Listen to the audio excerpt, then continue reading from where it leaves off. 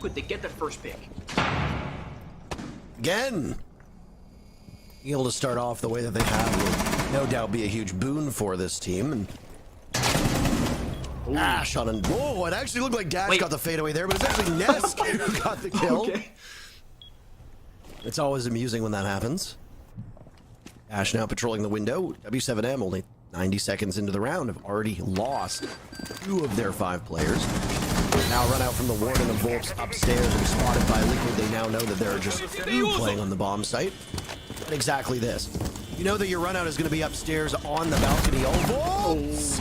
Attempting his best, resets. Had the information. Loban the only kill so far for W7M. Him and Dash. Dash in the midst of the bomb site. Loban technically as well. The bathroom door. Here comes the last logic bomb.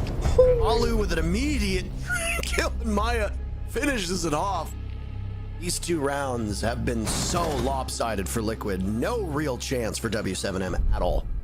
This is a very big surprise. I mean, this is the map pick of W7M. They know border. They can play border well. And as I said, beginning of that round, W7M are known to be a very explosive team with this current iteration of the roster, the former Lowe's core that is.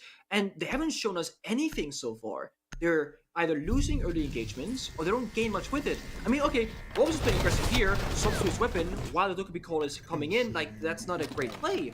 You can't even fight back if you were to see player resets in the passport. So, from a mental perspective right now, from a strategical setup, W7, they have to be the team to make the changes right now. They need to lash out and just have a plan together. For example, this one, let's say they see the Monty. We have to see them do one of 2 things. Either go at the Monty, C4 below, try and set him a crossfire, try and clear him from the map, or sit back behind your utility, those rear windows, establish the crossfires, just wait for Liquid to swing either from somewhere Monty isn't, or right behind him. They can't keep the people so by surprise, and it also just creates so much map control.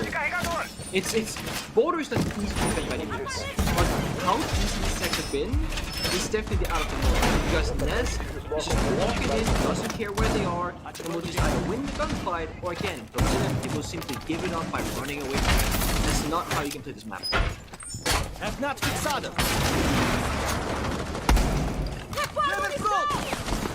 B7M's map as well, Nick. So, be a potentially troubling sign for the Bulls if they're not able to fix these issues up. Everybody, though, from Team Liquid getting in on the fun. Players yet to die, that's Lagonis and Reset, surviving through 2 rounds. And as you pointed out, Lagonis might not be getting many kills. Go the entire first half without making much of a visible impact. That Monty will be, oh, so important. Yeah, maybe don't peek that, Loban. I mean, hey, they're trying to assert some pressure at least. I mean, I like that. He doesn't overcommit to it. He stays alive for now. It's really good. And again, Liquid, they are slowed down a little bit because of this. You gotta double, triple check because Liquid, they played this because Lagoon is a 4-man team +1. They can't afford to lose players early. Now Loban just playing in a rat position, hiding behind the desk. That could be an issue later on because those mid jammers aren't playing the defense as well. Resets is still waiting to see if somebody's going to challenge him from this position. Second round in a row, the Team Liquid has struck first. Goodbye to Volps. Lagonis in a very familiar spot now. Walking his way over towards break room. Bullets will ricochet off of his shield as he looks towards security, and well, that's a relatively common position. Now there's a Frost of Loban who finished against the pick. Note the trade as well. On over, Loban looking for more, but Nesk gets out of there. Hold on. Nesk just doing Nesk things, Nick. It's Dash and Dodez. Last 2 remaining, the 2 purple operators, the 2 purple logos on your screen. Dash has the mirrors vector in hand, so usually be able to tear through them, but he's gone. Nesk, a triple kill. How can somebody shut down Nesk when he plays like this? I mean, it's a question that's been asked time and time again. One bad thing for Team Liquid is they lost that diffuser when Lagonis died. Now these 3 players need to collapse. Dodez, attention elsewhere. Nesk looking for a quad kill. Dodez swinging over, and Maya gets it. Oh, Nesk was breathing down his neck. 3 rounds in a row. Liquid yet to drop a single round in starting this matchup. Oh yeah, I mean this is everything that you want for Liquid to succeed. I mean they are succeeding. Nesk on the entry, it's just like back in like 2018, right? He's winning every single engagement, never caught off guard, and it doesn't seem like he can make a bad decision right now. The value of every single action of Nesk and Lagonis in that round, if you break it down, is like as high as it can get. Lagonis walks into Armory/security and he finds the player of Lobanos hiding behind that desk. And then he's thinking, okay, I'm gonna give that intel to my teammate. He's gonna swing the door next to him. Okay, my teammate lost the gunfight. And then Lagonis makes what looks like a bad play. He unextends the shield on the Monty, almost guaranteeing death on his own part.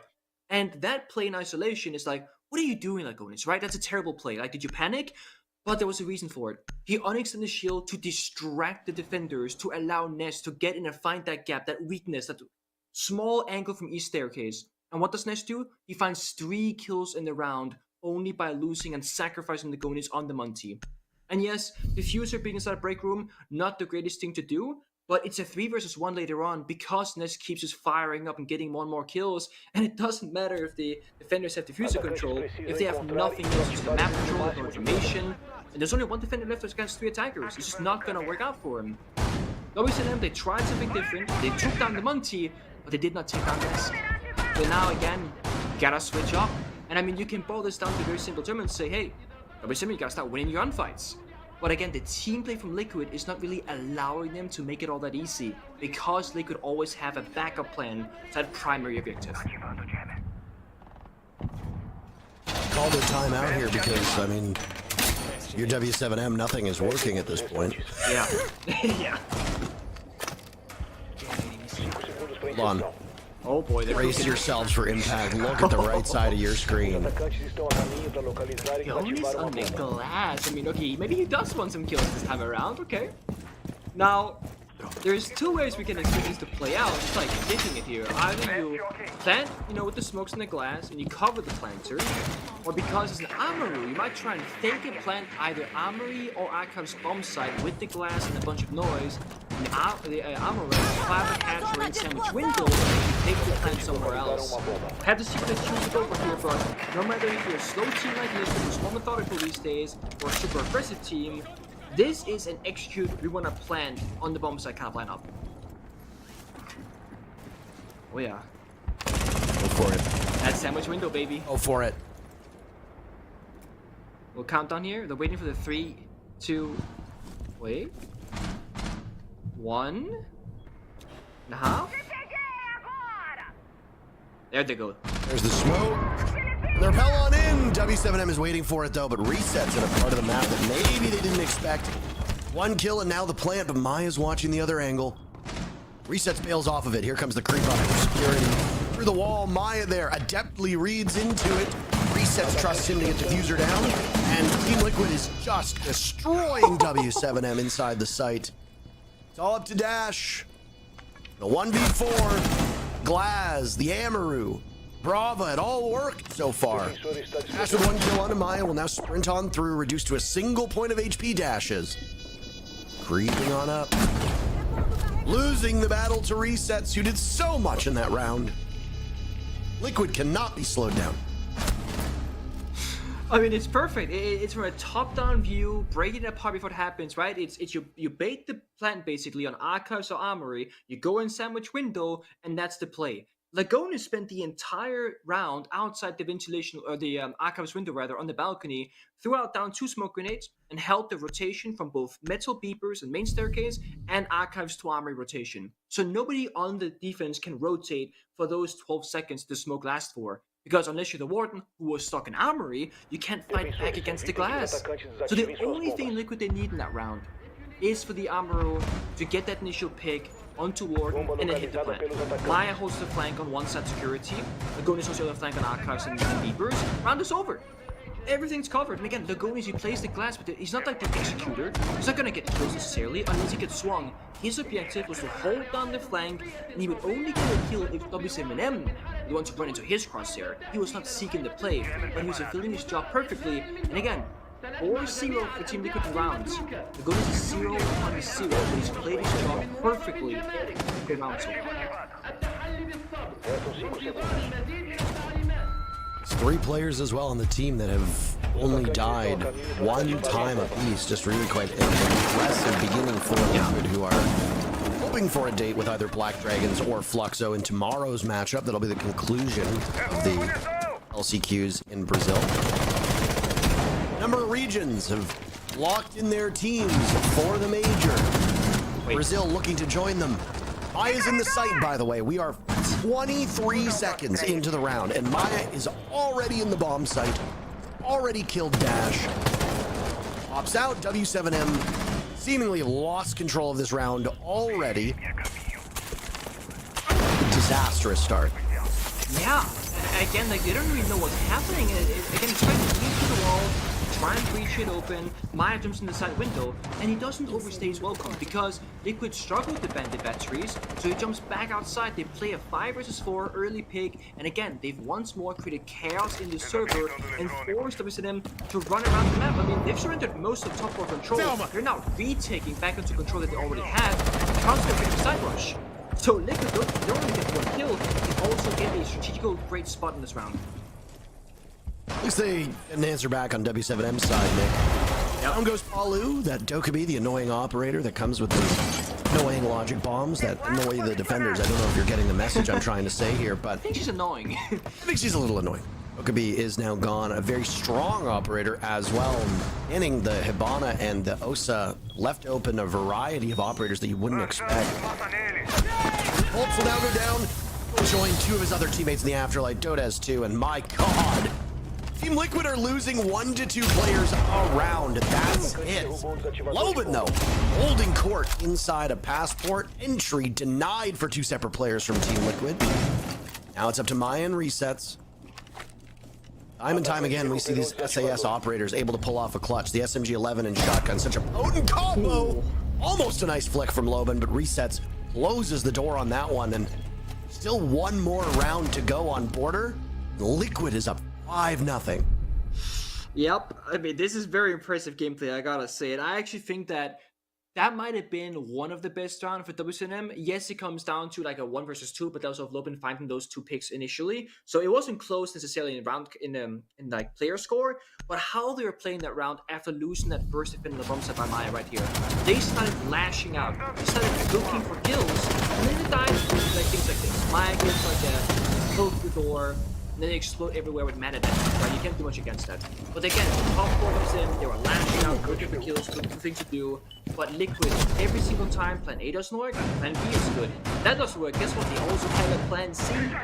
Like, that was the first round where the Gunners gets caught by surprise. He went the wrong way while trying to plan customs, and therefore he died, making that way too close. Had he gone into Stockholm instead of the other bomb site last round, it would have been a super clean execute from Team Liquid.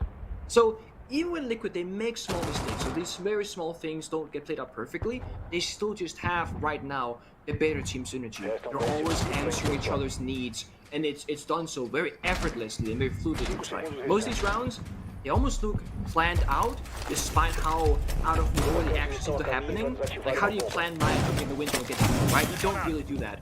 It almost looks as if Liquid is the entire intention before the round starts.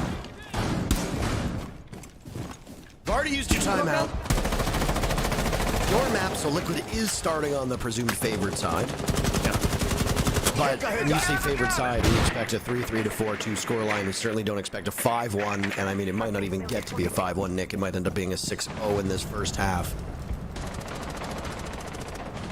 Man, oh man, this is, I gotta say, this is the billing that we anticipated from Liquid, right? This is them living up to that billing. Finally meeting the expectations that have been set for them. 7 kills for Nesk, 6 kills for Maya, 7 kills for resets. Combined 10 kills, by the way, for W7M. They're averaging 2 kills a round. 2 kills a round through 5 rounds. On Border, and that typically a lot of kills happen on both sides because you can fight for that initial entry into the map. But that's the big thing. Liquid don't need to fight their way in those beginning rooms. They just find their way in, and they usually get the kills without being contested. Now we see TL slowing it down, right? They go fast one round, slow the next, fast and slow. Again, it's hard for them to feel out the actual pace of this. But then again, now they're fast. It's the kill here, and they're building all of a sudden. 23 30 seconds was how long it took mine to get into the building. Not just the building, Nick. Sorry, let me correct myself. Bomb site.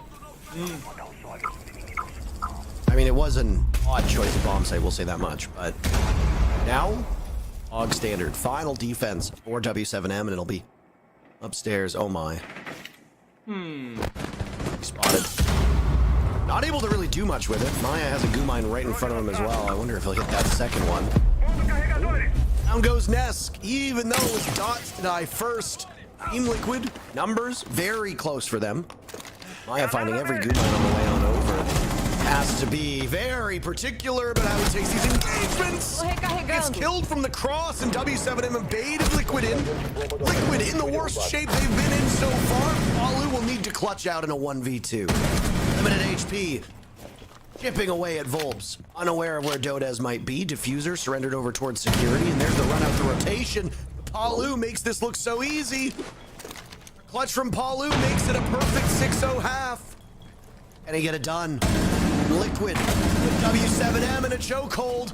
Dodez toying with this, and he wins it with the sidearm, the bailiff, ensuring that there is still life to live for W7M. Palu's so close, though.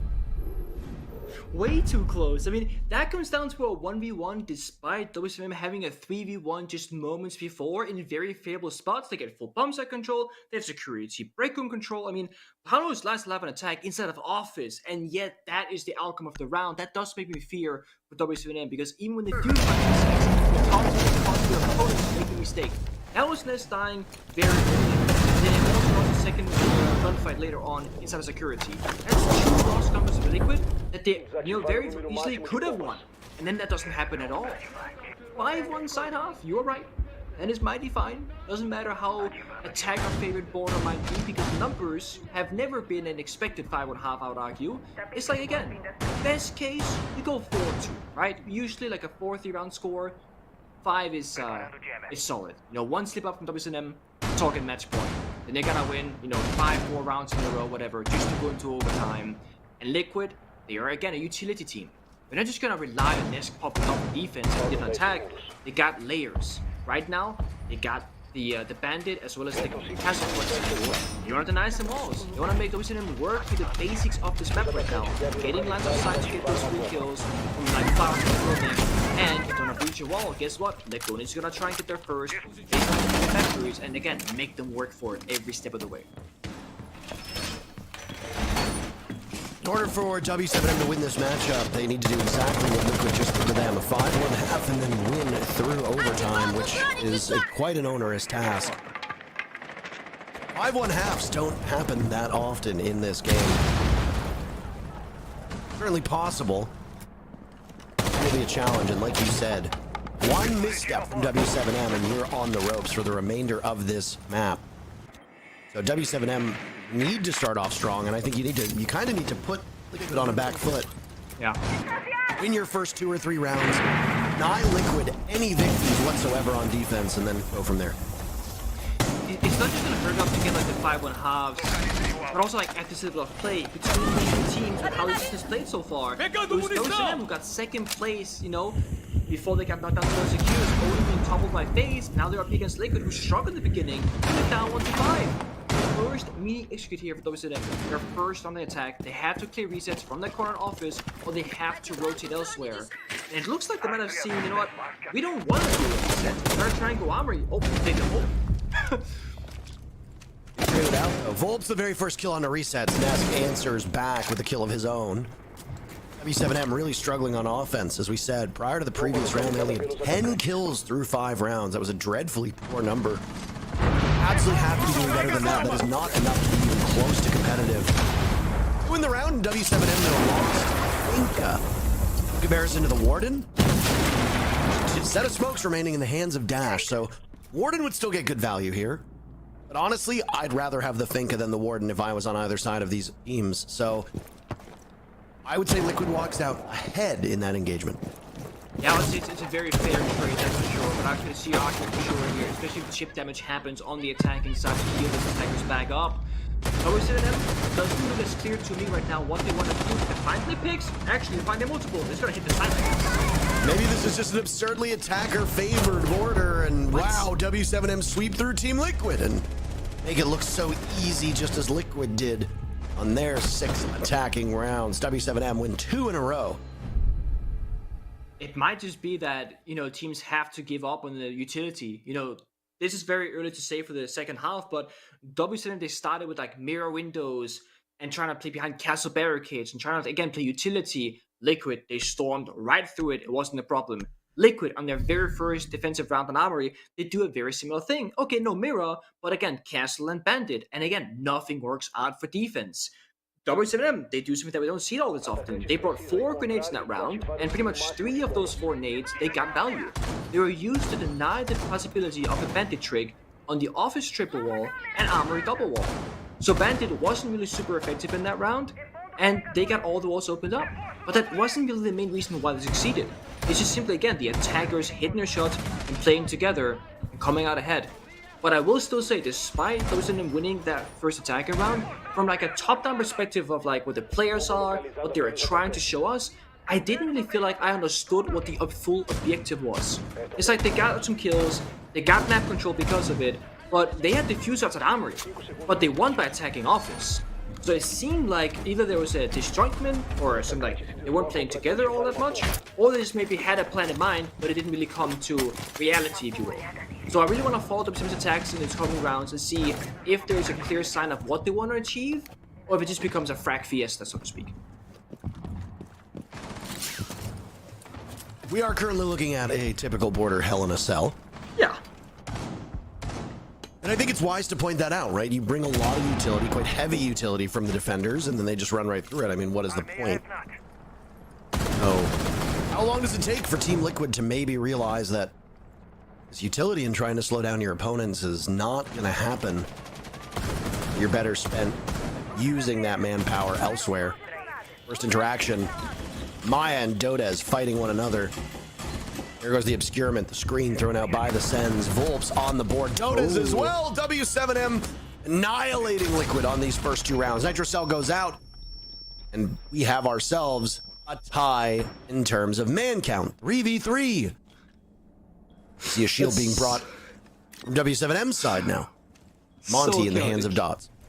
So chaotic. The Sens, the Ying, the Monty. I mean, you can see the panic there from Liquid for a moment. And this is probably the one weak spot they have, right? Now they have a 3v3, and Lagoni is still 0-4. I'm not saying he's a bad player, but he hasn't fired his gun really in attack. He played last, holding a smoke grenade, playing Monty, etc. He's not really fully warmed up. This might be more of a 2v3. Plus they have Monty. Oh. Not alone. W7M just decided to end the round. You were finished talking, and they were so courteous enough to move us on, and now Liquid are in danger of losing the plot themselves. It's 3 in a row from W7M, and they start off their attacking half with 2 rounds over Liquid. My oh my. Yeah, it's a bit of a puzzling one because Resets saw the Monty inside security, ran away from that very position to get away from Monty. 30 seconds later, he runs towards the Monty, completely alone and isolated. Liquid, they don't have the crossfire. The thing about Monty is that if you put him in a 1v1 against pretty much any defender in the game, he's gonna have a mighty good time because you'll do what he just did there. Dots will sprint towards the defender, melee bash them onto the ground, and they will die. Unless you're playing a Lesion or a Smoke on defense, you have a couple to stall him out, slow him down, do some damage. But Monty is not an operator that you want to take on alone. So when you got that 3v3, ask your teammate for help, rotate someone on over, play together. Just like they did in attack, they have to now do it on defense as well. Otherwise, this border game will be very, very unfun for defenders, as it has been so far already. The tech pause, I believe. I think so. I would have to imagine so. We have limited information, though, and when we have any information, we'll relay it to you. But I have to suspect that something has happened. Something broke. Wah, wah. I mean, it's also worth noting that because they are not in the studio in Sao Paulo, that these team facilities have had issues in the past with internet connectivity or PCs going down, etc. Could be that. We'll wait for confirmation. Look at the bottom of your screen, Nick. Every single round has been decided by kills. And though the diffuser has been planted a couple times, it has not been really that much of a factor. And boy, oh boy, those 8 rounds, that is really quite the sight to see. Yeah, they've been fast rounds as well, especially from Liquid's side. I mean, most of the time, there was at least a couple of kills in the first minute, or if not, sometimes the round was decided with like one remaining defender maybe running away from W7M. And to be honest, the first attack from W7M, it was a little bit slow, but then the second attack that we just witnessed, much quicker, right? It's Monty in the building, bam, bam, bam, sentient chaos, get a couple of kills, and then not like long after, they hit the side. Well, unfortunately, we don't have any update as to where this tech pause will lead us. We'll go to a quick break, and we'll come back when everything is all squared away and see if W7M can pull off the comeback against Liquid.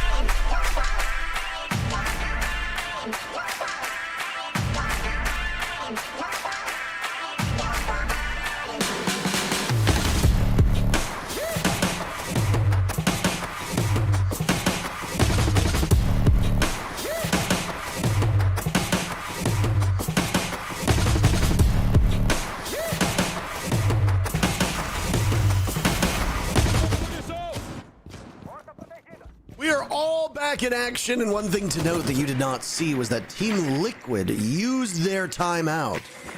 So both of these teams pulling them quite early on in their defending halves. W7M used it at the conclusion of their third round. Liquid will use it at the conclusion of their second.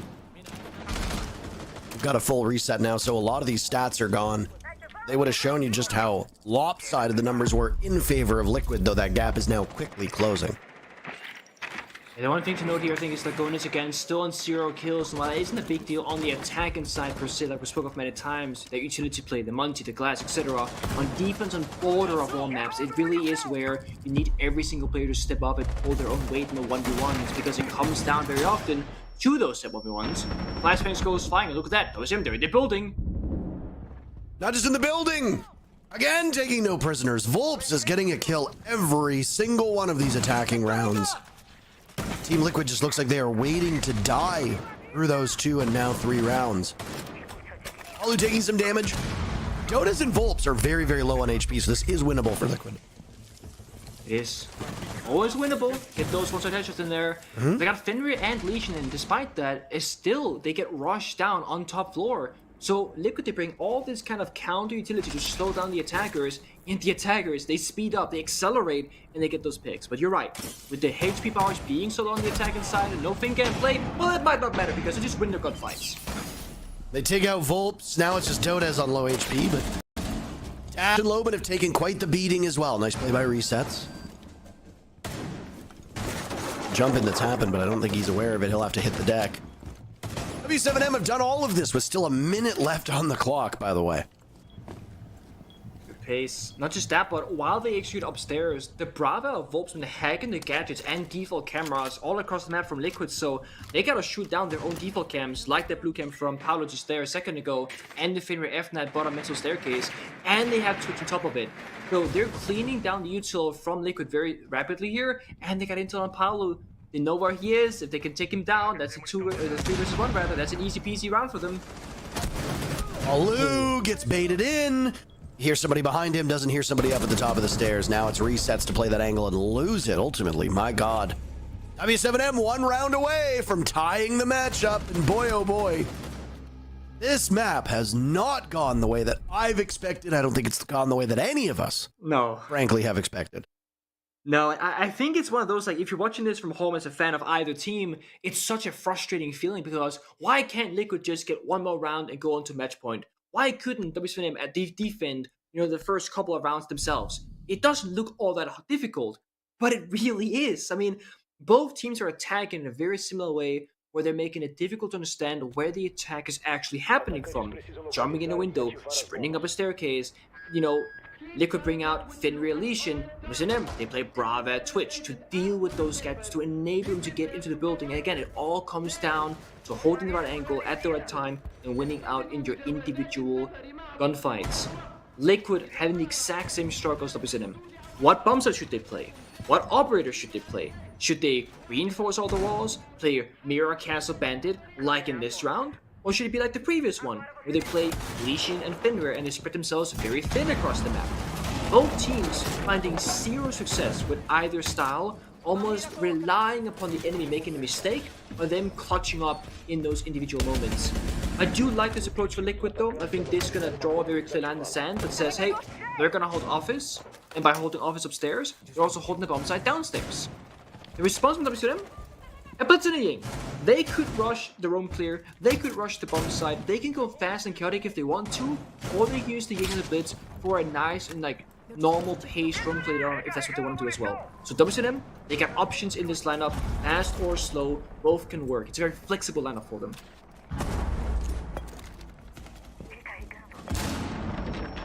Surveying the lineups here, and Finka was the first casualty the last time that W7M attacked this bomb site. I'm interested to see what value they can get out of the Russian operator and whether she'll be able to give them a bit more staying power. Think about the previous round. Everybody was low on HP. Well, if you've got a Finka on the board, you can get your HP right back up. No Monty, instead it's a blitz. We're 1 minute into action. You can hear the Candelas going off. And Dots has wandered his way into the bomb site. Diffuser going down. There's an adrenal surge just to help out. And it goes that's a bingo. Diffuser down, and all 10 players in the lobby are still alive. Team Liquid above, trying to retake. Thoughts in the hunt over towards bathroom. Goodbye to Palu. Thoughts finished off. The advantage still for W7M. Liquid, though, firing back. Resets over towards lobby, looking to get onto that diffuser. Lagonis chipped away at. It's all up to resets. And by God, W7M have done it. They've pulled off the comeback. And convincingly so. I mean, Liquid, they rushed on round. W7M say, hey, we can do the exact same thing with a perfect read. It's just blitz in East stairs, down into bomb side. They see, hey, there's no one actually playing near the plant spot. They're not even going to hear me try and get down this diffuser. Hold there for 7 seconds, bomb goes down, easy peasy. You set diffuser from all the way east stairs balcony, from that open lobby portion of the map as well. It is very comfortable for attackers to play in a 5v5 or a 3v3 or even a 1 versus 1. So just the fact that the plant goes down almost solidifies the round for W7M. It's such a quick one, and again, Liquid, they play utility, they play upstairs, they're saying, hey, we're gonna hold office. W7M, they say, okay, we're not gonna attack office then. We're gonna go to where the gap is, where the weakness will be, and they're gonna do it by picking those flexible operators on the attacking lineup. And this comes down to your drone usage in the prep phase right now.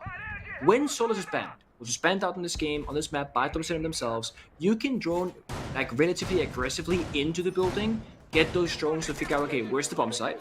What operator is being played? And when they're putting down stuff like their mirror windows or their castle barricades, those like important pieces of utility. And if you see that, hey, there's nothing on the bomb site itself, we can rush it. Well, you can make that conscious decision with confidence because you know for a fact it's clear. Instead of saying, guys, let's try and go for a rush, right? It might be clear, we'll find out in just a moment. So the fact that the Solus ban is in play right here, I think just shows the sheer intel that attackers they have on both Liquid side and now, of course, WCM.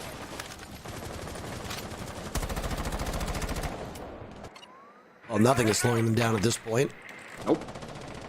It's, you know, as somebody who's a neutral observer, I assume that being a Liquid fan is exhausting.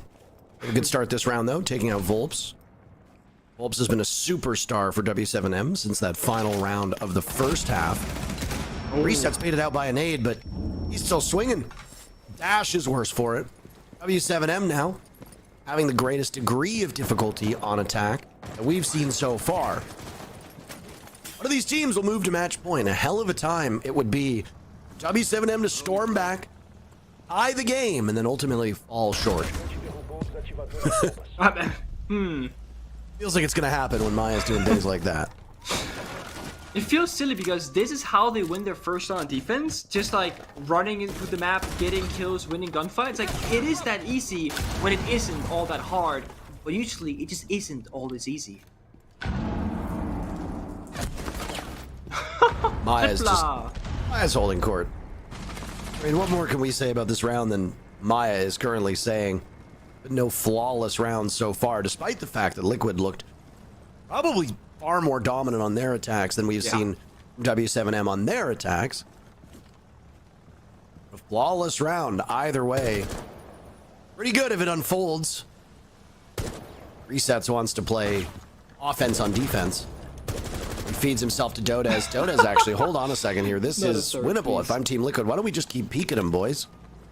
Nesk to do it next. Let's see what happens. L85, very limited recoil. As an ACOG. There's the swing. No. Why?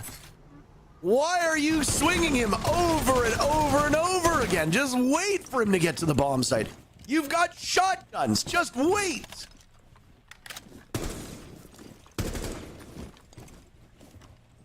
I don't. He's got 30 seconds. I mean, he can look for the play here. The issue is he lacks intel. He doesn't know where they are. This is winnable for Dodez. That's the SMG-11, not the shotgun to get the round done. That was way too close for Team Liquid. They could have easily won that if they'd just been patient. There's a goo mine there, and two of you swing him before he hits the goo mine. Why? Relax a little. Either way, Team Liquid looked like they might have botched the landing, but they now move to match point, map point. W7M prevail here. Then we go to overtime, but Liquid must feel pretty good after that one. I respect the effort to like end that round, like suffocate their opponent, give them like no breathing room to like figure things out or talk it through. But it got a little bit too close for my liking, to be honest. But again, a round win is a round win. I don't think they're going to be too unhappy with that. And they probably have a lot of built-up frustrations from how the first 4 defensive rounds, how they went. Just like not doing great, losing out in those gunfights, and all of a sudden, minor resets. Just find every kill imaginable in that round, and it's really easy. Now, ventilation bomb side, I would argue, might be the best bet for winning a defensive round between both of these two teams. The way you can play it, you can see both of the bomb sides entirely from the floor above, like we see right now, all that soft destruction. You can play Valkyrie or Blueproof cameras on the side for intel, and you can play a Warden and a Mirror. The Mirror, of course, holds upstairs with those mirror windows, and the Warden, if the enemy goes for like either flashbangs upstairs to blind you or smokes on the side to deny you to see the plant where it goes down, Warden can deal with that, as can those cameras spoke of earlier. So strategically here, it doesn't really seem like there's a very big, like clear weakness the attackers can abuse. But then we see WCM go on to the Monty and the Ying, and I feel like they might disagree, because they're playing 2 sets of smoke grenades, and they got tons of flashbangs with both the Nomad regular flashes and of course the Incandelas. They definitely feel like there's a gap here. They can maybe EMP the Warden upstairs so his gadget doesn't work and go for a crazy plant while blinding them above. Like that could be their angle, for example. They're setting it up. Let's see what they can do.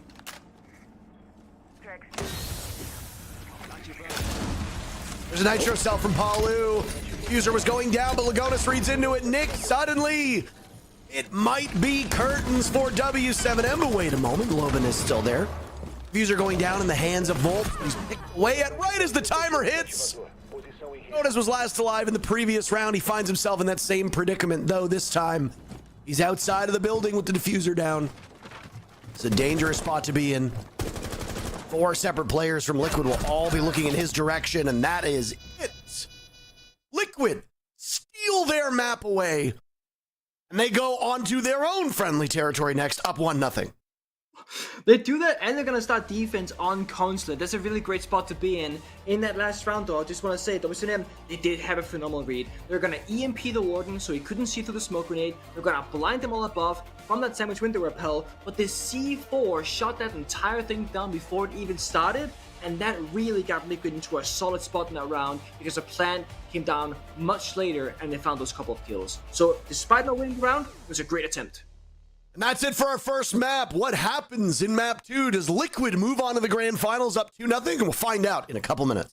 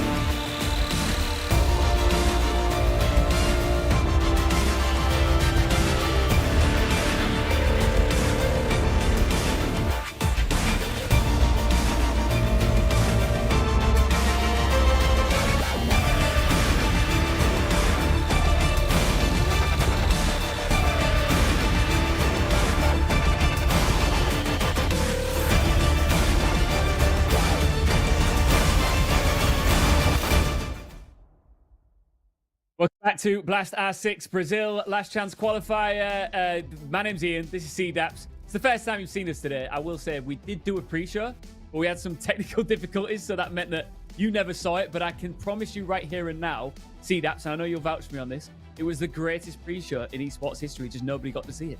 Yeah, it's really tragic that you guys were stripped and robbed of the greatest viewing experience on this platform. But unfortunately, we got to keep on going. But we still got a great game coming out between Team Liquid as well as W7M. It was close. I thought for a second, there was a chance that Liquid was going to 7-0 W7M on their own map choice. But all of a sudden, the Bulls came charging back.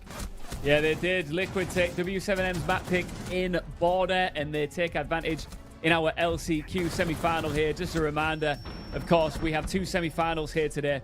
A grand final tomorrow to decide which of our remaining 4 teams will be the one to make it to the Manchester Major. And everybody, including us, we keep saying, Liquid looking like they are well and truly back, and they are proving it here against a tough opposition in W7M. Yeah, W7M are a good team. They were going into playoffs just a few days ago, about like a week and a half, maybe a week and some change, as the number 2 seed. They were just behind FaZe. Sure, they might have floundered just a little bit, and they really kind of choked the lead that they had, and that's why they're in this LCQ position. But Liquid did not make playoffs, and they had to go in and fight through the open qualifiers, but it seems like they've come out stronger because of the adversity. Especially in attack. Border, traditionally, you consider a very much defender-sided map, right, to a certain degree. And Liquid just coming out so strong. And that's such a... From the very beginning, when it comes to the group stages, they've just been on this progressive run. Yeah, it's just been better and better and better play day by play day. As we started off in the first little bit of Liquid, everybody was scratching their head trying to break down their gameplay because it was 5 people, just not a team. It was really hard to watch. Then they had a wake-up call. All of a sudden, they started looking like a team. They were starting to gel. It looked so much better. But unfortunately for the group stage, it was just a little bit too little too late. And then as soon as they kind of hit that 5-game mark, they were bouncing back, like I was saying, but even much so far in the LCQ, they've looked so incredibly dominant. In the Phantom pre-show, I did say, the defense, that could probably stay consistent, but the attacks, I can't see them consistently getting 5-1 splits. That doesn't seem sustainable to me. But unfortunately, or fortunately, if you're a Liquid fan, that wasn't the case. They were able to stick once again and get a 5-1 split on a map that has been historically defender-sided this stage in Brazil. Absolutely. Let's talk about resets, because this is a player who, in the quarterfinals, we saw put on quite a show. And again here, he's still looking a lot stronger than we've seen him in recent times. Yeah, I was saying, there's so many times that people are like, oh yeah, Resets, he needs to go. Lagonis, they need to go. They're holding Nesk and Palu back. Resets has had a phenomenal shift so far in these last chance qualifiers through 3 maps. He's been up just punching equal with Nesk and Palu, and it's making this Liquid team so much scarier on paper because you're worrying about 3 people as opposed to 2. It also opens the door for somebody like Maya to kind of sneak in and have pressure taken off of him. And overall, the Liquid system is looking so much better now that Resets is a core instrumental part of it. What can you say about Nesk? I mean, when Nesk comes to the party, everybody just needs to run. And this was another prime example of when he's on form, just does wonders for the result of the team. Yeah, it makes you think, when we talk about Liquid, it's hard not to talk about Nesk and Palu, but sometimes we need to shy away from it because we feel like a broken record saying the same thing over and over and over again. Hey guys, Nesk is a pretty good player. We all should know that. If you've followed Siege at all, you know that Nesk and Palu are some of the greatest players to ever touch this game. But flipping onto the side of W7M, they still do have their work cut out for them, Ian.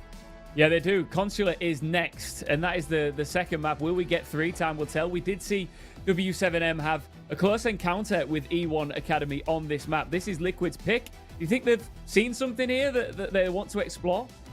I think with how the map bans looked for the stats-wise on Liquid, having a lot lower of a ban percentage as opposed to an opponent ban percentage on this map, it means that, hey, other opponents are banning it against them because they don't want to take Liquid to this map. And Liquid seem to have it in their pocket. They seem comfortable enough on it. And now that they haven't shown their cards, and just a few days ago, W7M did have a very close encounter with E1 Academy on this map, it does seem that, Liquid saw something. They did like it. They're going to have the counter strats. They're not going to be flying blind. And they also have the momentum taking the map pick off of W7M. So there's a lot of pressure now riding on the shoulders of W7M, and they have no idea what they're walking into. Yeah, huge pressure. I don't think you can really sell it enough, right? You lose here if you're W7M. that is the end of your journey. You are not going to the major. And of course, you're coming off the back as an org, World Championship win in Sao Paulo. Yes, it's a different roster, but it would be, we've touched on this before, CDATS, but if they do drop out here and now, and that is the end of their journey, what a come down it is for the badge, I guess, of W7M. It would also be one of the most tragic things for Volps to leave a roster once again and have them find success. It would be, it happened at first with W7M where he went to Liquid, and all of a sudden we know what happened with the W7M core. They won every single event after his departure. Now he leaves Liquid, and Liquid look like a better team. You come to think, common denominators, maybe he was the issue. I don't necessarily think so, but it starts to raise the question marks. Well, I hope for his sake and his roster that they showed some fire here on Consulate as we go into map 2 with Intera and Pengu. Well, thank you very much. Could this be the end of the road for the W7M run to the major? Team that played for this organization for so long, that made W7M the org in Rainbow Six that it is today, is off already to Manchester, but under a different organization name. They play under Furia now. It'd be weird to not see W7M there, even if it is a different roster, but same side of the coin. It'd be weird to not see Liquid at an international event. Do you think Liquid gets it done on Consulate, Nick? I think border was their big obstacle, and I think the player cams from Liquid after they won the first map kind of shows that same story. Liquid are a very emotional team, the way that we know them throughout all the iterations, right? They're happy to celebrate when they're winning. They're happy to shed a tear when they have a toss emotional loss, because they care so much about this game and they care about how they do in the server. They've had a really tough state so far, where they started off 0-5, losing every single match, looking so lost as a team. And now they brought it back. They have a very important win on the first map here of Border, where they looked like the better team. Even though it was a struggle on defense, on the attacks, they were exceptional. And also, it sets this up so perfectly to have a dominant second map, because now Liquid, they play, where they want to be. And they also play in a spot where, as C-Dep said in the desk, they have counter intel. And we saw how efficient they were in boarding the attacks. They can take that same kind of performance and same mindset about the attack rounds every single step of the way. We could see maybe 3 attack rounds here in Consulate, which is a huge deal because it's a very hard map to attack, unlike Border. Well, operator bands locked in. Ying was open for the previous map, which is a bit of an oddity because of how high her ban rate typically ends up being. No Grim available here. Grim's ban rate is quite low. Only a couple bans across all regions. See how teams run with those secondary hard breach gadgets, as Grim is typically the main operator with them. Bach was played quite regularly by Maya, though, in the previous round or previous map. And, well, as you can see, Maya's going to run with the Buck and have that secondary hard breach gadget, along with resets on the Amaru. And then you've also got a Thermite with the exothermic charges. Lots of hard destruction to start things off for Team Liquid. Yeah, and again, this is like a good old staple. We might not know what's going to happen, so we're going to bring absolutely everything. A backup to both the primary objectives. Armor in for just map control. We're not rushing anything, but again, they're in the building. But we saw Silhouette. There's a defender right behind Reese's upstairs, actually. So Liquid, they might have a plan here. The counter will be happening very soon if they can capitalize on it. Well, they don't. No, Resets was looking for something, but there's nobody around. Now he'll get droned on down. Just holding main floor right now. See, W7M does have roamers, but it's not as much of a heavy roam presence as we've seen for this bomb site before. No, they fell back pretty early. Just dash upstairs hiding, but as is Nesk, so they have no idea. They think something's up here, so they start droning it out, but I don't think they're gonna have any idea. But if they jump out the window, go downstairs, they might actually be alright. The issue is, unless they could have an excellent flank drone inside of Visa and a player watching it, they will have to struggle with that flanking dash later on in about 40 seconds time from now. And he also have resets on the shotgun and Amaru. He has to fight these long lines of sights with SMG-11 or the shotgun. It's not really the ideal attack and operator per se. So they got the map control quickly, but now they pay the consequence of just having those kind of operators that are not necessarily amazing to the bomb site itself. Quite a slow-paced round in comparison to what we saw in Border, but that's exactly what's going to happen on a map like Consulate. Reset's knocking on the door right now of the bomb site. There's Palu to eliminate Dash. He was the Kaid that was roaming above. And Liquid gets the lead-off pick with just a little bit less than a minute to go. It's a massive kill. It cannot be understated. Like, that's the flank that Liquid had to worry so much about, and they get it with still like 50 seconds to work with. So now they can get this Kite Claw, hopefully, maybe, potentially, because they need to find this claw to open up the wall. If they can't do that, they gotta rush into yellow door and backside, and it becomes very bloody. That's definitely gonna favor defense. Resets is still positioned there, and there goes the set of logic bombs from Palu. They've all been used. Dots ascending spiral stairs with shotgun out, flashed away. He has to go elsewhere. Team Liquid will now move their forces over towards yellow. Down goes Loban. Lagonis with the kill on the fragging thermite. Smoke will go off. Nesk taking damage from the Surya gate. Resets running in. He manages to catch Dodes from the back, and Volps again against his former teammates, and it's done flawlessly by Liquid in round one. Again, I would never expect the round to play out that way because Liquid actually had a couple of different issues. First, Dash in the roam. When completely undroned and unnoticed, he gets shut down by Pal out of nowhere. Then they struggle for over 30 seconds to find a single Kite Claw, denying the breach for Lagonis, and they breach the wall with 18 seconds left. Then Lagonis gets a kill right after, and they sprint through the Aruni gate in through yellow to the bomb side and just find kill after kill after kill. And the armor flank works out with the shotgun that I was so worried about not working out just 2 minutes earlier.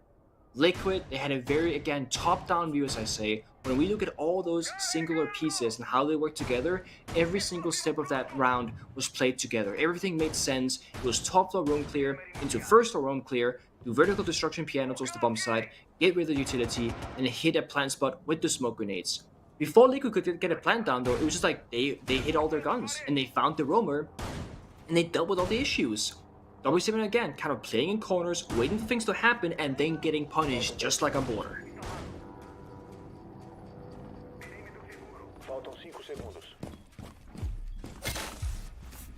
Oh, that's quite the start that Team Liquid wanted. You're obviously in a troubling spot if you're W7M as you now go on the ropes against your opponent on their map. God, I mean, I was going to say this at the tail end of our very first map. It was almost like a reverse Liquid, where I could imagine Liquid going down 1-5, storming back, tying at 5-5, and then ultimately losing to their opponent. And I would say, yeah, that's kind of how Liquid's been playing so far this stage. I don't know if you saw the numbers that were shown on the desk right before we got into this map about how dreadful Liquid's start was to this stage and how they've completely turned it around.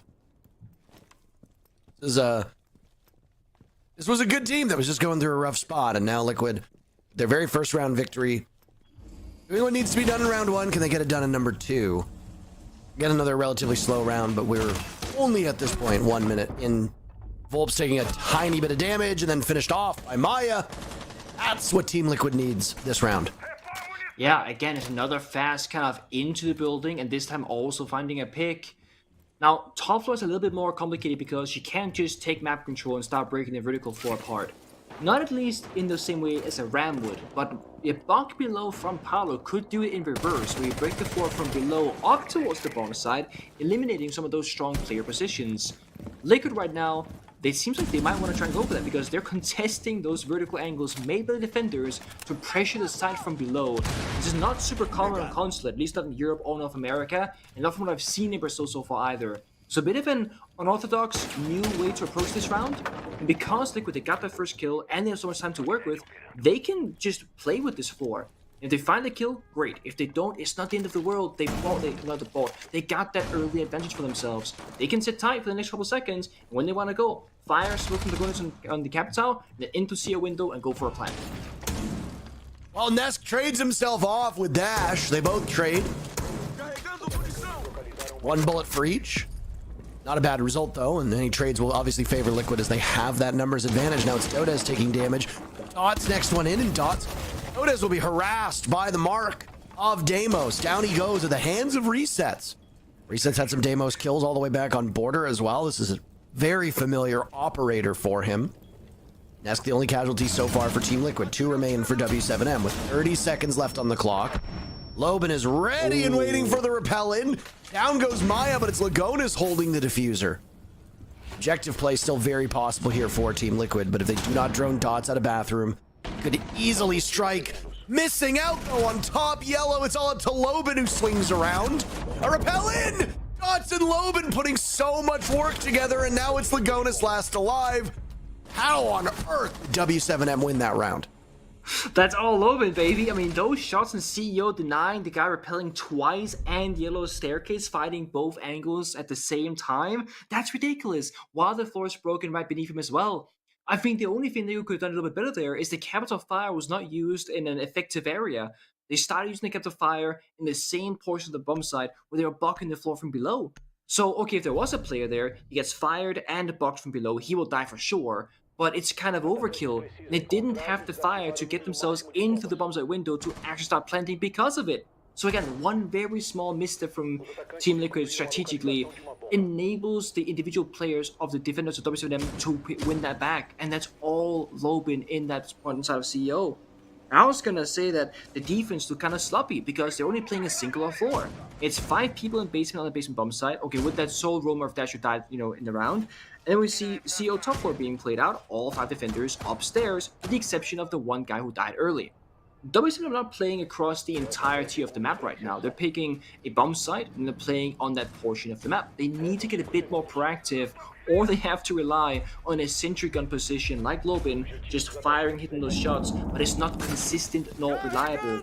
So again, I like this, what we see from them right now. Getting a bit more active, playing yellow staircase, playing inside of Visa, killing some drones early, and trying to slow down and contest Liquid on the roam game, because the bomb site will fall if you let Liquid get there with 5 attackers alive.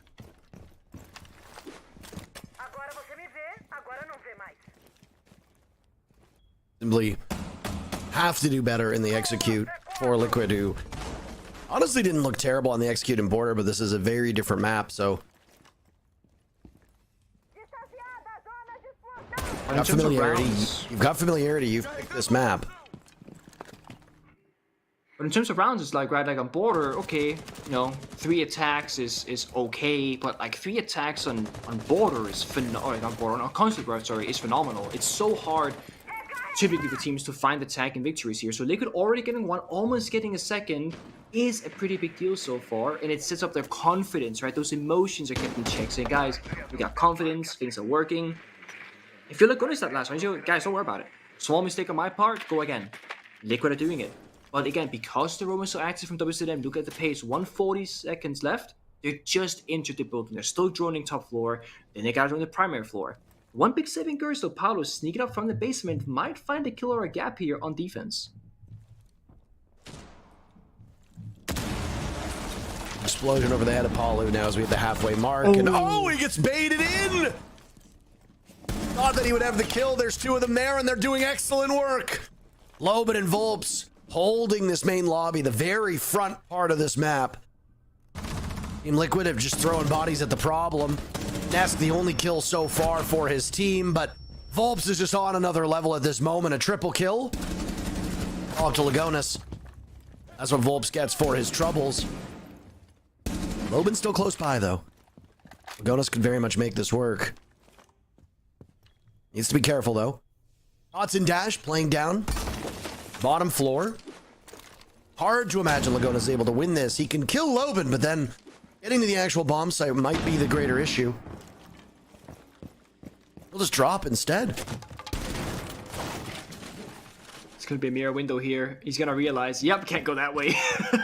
No smokes, no flashbangs. I mean, you got to pick a different avenue, but now the defenders know exactly where you're attacking from. And again, your odds, they're, just getting worse and worse and worse. Gonna seize the player from above. That was Loban, who was involved early on with the fighting. He'll get the job done from that same position, but you have to be wary of being swung by the mirror or anybody else down below. An unideal position for Liquid to be in. W7M in the lead.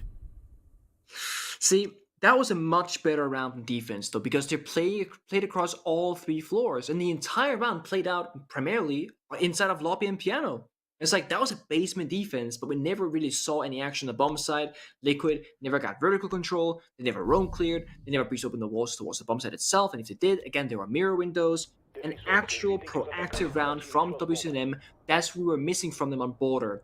And so we missed from them the first 2 rounds as well here on Consulate. The only issue is some of these bomb sites on Consulate, they kind of bait you into playing this turtle-style defense where you play your 4 or 5 defenders on the bomb site. And that is basement, that is CEO. They make you feel so strong by playing in very small areas and just waiting for attackers to come to you. But Liquid are an excellent execution team. They're great at playing that 5v5 on the attacking side. So I like this switch up here, playing basement, heavy roam last round. Now they're playing lobby piano, and they can again get very proactive. Play Visa, play admin, play CO top floor, do vertical destruction, they can play basement with a C4. They have so many options to deal with. And it's again, we see with the attack repick from Liquid, they're forcing Liquid to problem solve with the drone intel that they have available. And the cost of that, Liquid have lost 4 drones in prep phase. Now, they lose 4 drones because they gain intel. They know they are roamers, they know what the setup somewhat looks like from WCM. But now they're starting this round completely in the blind. The one saving grace of Lagunis is on Monty. Just like on Border, he can find his way in quickly, get some information, have a gun behind him, and try and get an early kill advantage. But if Lagunis can get in and get that done, Liquid are going to be quite locked out with intel in this round because of those lost 4 drones early on. I feel like we haven't been talking an awful lot about like the drone economy, but Mozzie is going to be a constant for W7M on these defenses, and the mute obviously is never really a bad idea. Hold on. You're going to be deprived of information, and I don't think Liquid saw that run out coming. Even if they had drones there, you can't position one over towards the lobby door. Dodo's with the run out. He's got the ACOG on the MP5, and down Palu goes. Down goes the Deimos. Deimos, undeniably a huge part of either a roam clear or a post plant, depending on how Liquid wants to play this bomb site. Without the Deimos and without Palu, you are in a much worse place. You are. And again, like I was like, Lagunis gotta get that in. So I mean, look, they're all outside and spawn. The round didn't just begin. We're halfway through. Lagunis is proning outside lobby door and Monty droning. As Monty, while you have a Brahma wife at Deimos, he almost dies the second he gets off the can. They are locked out completely of this round, and all the praise from Liquid on Border, all the praise the first 2 attacking rounds goes right out the window because now they look scared. Well, Dodes gets a 3K and then immediately dies. Nesk sees a Nitro Cell and moves out of the way. Team Liquid have got numbers pretty close despite how bad this round began for them. Now it's resets and Nesk as the final 2 remaining. W7M have an advantage of 1. That's it. Being the main floor, you need to wrestle this map control away from W7M up top, and that's exactly what Liquid will do. Nesk and resets working together. You have no information and very limited drones to make this work. Napkin Trap does the trick on the resets. Volp shuts down Nesk, and it's yet another round for W7M. Yeah, so going back to like the first couple of rounds, and I'm like, yeah, getting 3 attack rounds on Consulate is pretty damn good. This is kind of why. When the defenders are actually playing across the entire map, as you arguably should, it is just so hard to find that gap that we talked about on Border, where wherever the defenders are not playing in, that's where you need to enter the building. The way Consulate rework is kind of constructed from like a map fundamental perspective, it can just be very hard to get actually inside the building. I mean, that's what we saw from Liquid. They couldn't find any area that was not contested by a defender. They're running out lobby door, they're inside Avisa, they're playing top floor, there's self-destruction everywhere, C4s below, Captain traps in the doorways. You never know what's clear. And when you lose 4 drones in the prep phase, again, you start the round without knowing what's clear. So you don't have a starting point. Because what often will happen in professional play is you will have, for example, on Consulate, a drone downstairs in garage, inside of admin or Visa, inside piano. So you'll have like 3-4 drones pre-positioned in the prep phase. And when the round starts, or right shortly before, you can go, guys, go in Visa fast, it's clear. Okay, now you have a foothold. Now you have a starting place for your entire round to begin from. When you lose 4 rounds last round, or like right now, when you lose 4 drones this round, you don't have that. So again, Lagunis onto Monty. He has to now gamble and guess a starting point and just go with it. No stalling out, no waiting outside, no letting them feel that you're nowhere on the map. Because on Border, Liquid was so good at applying pressure everywhere, opening windows, doors, getting into gunfights early, just like fighting each other a little bit. On Consulate so far, they spent the first minute straight up droning. WCM don't feel under pressure at all. It enables them to comfortably roam around the map and spread out thin across, and again, deny them those spacing.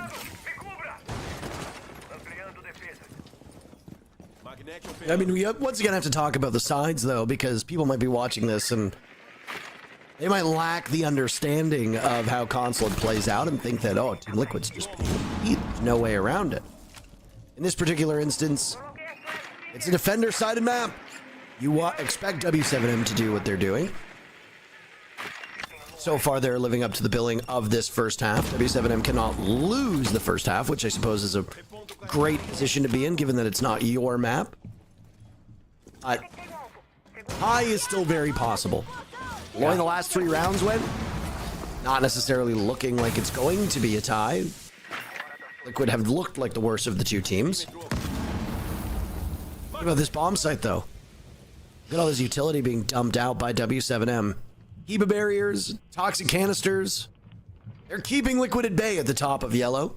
There might be a flank from Volps with shotgun in hand, but Nesk is prepared for it. It's a big U2 game, right?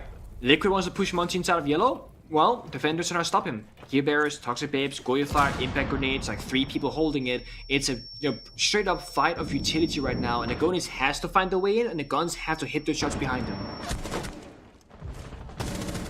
Maya and Reset start things off, but they haven't done their due diligence on Bathroom. Now they do. Volps beats Nesk as he reascends yellow stairs, but now Volps is finished off by Lagonis, who smites him. Loban will head for the hills. Opening up Lagonis, seeing Palu, but that Vector runs out of bullets so quickly. Hold on, hold on. No, it was almost a 1 round for W7M. Palu is there as Lagonis falters. What a shot from Palu. Give the round to Liquid and, at least for now, seemingly cauterize the wound that was opened by W7M. Oh, that's just a bloodbath from both sides, really. It comes down to Lagonis actually finding that injury, and again, the guns behind them actually hitting their spots.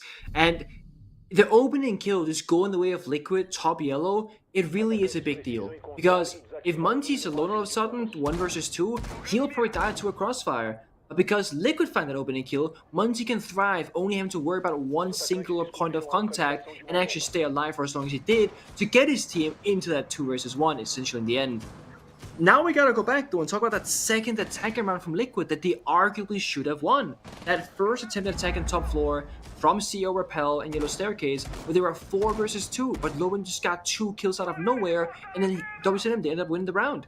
If Liquid had won, that would have then confirmed them right now for a 3-2 half, which is excellent for the attack.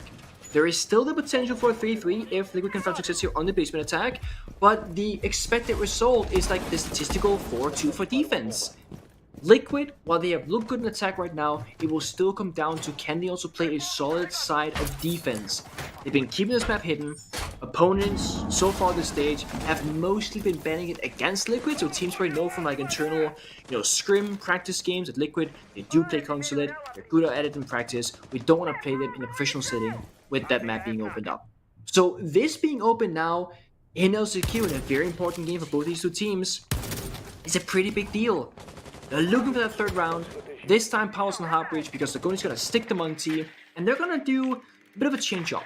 Instead of contesting the roam immediately, trying to get map control, they're actually gonna breach the bomb site walls from the primary garage breach first to apply some bomb site pressure to make the roam feel less safe because, oh, now bomb site rush is possible, that breach is open, we can't stray too far off the bomb site.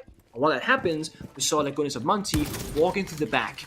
So it's a side take more or less from both angles, but they got those rumors up above that can come down the staircase and make this difficult for them.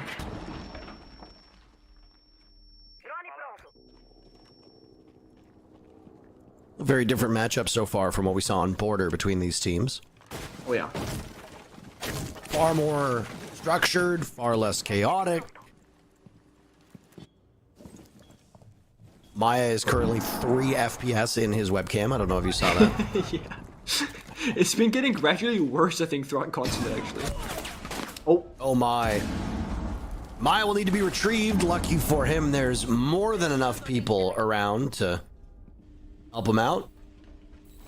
Get him back up. Lose some HP in the process. Goodbye, Palu to Dodez. Palu dying early for Team Liquids. Happened a couple times. Worrying sign or just the way things go with Palu in this map, Nick? Worrying sign for sure, because now they lose that pressure elsewhere, and now they're gonna just straight up hit the bomb site from one singular doorway with, again, the crossfires, Toxic Babe, C4s. It's not gonna work out. It's falling apart for Liquid in this round. Maya sees the smoke walking up, the gas lingering in front of his eyes, low HP. Breath or two there will be his undoing. Nesk starts off the killing 14 Liquid, but you've got 30 seconds to find the remaining 4 players, or else W7M will take this first half 4-2. Last Toxic Babe going off in front of Maya, finished off by Doda's long range. Team Liquid just left with Nesk and Resets, as Resets punished from behind. Not expecting Volps to drop through the hatch, another from Nesk. So far, both of Nesk's kills, low impact. He will get no more as Dodes ends the round and the half with it. Easy to control that T5 recoil from the safety of the garage. W7M take the first half 4-2. And to do so in a good way. They play out on the map, they play proactively. In that round, for example, had they not had those roamers on the first and top floor, and Liquid go for that kind of attack, well, Liquid don't have to worry about anything else. But they are very good at opening up the hatches mid-round with impact grenades, open up that soft floor destructible and buff the attack with Sort Archives, coming down Taylor Staircase. So WSNM, they're good at holding the site with utility and playing the map at the same time is what they were missing earlier on. But if you're Liquid, you can just have that attack, it's over. You got your 2 rounds, arguably should have won the third, whatever. Now you go defense. This is where this game will be decided regardless. Because you can go literally 6-0, 7-0 on Consulate defense if you are good at defending it and your opponent is not the best at attacking it. It's kind of like a skyscraper in that way, where it can just get very defender-sided very quickly. Now, in this round of Top Floor CEO, you might be wondering, is Lagonis in fact trolling in a very important game by playing Tshanga? No. This is probably the one bomb site, or one of the very few ones at least, where Tshanga is a legitimate pick in pro play. Because you can shoot those Molotovs, if you will, towards the CEO window where Maya is right now, to deny a possible plant attempt. And you have 20 of them. Because what other teams will do is that they'll go CEO window, they'll rappel on in, start planting, they throw a Toxic Babe with smoke, which is reset right now, and then you're gonna jump out the window, rinse repeat 3 times, then you plant the 4th time. With Tshanga, you have 20 of them. You can stall out this plant forever. Because it's such a small space to plant in, you see right here, they can't plant the window. So the entire win condition is that Liquid want them to attack CEO, and Lagonis has to stop the plant. That's what they want. Volps nearsighted as he breaches on in. Team Liquid showing very obvious struggles attacking a fortress of a map for the defenders. The question becomes, does W7M get bogged down by this? Liquid picked this map. It's familiar territory for them. They're now on the better side, and they need to put this to work. The first couple rounds must be theirs to set a tempo, and, well, a good start to the round as Loban dies. Team Liquid have that leadoff that they so desired. Volps now falls as well. We're not even the halfway point of the round. 2 members from W7M already vanquished. You can see why it's so hard to get in. You're in a window repel, you can't repel in. It's just not gonna happen. You got keep barriers, Fenrir mine stopping you. Now you got Tshanga fire if you wanted to try and get a plant down. And you have Paolo roaming on Bandit downstairs, finding 1 pick, and Maya a second. Again, Liquid are playing upstairs, downstairs, basement, everywhere. And now those of them, they will rotate their attack and lineup. They'll go towards admin instead. But the issue is, half the round is burnt, you've lost 2 players, and Liquid, they can happily rotate the Tshanga elsewhere and keep denying you any way in towards the side. Dash looking for more than just 1 kill so far. The bottom of W7M's scoreboard, but the rest of the team's been doing okay. 7 kills for Dodes. He's still upright. Volps having a number of good rounds on border, and it's translated over to Consulate too. Nesk looking for the peek onto Dash, and he gets it. Dash looking the wrong way. Peeks, tries to engage with Nesk. He just can't get it done. Team Liquid looking for a flawless round. They've already got 1 so far. Dodes with those 7 kills. Will attempt to ice Liquid and won't get it done at all. Liquid perfect on their very first defense. Just like they were in their very first attack. It's a good start to their half, that's for sure. And again, Liquid, they had every single kind of strategical worry figured out. CEO plant, Tshanga. Meeting plant, well, everybody else basically. And I also think that the Grim ban is going to start coming into effect when we see these rounds, because the Grim will often be used in maps like Cafe or Consulate where you're on the window repels outside the building and you're lacking a bit of information on the bomb site, right? And attackers, they will throw in a drone, it'll die very quickly, you don't really know what's happening. With the Grim, who was buffed like 6 months ago, those bees expand in a very wide radius across the entire bomb site, and you will know for certainty if there's a defender somewhere or if there's not.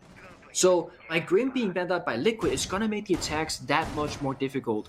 Liquid, their kind of backup solution was Capital and Monty. W7M, we saw them play Capital last round, nothing really happened with it, and of course the Amaru. And we know from previous games, also in Border last map, that they can play the Blitz, they can play the Monty, they can play those shield operators. That's what Dots can bring. Now they actually do it, they're hovering it, Blitz in action, but it's a lobby attack. This can get kind of rough. One of the only downsides of Blitz, well, you're fast, that's for sure, but you're very exposed to verticality, multiple guns in a similar position, where you can't just get in with that surprise effect. If they know a Blitz is coming, all they gotta do is watch those feet. If you move, you get shot, you take a bunch of damage, and there is no thinker this time to heal you back up if you take it, so every single point of health very important. It might just be a piano closet rush here into Bolt's bomb site, but then again, you gotta worry about what's above you. Verticality could be the fall of Blitz rush if you cannot get a safe position. Loban looking for a sprint in as his second E1D goes. Dots finds Lagonis. That's shield on shield action, usually with Lagonis playing that operator. Dots on the Blitz again. He was on it on border and he's successful in getting the diffuser down. Now Team Liquid will scramble in the post plant. Down one player and with the clock running against them. If you're W7M, you must have all your forces lined up. Only with one, he sees the shield. He's playing from above. A very linear execute from W7M worked out, but they haven't commanded the top floor. Dash eliminates Palu. Where is the rest of Team Liquid to hop on the diffuser? There's Maya to go. He has to get off as he's jumped on by Dodez, leaving just resets. Who himself above will engage, but with only a couple seconds left, it's a fruitless endeavor. Round one by W7M. It's their fifth. They're 2 away from sending us to Nightheaven Labs. It's again a surprise effect that shouldn't really be happening, but because they have everything figured out, it does. They get see or repel for distraction, and then they call the Dokkaebi at the right time to deny the Maestro with those evil eyes to see where the plan is going down. So the moment Dots got it down successfully, that's when that red ping came out of where he was planning it, but it's too late for Liquid.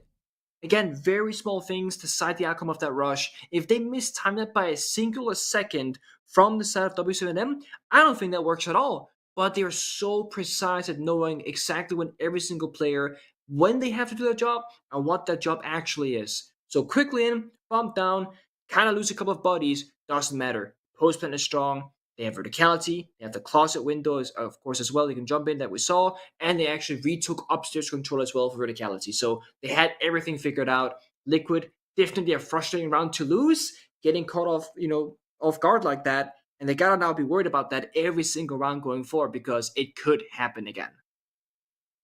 Liquid have to use their timeout, and I mean, they don't look particularly happy, but again, it's very challenging to read much from just the body language of these players. I think W7M has taken this timeout as an opportunity to get up, though 3 players on their team are no longer at their PCs. I don't know if there's a tech issue at play now. I think it might be the same as last time where there was a tactical into a technical maybe, because players certainly aren't locked in right now. Curious if Liquid did indeed call it or if it was just a tech issue alone. Because think about it, if you lose this upcoming round for Liquid or any of the upcoming rounds, you're looking at match point against you, so teams will often call a tactical timeout now to ensure you get some more rounds to work with and get ahead of the problem instead of being like, oh, we gotta figure it out, right? Lose the next round, okay, now we call it a tactical timeout, but we gotta go flawless, so could have been. Oh, I don't know what the tech issues are, and I don't know if we have any insight as to when it'll be over, so we'll throw it a quick break and we'll come back with the remainder of this map.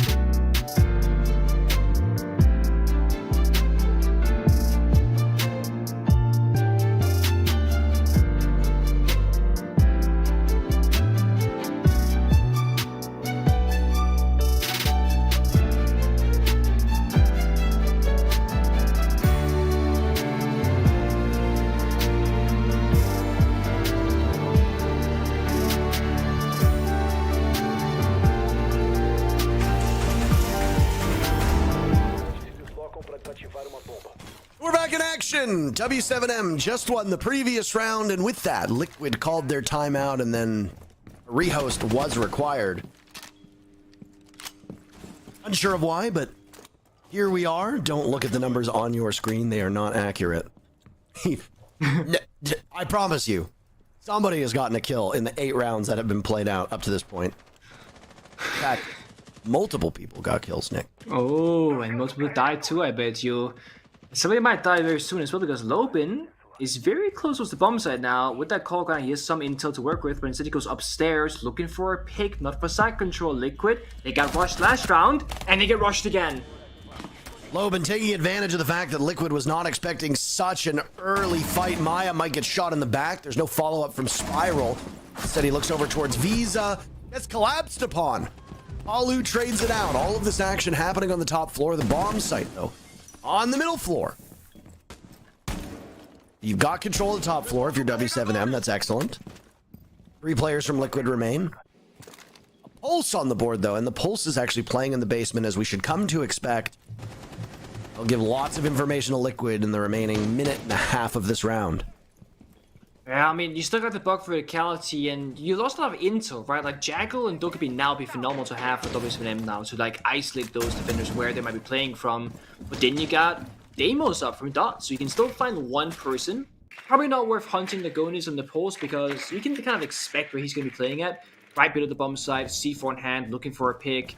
Resets though on the Kai does not have a C4 to spare, so only one real attempt of a proper plant deny here from Team Liquid. They might need to actually vacate the bottom floor and go up a staircase and seek a confrontation somewhere, because without more C4s to go, you just don't have enough attempts to necessarily deny that plant with guarantee at least.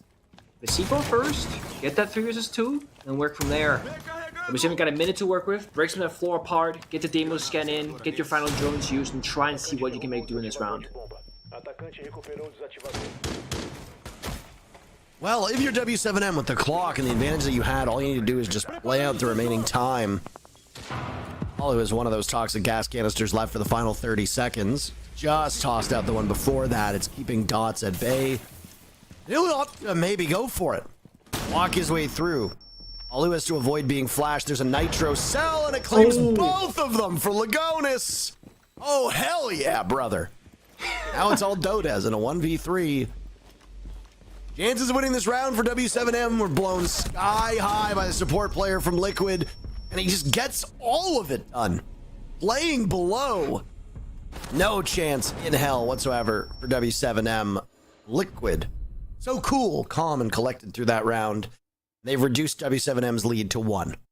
Yeah, that really is it, right? They lost the play very early on. Instead of panicking, they set up like a trade game upstairs where, yeah, they lost the second player, but Paolo got a trade. So instead of a 5 versus 3, it's a 4 versus 3. So you see here, Nesk goes down early, no panic. They stick it, they keep numbers, even throughout the most of that round, bring it to a 3 versus 3. And I mean, the chair on top, the C4 getting 2 kills, right? We're expecting one C4 gets a kill, and then it can be a tough round for Liquid after that. When if the C4 finds 2 of those kills, both the planter and the cover, you're laughing if you're Liquid now, because that shouldn't really be happening. W7M didn't have enough information to work with, not enough manpower to cover all their bases. They suffered the consequences. Liquid, of course, again, they have to worry about the potential rush.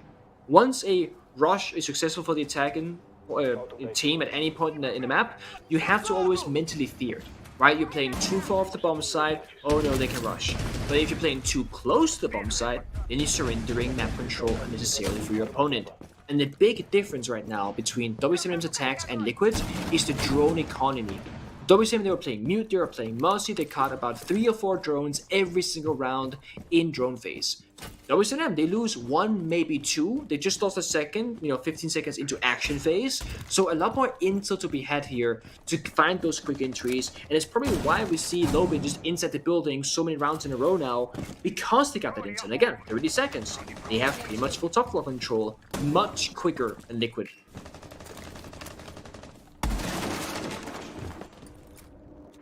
Liquid running with a lineup that we saw actually similar to Border. Running with lots of utility. Operators that will slow you down. D.Va barriers from the Azami of resets. Castle barricades from Palu. Don't forget the Zoto canisters as well in the hands of Maya. And while this utility lineup didn't work all that well for the defenders on border, it's largely because of the way the map is played out. You're going to find greater value in being able to slow people down on a map like Consulate, whereas on border, you can just skate around it.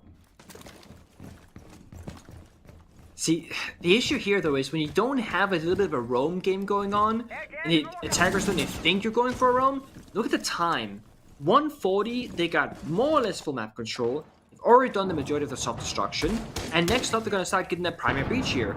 Yeah, we got solar canisters, but when they're in piano, they can shoot them from above. So I really think Liquid might have misplayed their cards. I like this strategical approach of slowing the game down, but you gotta at least bait it or try and sell it, the fact that you're roaming. The kite call though, they can't find it, and that's buying very valuable seconds for Liquid. That could be an issue later on if this timer keeps ticking down. Yeah, if you can't deal with the utility of Lagonis, then it's going to thwart your ability to get in. Obviously, for both of these teams, they're more than practiced enough to get kills, but objective play will be a big focus here. Dodes dies to Lagonis. I believe that was the jiggle peek that was happening over towards yellow stairs. Ots has been boxed out, and there you go. 45 seconds left, and W7M have made the determination that they cannot get in and will have to go elsewhere. That's devastating for their chances. They lose the round to a Kai Claw almost. I mean, that's what they finally got it, but they lost the player, and Dots had left the breach. He went from breach to inside piano. Now he has to go out from piano back to the breach, and there's only 30 seconds left. Very small but critical error there from the side of W7M. Took him over 10 seconds to get over to the breach, so things are going to have to go quickly and prep the smokes. There they go. Dots walks in, shredded by resets, playing by Pillar. He takes down Loban as well. Dash dies. All up to Volts. He takes down resets, so no flawless round, but it could have been Liquid's third flawless round. Volts will just get a bunch of freebies up top, but none of them matter whatsoever. Liquid tie the match. Oh boy. I really like this because the thought process of picking a bomb site right now for Liquid is a pretty big deal, right? You go basement, full turtle, no roamers, just like wall deny, wall deny, wall deny. And let's say that W7M, they picked a Thatcher, or they played IQ, or they had secondary MPs. They could very likely open up that wall without any issue whatsoever, but they didn't. It's those very small things where Liquid, they're willing to gamble these things. Just like W7M. On their second attacking round, they gambled the side rush, and that also worked out. So these very high risks that both teams are taking are also often being rewarded in their own way, in very different ways, right? One team is rushing, and that's working out. One team is playing heavy defense utility, also working out. But now they've both kind of shown their cards. So now they got to come up with either adaptation and do something new, or they have to counter what's already being shown. So when we see the bomb sets being played out for a second time, it's also exciting for those exact reasons. W7M, they can bring out the Monty, for example. They can play Capital more. Liquid, maybe they start peeking a lot more aggressively. Or maybe they go for, a size that they wouldn't typically go for in terms of like actual rotation. They'll keep things the same for now. They go back to CO. That's where they started. Where Liquid were flawless in that first opening round. And what happened was W7M, they attacked CO. They're on the window repel, they lost the player in lobby early, and that was really it. Now, they're gonna change things up. They could, of course, go off the Monty, but I think it's a pretty safe assumption to say Monty might be the new solution for them. Just like for Lagonis and Liquid, you can walk into Yellow Staircase, get a lot of information, a bit of map control, or you can also go for an admin into meeting take. Monty gives you both options, whatever you want to do, and that's why it's such a phenomenal operator on a map like Consulate, because it's hard to get in the building, Monty guarantees you that, and then you can bring still those powerful operators like the Finger, like the Capital, to assist Monty further. So here we see the counterplay in action W7M, and now Liquid, they have to respond with their own counter to the counter, so to speak. Nice game there, hey, where it's you have to counter the counter, and then they counter your counter, so you have to be prepared for their counter, and then you counter that one, and next thing you know, it's, oh god, where are we? What's happening? But all told, I mean, Liquid is doing what needs to be done on this second half. W7M won that round where they rushed on in and then denied Liquid the retake. Honestly, it was an impressive go of it for them, but beyond that, it has not been exactly the best look for W7M's attacks. They just called their timeout. You try to center yourself and hope for the best, because as we saw on Border, The next round will determine who moves to match point. All told, even if Liquid does end up winning this 2-0, you can't fault W7M for playing the way they did and putting up the fight they did, because both of these maps, despite being better for Liquid, have been competitive, and W7M have been trying to keep pace. Maybe not succeeding, but at least as good of an effort as you can muster. It definitely counts for something right now, because both teams have had their different struggles, right? Liquid started off slow, now they're looking strong. WCM started very strong, now looking a bit slower towards those arguably more important games in playoffs, and now here in LCQ. And they were expecting, arguably, I mean, I would say both teams to make the major. You would think so before the season started, but that might not be the case any longer, because now only one of them can make it. There the fire goes, Monty as well, Liquid, Guitar stall things out with those keeper barriers, 2 more in pocket from Nesk, fire goes up, but though this misses the second arrow, Nesk might actually lift this. Oh!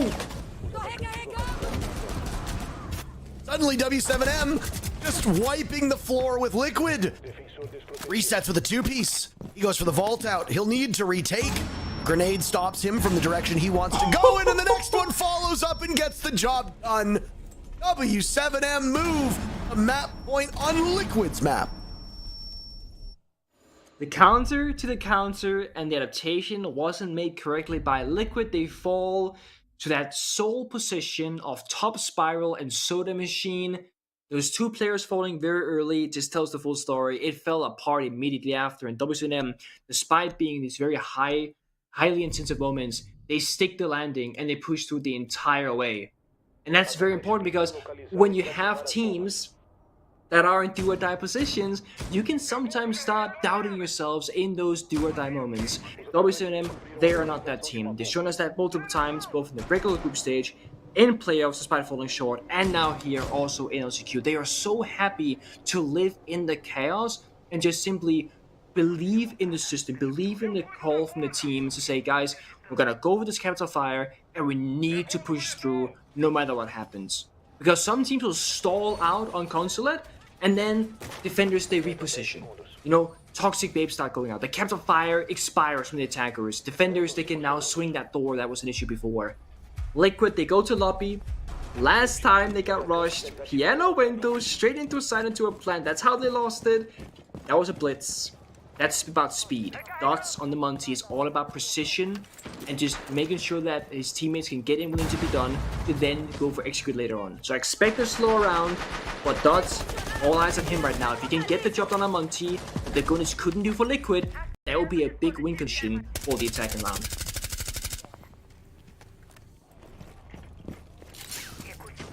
Reset's being harassed down below by that death mark, sent out by Loben's Demos.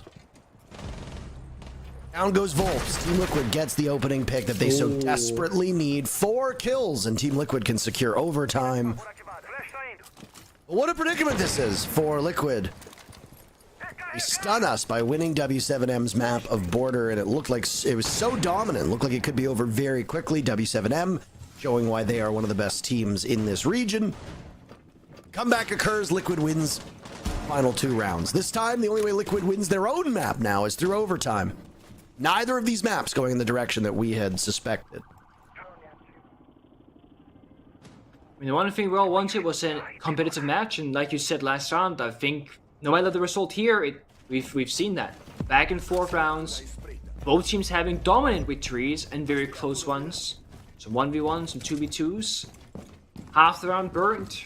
There was a man down. It's the IQ, so you can't quite find the pulse necessarily, and you can't find out where those C4s are. There's 3 in pockets on defense right now, so Dots, you gotta keep moving if you're playing Monty right now. You stand still for a little bit too long, you start slowing down, a C4 might just find you from beneath, and you are completely free for the taking. Or open. Doesn't get the free to Palu.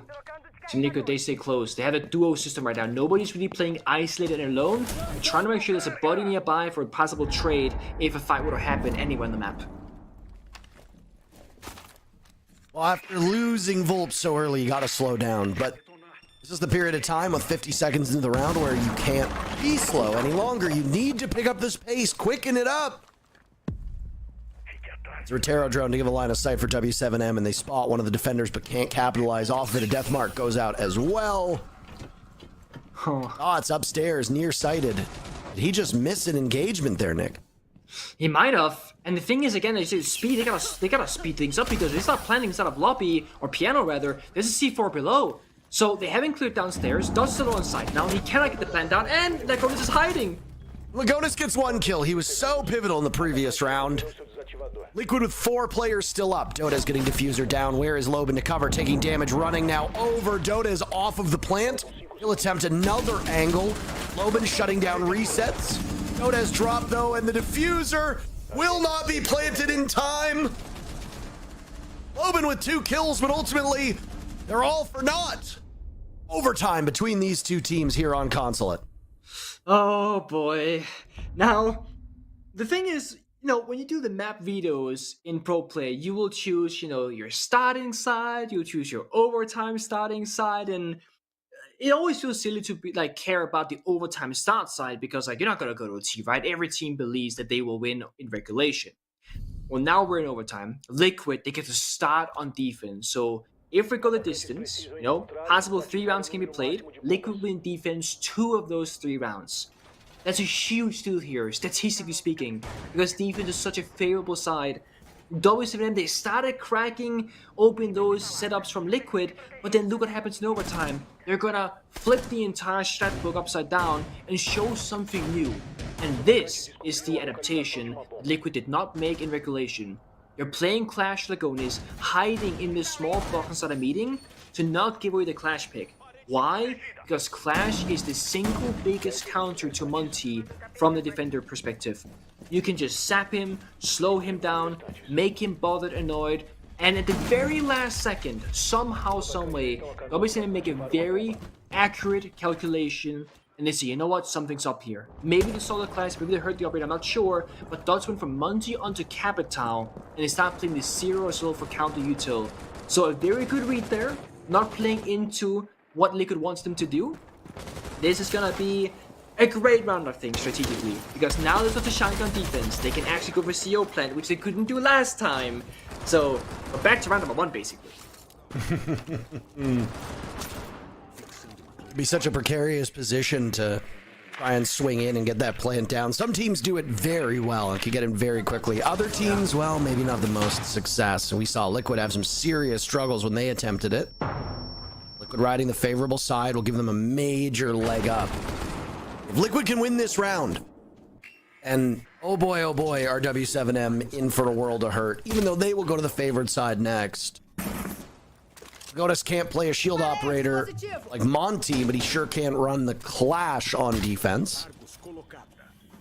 It's the first Clash that we've seen so far between these two teams today. I don't recall seeing one. Yeah, I believe so. I mean, Boar is not a Clash map typically. Consulate can be sometimes, like we see here, and I think this is very much what can Lagonis do to fix this round, maybe. You can take the Clash, walk into CO, maybe try and kill the Planter, or help Nesk in this very tough-to-play position, because as time goes by, that floor will disappear from below. Loban is gonna be a problem. So the longer Nesk can stay alive for, the better for Team Liquid, but you cannot expect him to survive this round realistically with that much fire and pressure that he's under. Loban continuing to tear away at the floor, his ceiling, causing Team Liquid to maneuver out of their positions. Bajillion flashbangs going, I believe, is the official call for it. Costs Nesk his life, as now Lagonis will have to walk up towards yellow. Maya trailing him not far behind the Clash, not engage in gunfights directly, but he'll stand as a sentinel and allow the rest to do the work. There go the fires, there go the smokes. Dots will swing on in. Lagonis taking an awful lot of fire damage. Dots, though, not wanting to get the diffuser down just yet. Something's stopping him. I suspect it's the gas from resets, and now he's exited back out as that gas will linger. Final 30 seconds, no gas remaining. No nitro cells remaining. Maya will have access to impacts, though. 2 impacts will kill Dots. Lagonis trying to slow him down. Down goes resets. They trade. There's a cross down below. Loban doing so much work. Maya swings. But wrong target.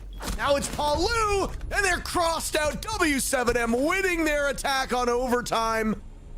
They're in excellent shape as they now move to defense to close out this map. He was in a frost mat. He pulled himself out of it with the frost like slight rework and literally got the cover for the planters so that it wouldn't be one of those disastrous rounds where it falls apart at the very last second. It's so messy because both teams are trying to figure out what the enemy is doing. Again, they expect the Monty from Liquid side, so they play the Clash. WCM, they figure it out, so they go off the Monty onto that good old CEO Capital plant.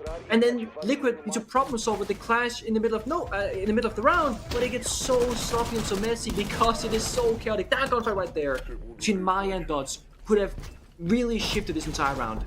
There would be 10 seconds left, 2 versus 2, Bomb is going down, 1 attacker's in the frost mat. But because Dots was the better player with the better read there, he puts himself and his team in a much stronger position. And now Liquid, it was so good for them, right? They start defense in overtime. Such a statistical, phenomenal thing to happen. They lose the first round. Now they have to do the very hard thing to do. They need to win an attack. Liquid, they were not that quick on the attacking side. They were struggling to get into the building.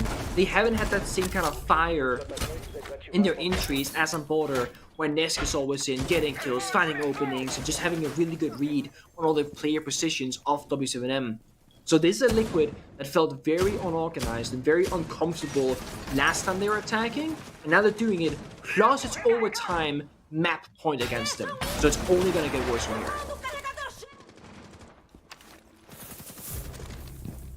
Oh, well, Lobin dies right off the rip of this round to Lagonis. I don't know if that was a spawn peek. I don't know if that was just a lucky shot from Lagonis, but that could be enough to completely blunt whatever momentum W7M had earned and built up from the previous round.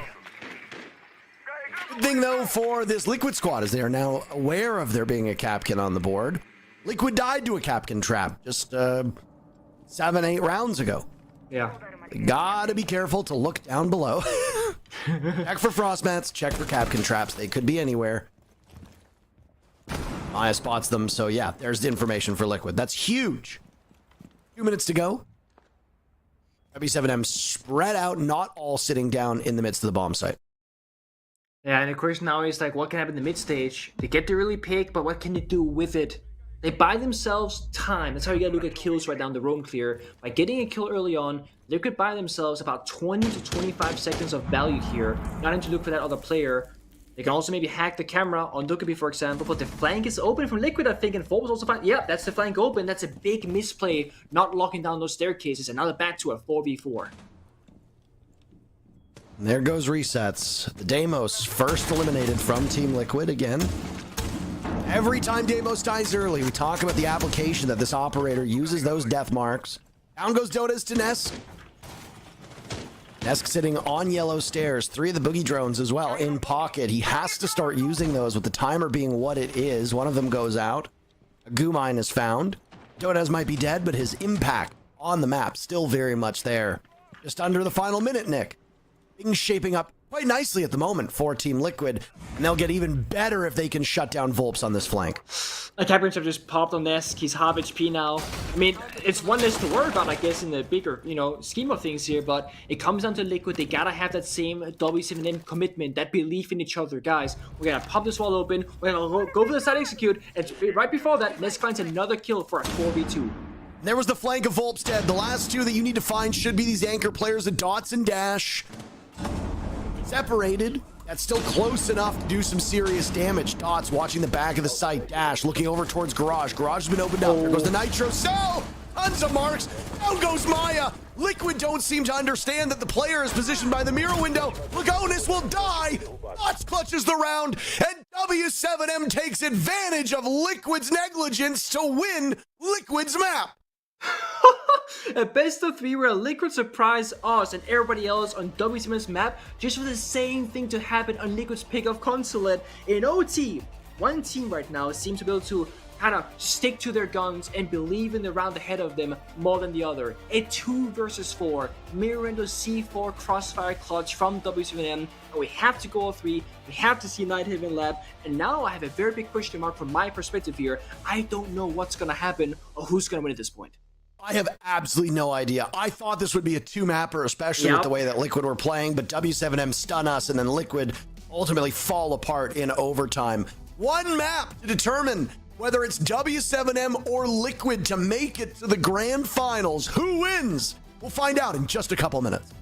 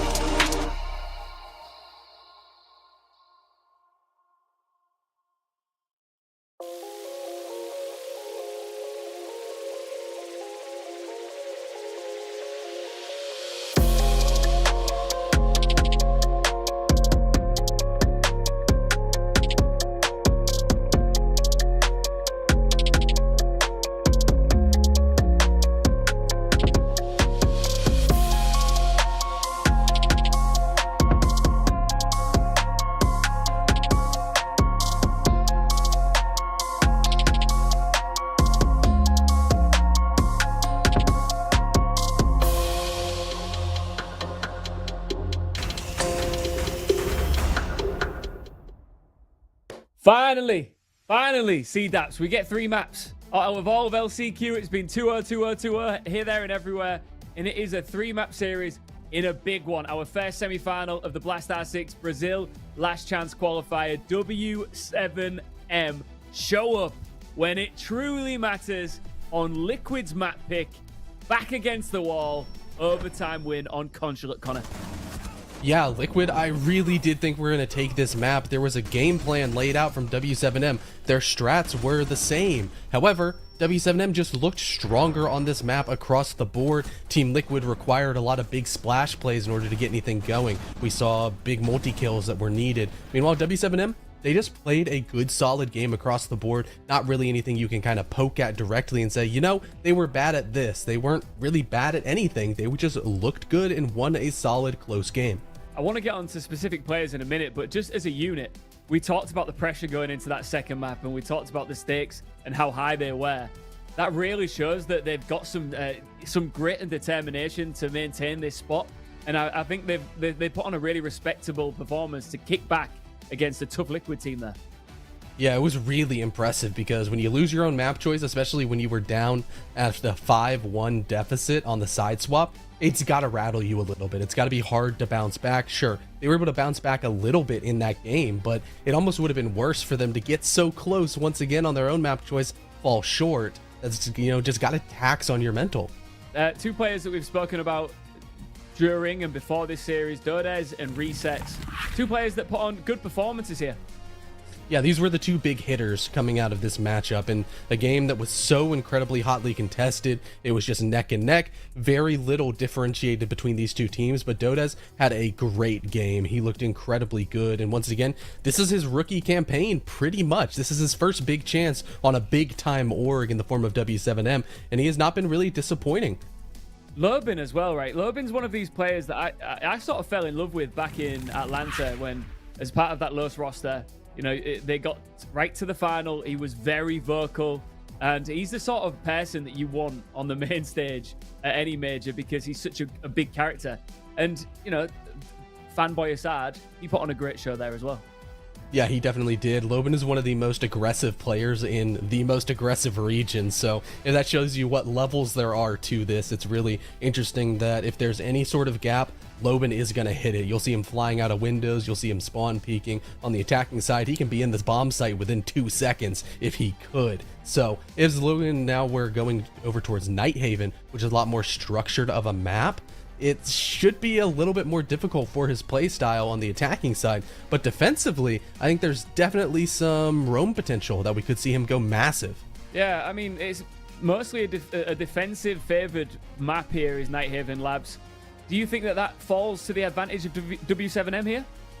Yeah, I think it does because Liquid, sure, their attacks have looked a lot better, but it seems like W7M were finally able to temper them down on Consulate and make it so Liquid weren't getting those 5-1 halves. They finally showed some weaknesses on the attacking side. Now, as we go to a map like Nightheaven that is heavily defender-sided, sure, we haven't seen Liquid play this map at all, and once again, there might be a slight game plan going in towards W7M because, you know, they went the distance, but they won against Furia in playoffs, which was a huge victory on this map, and they seem a little bit more comfortable because they also let it go to the decider against E1. Absolutely. We've been showering a lot of praise on Team Liquid over the last couple of days, of course, a return to form. Nesk and Palu at times have been really popping off, and it's been nice to see the dynamic duo back having high impact gameplay. But there on the second map there on Consulate, they're a little bit mid, right? Yeah, it was kind of rough to see because we were saying, you know, resets popping off with Nesk and Palu, that's what Liquid need. And resets popped off again. He had a great game, but Nesk and Palu were kind of nowhere to be seen. Nesk really got shut down in the early rounds, giving up quite a few opening engagements, which, you know, are really, really good for W7M to get. They're a very high conversion team when they get that opening engagement, because they know how to steamroll, they know how to adjust, they know how to set their pacing with the man advantage to just completely destroy any other opposition. Well, it's 2 big name teams going at it here on a third and final map. 2 big name teams that you expect to see at every single Siege major. One of them will guarantee not being at that Manchester major by the end of this map. Which will it be? Let's get over to Intera and Pengu for this one. Yeah, I mean, it's a great question, Ian, and it's a question that we are just as eagerly awaiting an answer to, as I'm sure every single person who's a fan of these teams is. There was a period of time where I didn't think a third map would be required. I know that you and I agree on this, Nick, but now that we're going to Nightheaven, Liquid is the big question mark. Yeah. Was this org that brought out Nightheaven Labs out of nowhere back at SI, and they demolished the competition on it? In fact, they actually won a world championship on this map. Now, it's a different team. The org obviously hoping that some of that history carries over. The question is, as was asked, what to expect of Liquid here on Labs? Yeah, and the thing is, I would love to see a world where it's like, the Liquid that we saw on Border, map number 1, where it's confidence in the attack, they're in quickly, they got synergy on defense, playing well together. But I also, there's just this really kind of curse-like image when it comes to Liquid and choking when it really matters the most and making it so far and then falling short. Because if Liquid had continued their early stage performance, like losing every single game, people go, okay, they kind of suck, they kind of make some changes, figure it out in the offseason, they're not going to make the major, whatever. But then, on Playday 6, something magical happens, and it began the journey of Liquid and how they got here. They beat Furia 8-6 on Oregon, and that started a 4-game win streak. And the only game they dropped after beating Furia, they beat VivoKid, they beat MMBR, they beat Fluxo, they lost 5-7 to FaZe. Then they get into, LCQs here afterwards. That gave them a shot, and they look good, they look amazing. This is previous matchup, first MP on Border. Then it comes down to, okay, you're up 1-0, now you can actually win the series, and they kind of fall apart. I would love a storyline where Liquid, they make it all the way to the grand finals of LCQ tomorrow to fight for a major spot, but I have this really bad feeling about that. When they're oh so close, they just don't make it all the way. Yeah, I mean, you pointed it out. Liquid has a history of choking. That is something that is very challenging to overcome. I have very, very little expectations for this matchup in comparison to what I know Liquid can achieve. Yeah. I hate to say things this way, but do you think it's a fair characterization of the final couple rounds of Consulate that it wasn't necessarily that W7M won it, but that Liquid lost it? Oh, there is something to it. Although I do want to give praise to W7M.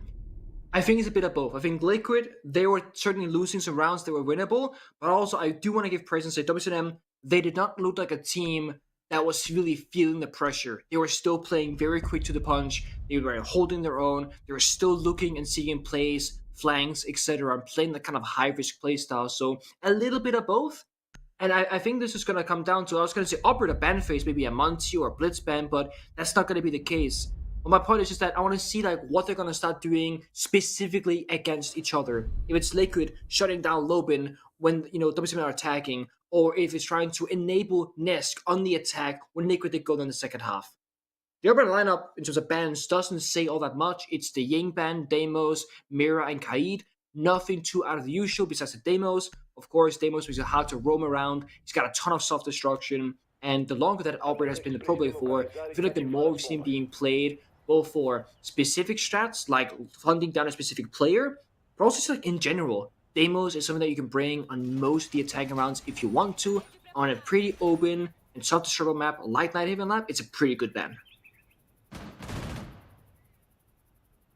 I love that W7M are changing things up with these bans, right? I mean, yeah, we have a Ying ban, which is now 2 for 3 maps. Ying was available for map number 1 on Border. Those that were keeping track, or weren't keeping track, rather.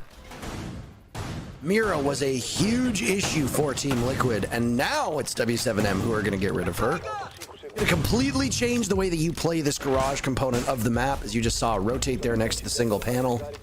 Go with the poor man's Mira, which you can throw a bulletproof camera or an evil eye cam up there, or if you got a Valkyrie, throw a Valkyrie camera somewhere, and then use those for information in garage. As you can see, there's no bulletproof cameras, and there's no Maestro, and there's no Valkyrie being brought. So instead, I don't know if you're just going to play off sound or hope somebody can stay upstairs on that rafter portion of the map for a little while longer. IT will be the very first part that both of these teams will focus on. It's a very important part of the map to hold. Lagonis is already dead to Volps. I don't know where Volps was. Oh, there we go. Oh, that's unlucky. That's a great angle to stop bandit tricking, by the way. Yeah, I mean, same with Maverick, right? A big question mark is, okay, enemy's gonna bring out the bandit. Do you go below with an Asher block? Do you bring out the Maverick? Do you just try an EMP and double summer charge with the Ace, for example? A lot of different ways to approach the hard destruction of those exterior walls. And WCN, they get the best outcome. They get the wall open up pretty quickly, and they get a kill for that as well. And now they know bandit is, gone in this round. So if Liquid will try and deny any other walls, they know that's just not gonna happen. The only thing stopping them now is a single new jammer. That's really it. That's really easy to deal with, especially again when you have the Maverick. Great start of the attack so far, and it looked like WCM, they were very much ready for this attack, Just like, take out the Maverick, get the wall open, next step, or they attack Garage. Yeah, I think that's what you want to do if you're W7M, and use the advantage that you have, right? The bandit batteries had already been put down. So getting Lagonis is a great start, gives you IT early on. Just ensure that when you do get into the building that you outmatch their utility. You look at what Team Liquid still has available. They've got 3 impacts and a nitro cell. All the Kiba barriers have been deployed. All of those F-Nots have been deployed. All the mute jammers. Maiev generated the last 2 goo mines, and, well, we're in the final minute now.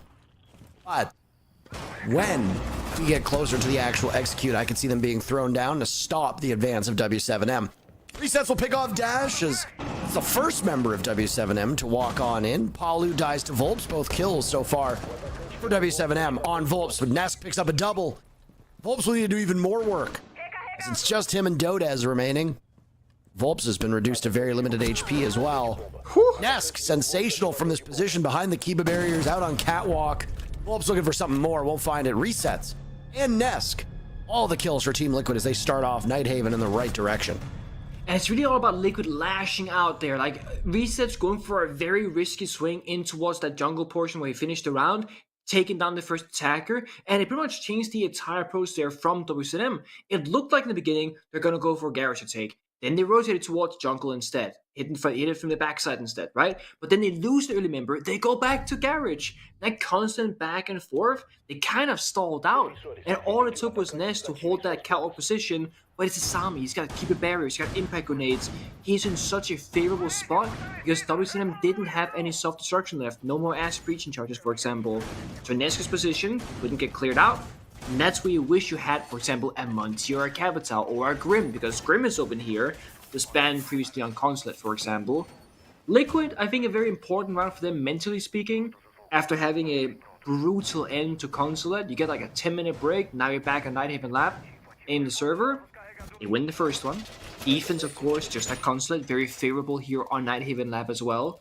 So it looked like a very strong start for WCM, but again, you can get all the big advantages early in the round. If you can't do anything with it, build it to a round victory or a significant lead that actually has some meaning and value behind it, doesn't matter. Nesk with that 3k feeling pretty good, getting very active on this roam. Liquid not just gonna turtle down, not gonna sit in the bomb side. No, they have 4 roamers, 1 person knocking down the side, and they want to deny WCM any comfortability on this map. Perfectly viable strategy. Oh yeah. W7M have difficulties getting into the building. Rebuffing them right away is excellent. Boba now being droned in. Up on the top floor, Volp's not terribly far from him. Boda's also up on the second floor, so immediately W7M taking charge. Team Liquid don't want any of that whatsoever. They're not actively holding floor number 2. They're on that main floor, waiting for the inevitable rotate by W7M to come out. W7M dotting their I's, crossing their T's, burning EE1Ds quite frequently. I suspect this is part of the fear of a flank. Yeah, and you kind of trading utility for map control right now. And if you're on the attacking side, you're okay with that. Sure, having an EE1D late in the round or doing a phone call is excellent, but it won't matter if you can't get the room clear in the first place. So step 1 is done for WCM. They got the vertical control. Liquid, they have Valkyrie cams and 2 C4s available. They could try and get a C4, push up a staircase, and get some action going if they want to. All they gotta do though is work with the intel, Right now, it's Nesk on the cams, waiting for the right moment here. That C4 on flank, but another might be dropping the hatch here. If W7M wanted to, they could just go for side immediately if that's what they envision in this round.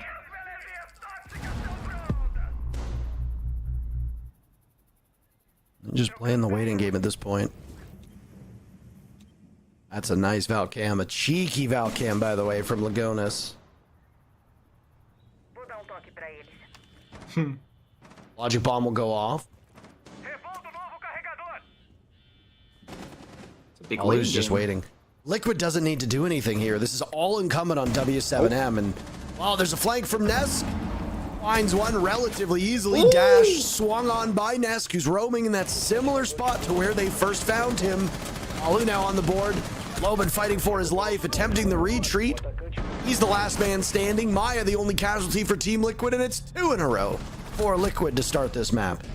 Liquid, not Liquid, rather, Nesk from Liquid just said, I don't want to lose. I mean, that's 2 rounds in a row where he picks up a 3K, and he is actively seeking a play in that round. Right as you were saying, Liquid don't really have to do anything. I was about to say, you're absolutely right. But then we see Nesk going for a very high-risk flank, and thankfully finds an Ayana proning on the ground, looking in the wrong direction. If Nesk doesn't find that first kill, that chain reaction, that triple, doesn't happen. And that could have been a round lost for Liquid.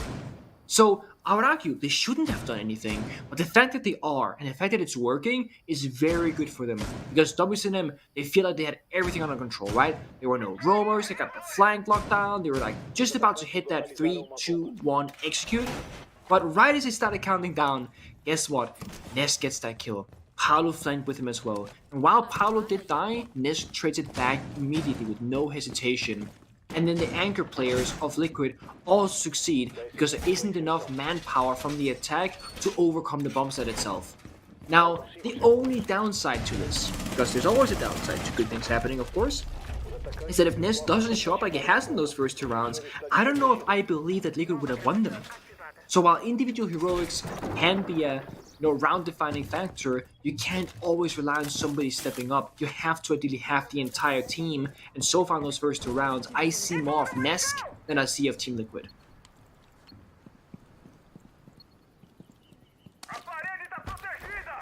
There's been some criticism about Nesk and whether or not he can still keep up, especially in a region like Brazil that's always been characterized by some of the best mechanical aimers that have ever touched this game.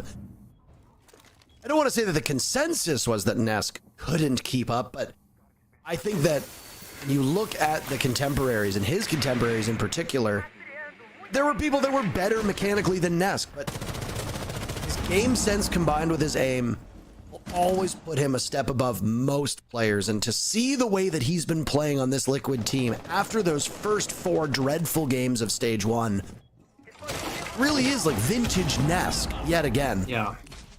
And never more than you need him right now. Nesk sitting at 6-0, averaging 3 kills a round. Boy, oh boy, that's vintage Nesk. And it's the same season as Ash R4C ACOG returns. Is that a coincidence? I'm not sure, Parker, but I mean, it might be. Because that was what he was doing when he started that comeback, right? It was Ash on Intri on Oregon, just popping off, smoking people, and now it's Pablo taking a little bit off the smoke, despite people can still being up. Got the eyes in the IQ, but he's in the verticality here. Where are you going to be playing at? Because nowhere is really safe, and that's the difficulty here. The ram up above, getting so much value from the long lines of sight, enabling WCNM to maybe go for a relatively easy plan. The only thing stopping them right now, I'd argue, there's no smoke grenades on dots on the thermite, which usually he's always playing smoke grenades for that exact reason of getting down the diffuser. So it might be hard for the attackers to actually get into the bomb side. In the middle of it is Nesk, the raid boss that you need to take down to find a victory in this round. It's not even just that he's getting impact with his kills. Playing as Ami means that those Kiba barriers are integral to the defense. Alu dies early. Dotas with both kills so far, as Resets traded that one back and is then punished for it. W7M with the advantage. This round has flown by. Final 30 seconds, and it's a blink and you miss it type situation. Maya roaming. He catches Volts. Solus can be so sneaky. Maya is hoping that continues. Nesk has been dropped. Maya with yet another. Now being watched quite intently. 2 members for W7M, 2 for Team Liquid. Diffuser going down. Only 5 seconds remaining in this round. Lagona's firing away to try to stop him. Maya getting a 3rd kill, and Team Liquid win the round, despite it being the best look that we'd seen from W7M. Nesk might not have been there in that round to get all the kills, but Maya, again, he really stepped up now, seeking that flank, and again, never backing down, always applying that pressure and hitting a second crucial shot to enable Lagonis to just play keeper in the bomb side, wait for that timer to tick, tick, tick down. It was 10 seconds left, and everybody played their part. W7M, again, that smoke grenade that they did not have on Dodge's Thermite really became an issue for them. They couldn't comfortably deny any of those lines of sights, which means they couldn't get into the bomb site itself. That's been their biggest problem so far. And usually, when they start having that problem, they'll play the Blitz, they'll play the Monty, they'll play the Capital, for example. They haven't really been leveraging what our IQ are so many strong power operators in the current meta, because the only thing they've really played so far in attack on Nightheaven Labs is the Maverick. It's just to get the walls open up. So I would love to see a change up here in the operators from the attack and side, because if not, it all comes down to gunplay, which when you're playing against Prime Liquid players hitting their shots, that's just very difficult. This is a timeout from W7M, by the way. Going down 3-0 to start with is obviously a concerning sign for them. First half of all 3 of these maps has been characterized by one team streaking. You go back on Border, it was Liquid streaking. If you go back on Consulate, it was W7M doing it, and now it's Liquid as well. These have not really been back and forth round by round maps. It's been long streaks by one team, interrupted only by a long streak from the other. In that sense, I'm not too worried if I'm W7M, but you don't know how this is going to be played out. You don't take this time out. You think that naturally it'll become a bit more balanced. You'll start winning rounds. Next thing you know, it's 5-0 Team Liquid, and this map has effectively ran away from you. Oh. Surely after someone like that, we're going to start to see some adjustments. Now, coaching staff is involved. Players get a small thinking break, because believe it or not, when you're in the server as a player, you don't have a whole lot of like mental breathing room.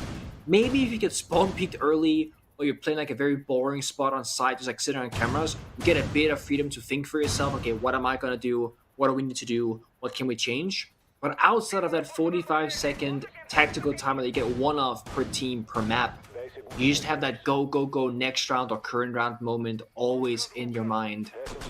W7M with 5 seconds to spare will blow up their entire operator lineup, but again, we will not be bringing out any of those power operators, like I mentioned before, the Capital, the Grim, the Shield operators, or Blitz or Monty, but it's very much the similar situation as to the very beginning.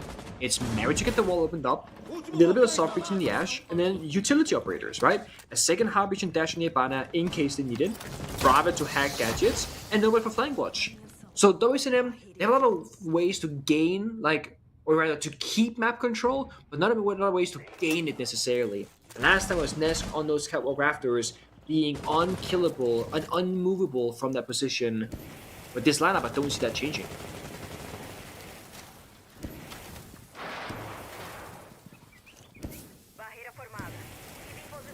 A semi-T wall that caused Lagonis to die the very first round will now be picked away at by Dots. Lagonis doesn't want anything to do with it, though. I don't blame him. Aid is banned, so if you're going to try to stop that wall, you can use mute jammers, you can use the Zoto canisters to delay, but ideally, you're going to be bandit tricking it. It gets opened up. Same result for W7M. Only difference is Liquid doesn't lose a player in the process. Yeah. And you might be thinking, isn't Bandit kind of pointless here? You're not going to trick the wall. Look at it this way. By playing Bandit on defense, you're forcing the attackers to play Maverick just to deal with the Bandit. So you put down the Bandit batteries, you run away. They got the Maverick now. So that Maverick could have been any other attack and operator, but instead, Maverick's sole purpose is just to deal with Lagonis. So there's still value to be had here. I always like to say that doing nothing is doing something in Rainbow Six Siege. Lagonis, by simply existing as a bandit, but not doing anything that round, did something of value for his team. Nesk, he crawled past the keeper, and then he just slips back away again. Okay. He tried to go for a cheeky play. Assuming they're gonna be in. They're attacking jungle and connector. And again, they're all stuck on one side of the map. They couldn't clear Nesk, so they're gonna go plan B. Nitro Cell tossed out. First kill comes the hands of Lagonis, taking down Dots. Lagonis dies shortly thereafter. Loban good enough for one kill. Palu a bit too slow, but still gets the kill either way. Now it's Dash working next to Volps to open up the wall. Remainder should be easy to open up. Resets with a shotgun will actually miss both of these players. Rotate over towards IT. Now Nesk, a lot of information, but he put himself in such a bad position. How does Nesk end up in that circumstance? Resets, Palu, and Maya all jump on the final kills. Excellent teamwork and excellent influence from every single player on this team that round. It's 4 in a row for Team Liquid. The timeout seemingly not slowing down Liquid at all. No, not at all. I mean, I'm questioning what Nesk was thinking that round because he was just sprinting back and forth and Cal Raptors being like, you know, I want to be by the door. Actually, no, by the breach. No, by the door. By the breach. Dies eventually by running back and forth too much. But again, every single time Liquid they get punished somewhere, there's a trade. So Lagonis was 1 HP on side, prone on the floor, dies to a shotgun shell from below. The same second Lagonis dies, guess what? Palu was downstairs, killed the Bravo who killed Lagonis. 1-for-1 trade. Nesk dies in garage. Guess what? Palu, the same guy who saved Lagonis, is in the garage stairs and trades Nesk immediately after. And then the third player walks into that primary breach, and then from IT, and then Maya just stands there and shuts him down before he can take down Palu. The supporting system right now, the kind of like the buddy system or duo system, where you always have somebody next to you to help you out whenever like an enemy approaches you, is excellent right now for Liquid here in Nightheaven Lab. And it's kind of what they were missing on Consulate, where they would often lose a player alone or get a kill alone. Right now, there are people working together to make that happen. And of course, the nature of how map plays out, how it's spaced, the pacing of it, and of course how much experience you have in a given map. And of course, like what you just want to do with your game plan going into this. Liquid, they're up 4-0. They could not be in much stronger position right now. Individually, as a team, WCM looking to counter and looking to make it quickly with those quick injuries in the map might catch Liquid off guard. Well, they certainly didn't. No, okay. Because Nesk and Maya claim the scalps of Volps. Down goes Loban now as well, as Donis had died earlier. Maya takes another triple for resets as Maya looked like he was going to get the kill. Oh my goodness, and a flawless round ends with Maya and resets wiping the floor with W7M. Liquid 5-0. What did I say? You don't take the timeout. Next thing you know, it's 5-0 Liquid. The game's run away from you. We're here anyway, and they took the timeout, Nick. I mean, that round was over in what, like 35, 40 seconds? It's like a blink and you miss it the entire round. I like that WCM, they're fighting back, they're trying to go quick, but right now, I'm not sure what happened between Consulate and Nightheaven Lab, but this feels like a Team Liquid that they are playing their hearts out. Everyone right now, they're not, playing to lose. Where they're afraid of making a risk, they're afraid of taking a chance, they're afraid of seeking those gunfights. They are playing to win. They're saying, we should have won on Consulate by our standards. We're going to now show up extra hard on Nightheaven Lab and show how good we actually can be. Because that round is ridiculous. I wouldn't even say that it was a bad roam from W7M. It was a phenomenal hold by Team Liquid's roamers of resets and Maya. That's all they needed. But if there is one team, or one org, if you will, that could make a comeback on Nightheaven Lab, Parker, it would be W7M. Because despite this roster being very different, it isn't that long ago since a very massive comeback occurred back in February at SI24. I mean, that was a 1-5 scoreline, right? You gotta start somewhere. It was 1-5, yeah. Was it 1-5 or was it 1-6, actually? I think it was 1-6. Might have been 1-6. I would love to hear what W7M is saying right now as we go to a listen in. Volp's doing, right now it looks like all of the talking. Very vocal today, I gotta say. Like, watching his player cam even mid-round, he'll do what he's doing right now. He just sits somewhere on the roof and doing hand signals and talking very like expressionally next to his teammates. Most experienced player on this W7M roster and a Team Liquid alumni. You need a good performance from him. You need good leadership from him because right now Team Liquid is just eating your lunch. That is so hard though. Like having to make the calls right now, the risk, and guys, go for it. This is the gap, this is the attack. Believe in it, you're down 0-5, but you gotta full commit, invest it all. 3, 2, 1, here we go. They gotta get this injury, they gotta get this map control. Worth noting that another Team Liquid alumni will be up next. Nesk will be playing on Black Dragons as they meet Fluxo. How does Resets just get 2 kills so quickly? Loban almost dies there as well. Odes, that no! is... Oh, my... Oh, no. Oh, no. Oh. It's falling apart. No, no, no. W7M dropping to the earth like a boulder off of a cliff. Resets. Sensational through these LCQs. The first half is in the books and Team Liquid is on match point. I don't want to say it's over because it never truly is. But I really think like if there ever was a time to say it, it would be now. I mean, these rounds are not even remotely close. This is not just a 6-0. This is a 6-0 where you've seen practically 3 flawless rounds more or less from Liquid. And it's just the initial death happens to W7M and it's a snowball effect all the way to the last man standing. I mean, Dodes flanked Nesk from Garage and he got like solid 10-15 bullets off before Nesk even realized, and Nesk like flicks 1 taps with the first bullet, basically close quarter combat. Like, what do you do against it? Well, don't miss your shots, Dodes, right? Easy and simple. But it just doesn't work that way. And now you gotta go down 0-6 and tell yourself and your teammates, guys, we got defense Nightheaven Labs. Don't worry about it. This is the strong side to be on. I really don't think that matters right now. It matters about the mental state and believing that you can fight back.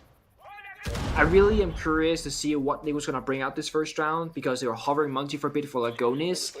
And that could set the pace to be quite quick, or relatively quick. You know, go into the room, clear top 4, take apart the roamers. This is a bit more standard. You know, this is roam clear. We got Dogaby, we got some soft destruction, some hard destruction. It's kind of a boring lineup if you're Liquid, you know. If you're up 6-0, you can make things very exciting. But then again, why risk it, right? Go for a clean 7-0, get this first attack, get it over with, and then we play again tomorrow. Well, good start now for the defenders of W7M. Resets off of his hot play in the first half. 8 kills to his name, which matches both Maya and Nesk, by the way. 24 kills between 3 players through those 6 rounds. A tremendously high number. But if you lose your Dokkaebi before even a single logic bomb's gone off, that is devastating. Yeah, it's pretty much as bad of a start as you could have predicted. But again, for W7M, the fact that they're still swinging, they're still going for those peaks, it's very big when we talk about the mentality in the server like Gon is. Not usually the injured player for Liquid, but he might find himself getting active because he has spent both exothermic charges already, so now he is just a gun and 3 flashbangs. Well, at least you answer back. Nesk eliminating Volts on that Ash with the R4C. A beautiful thing to behold. Gotta feel the pressure's getting to W7M here. The organization wants that level of excellence that they were able to have with the previous roster. They went off to greener pastures at this point. Oh no. Down goes Tots. What? Maya executes Loban. Team Liquid have everything working in their favor right now. Dash getting rid of him. A GG in chat from Palu. Surely that won't come back to haunt them. Fuser goes down and now it's just Maya in a 1v2. Maya will need to clutch out. Nesk types a GG as well, getting into the heads of W7M. Dodes and Dash have to approach this perfectly with 30 seconds left on the clock. Ash will go upstairs, likely with Dodes backing him up. Maya drop. They have time to get to the diffuser. Maybe the celebration was a bit too premature, and Resets will laugh about it as there's plenty of time for Dash to hop on the kit. It might still be GG, but just down the road. Team Liquid thought they had that round. They did not. W7M replay or takes the retake perfectly, winning the duel, killing Maya, and getting the objective. Laughter breaking out in the chat as we have at least one more round between these two teams. W7M breaks Liquid streak. No 7-0 to be had here on Labs. Not only did Paolo type GG in chat before the round ended, he typed it while still being alive, and he died almost the same second he put that in the chat. There is a chance that Paolo died because he was busy typing GG in chat, because he was looking the wrong way, not moving his character at that same moment. Bit of a disaster, right? Under a normal circumstance of like, it's a close series, but this is again a 6-1. I said you can throw away a couple rounds, you can make it fun and chaotic, but that was one of those, if you really pulled through and did your very best work in that round, you probably end up winning. Nesk goes for a bit of a lazy swing, could have fallen back and played keep away with the diffuser plant going down. Nobody played outside the breach or post plant. Maya was kind of AFK above. Like, there were many, many things that they could have done differently in that round. But again, they're up 6-1 currently with that round loss. W7M, they can get a bit of laughter.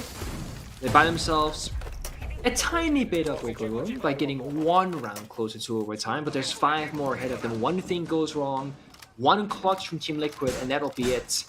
It wasn't Monty last round, but it will be this time around, and they also have that power operator off the Grim on Nesk to further solidify, for example, a catwalk take or a late round of bomb set execute. Those Grim bees, when activated, will give you immediate information as to where all those defenders are if they are nearby the bees.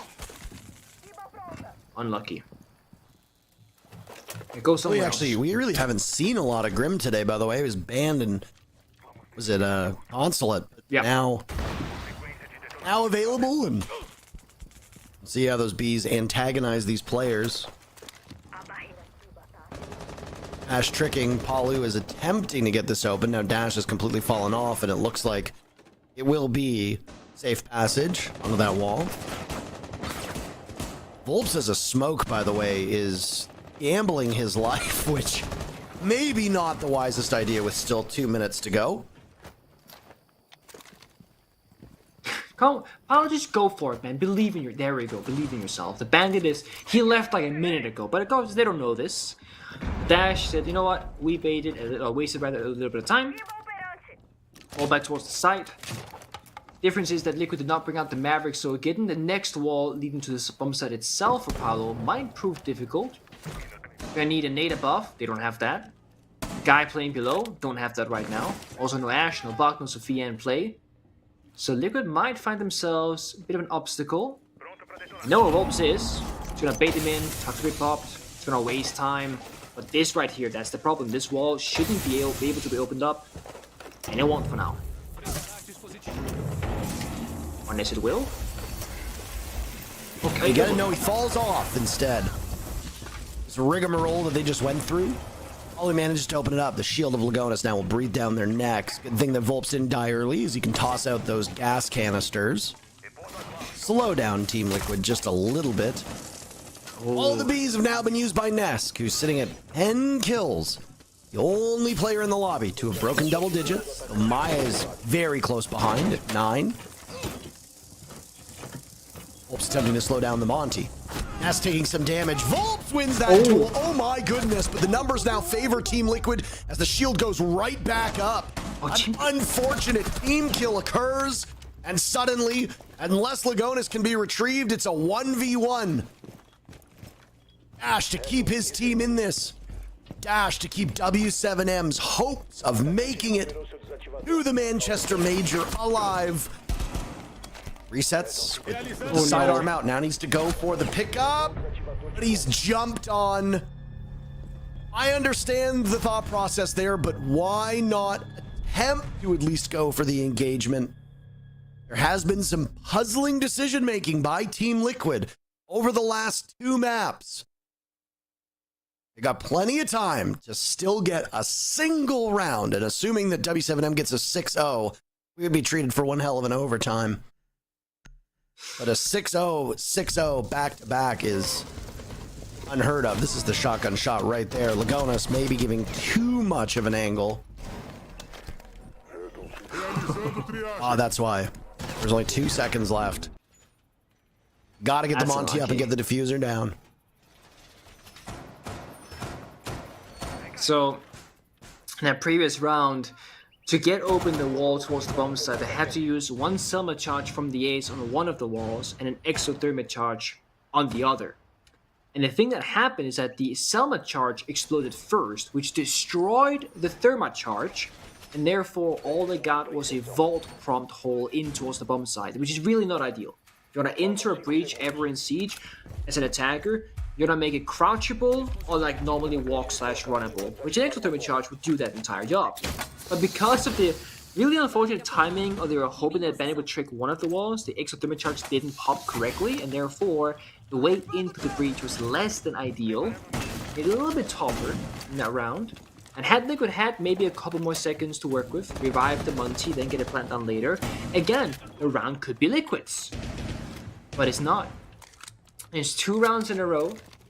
You know, again, you can also throw the second round. It's not a big deal, but that 3rd and 4th round, that's when things start getting a little bit tricky, because if you're Liquid, you feel like you've already won this game 2 rounds ago in the past. You typed GG in chat, you generally thought it was over. And then round by round, disaster after disaster, those small, unfortunate incidents, they start building up, and all of a sudden, you're not all that far ahead anymore. 3rd attempt for Liquid, and they lose the opening duel again. Paolo down early, Dokkaebi as well. Agonis in the month. It's only 3 guns active in this round for Liquid because of that early death. My. Team Liquid are so often their own worst enemies. Even when you're up 6-0. A set of blunders. Just about as real as you can get for Liquid. Nesk missing out on Dodez. Playing the window over by Catwalk. There go the bees, and now Dodez will plug one of the doorways, just giving a small angle if somebody tries to swing that. This rafter portion of the map is going to be so crucial. Yeah, it's a vital point, but you got Munty and Grim, but instead, I mean, Agonis he's by the side door. I guess they got Catwalk control already? No, they haven't actually. So Liquid are in the awkward part of that now. They're in the middle of it all, with enemies all around. And look at Agonis! He is surrounded by enemies. Somebody please help this man. Well, Resets is doing his job. Nest looked for one as well over on that rafters position. Couldn't find it. Resets is now up at 11 kills to match Nesk's total. Maya still looking to break double digits. Nobody for W7M. There, though Dash is close. Dash, the only player on W7M with a positive KD at the moment. Odez getting close, though, from 4 to 7 to 6 to 7, and Loban will swing. Suddenly, it's all up to Lagonis. A very defender-favored map as we watch Loban get the final kill. And now, 3 in a row from W7M. Again, this is the type of matchup, Nick, that just goes back and forth in terms of these huge streaks. I'm slowly starting to get a very bad feeling about this. And I was going to say, do you call Tetsuka out now and just settle it? And stop making a show of things? Or do you just keep running your head against the wall and hope that you get lucky? Because this is, I don't know. I feel like it's only gotten worse. Like the first round, very close. Liquid kind of threw it. Second round could have been either way. And then that previous round, it's just W7M in the driver's seat with Liquid looking like they have no idea on how they want to attack in the round. And maybe it's because they lose a player early. They got to change their plan and at that middle of the round, and it's a bit messy. But even with 4 attackers alive, you should still have like a pretty good adaptation, like a pretty good plan B. We've just not seen it yet. Tactical timeout. Discipline up, end it here, no more playing around, get it done, and just end it. Because like, if you start going 6-4, 6-5, then yeah, we've seen what that can do to players. It can completely mentally boom them. Gotta keep your head in this game if you're Liquid. Mental has been such a huge issue for this team through the entire history. Whenever Liquid suits up for battle, you always have to go back and talk about the legacy that this team has, the legacy that this esport has, how important these players have been to this esport, the organization has been to this esport, but with it doesn't come a lot of success. Liquid have won 2 international events, one of which was considered a part of the pro circuit, the other was a minor. The OGA Pit Minor that was won by Team Liquid was held in Croatia. The other, the Season 7 Finals, held in Atlantic City. Defeated Penta in a best of 3. You don't have to say who they beat. What did you say? You don't gotta say who they beat in Atlantic City and not say it about OGA. That's like personal at that point. Exactly. You literally do it just because you cast with me. That's it. Thank you. I like to remind you of the very few failures your team had. It was a tough loss. I might dare say that might be the toughest loss of my career. That's Atlantic City. Like Liquid were a phenomenal team at that event. That's for sure. Remember, that was a team that had Bullet 1 on it. Yep. Had Zig on it. PSK. PSK, Sexy Cake. Sexy Cake now playing in North America on that low squad. All right. Yeah. Liquid have suffered 3 losses in a row. The defenders are 9-0 on Nightheaven Labs right now. If it goes 12-0, that means overtime is on the docket. All Liquid needs is 1 round victory, and they move to tomorrow's grand finals. Oh no. This is not the start they wanted. Maya eliminated by Dots. What's going on in? There goes some smokes. Dots unsheathing the nitro cell, and he spots the head of one Liquid player. Where are you looking, Nesk? Were you not lovingly staring each other down? Liquid giving up the first 2 kills, and now they will scramble, try to get that diffuser in at some point over the next 90 seconds. Losing Maya early on glass the entire strat. You smoke, you plant, he covers. So losing Maya like that means that, okay, plan B's in action. Then they lose Nesk because you're rushing the building. Now they're going for roam clear. But there's half round to go. They have no drones. Roamers is still there from W7M. Again, tactical timeout. Reset, go, disaster. This is, unless a phenomenal clutch by Paulo Reese and Lagones will put Liquid on a 4-round losing streak. And again, the mental has to be questioned now. Is this choke starting to build in front of our very eyes? Or can they actually pull it together? Because they have this round and 2 more attempts before overtime. It's 3 attempts total. That's it. Lose your Glass, lose your Thatcher. Lose 2 of your best players in terms of kills in this map. Resets has been one of the standout performers for Liquid through the last chance qualifiers. Alugitsloven, who makes an ill-advised appearance through a rotation on the top floor. All of this action happening, and it's still the bottom floor bomb site, by the way. Nothing has changed there.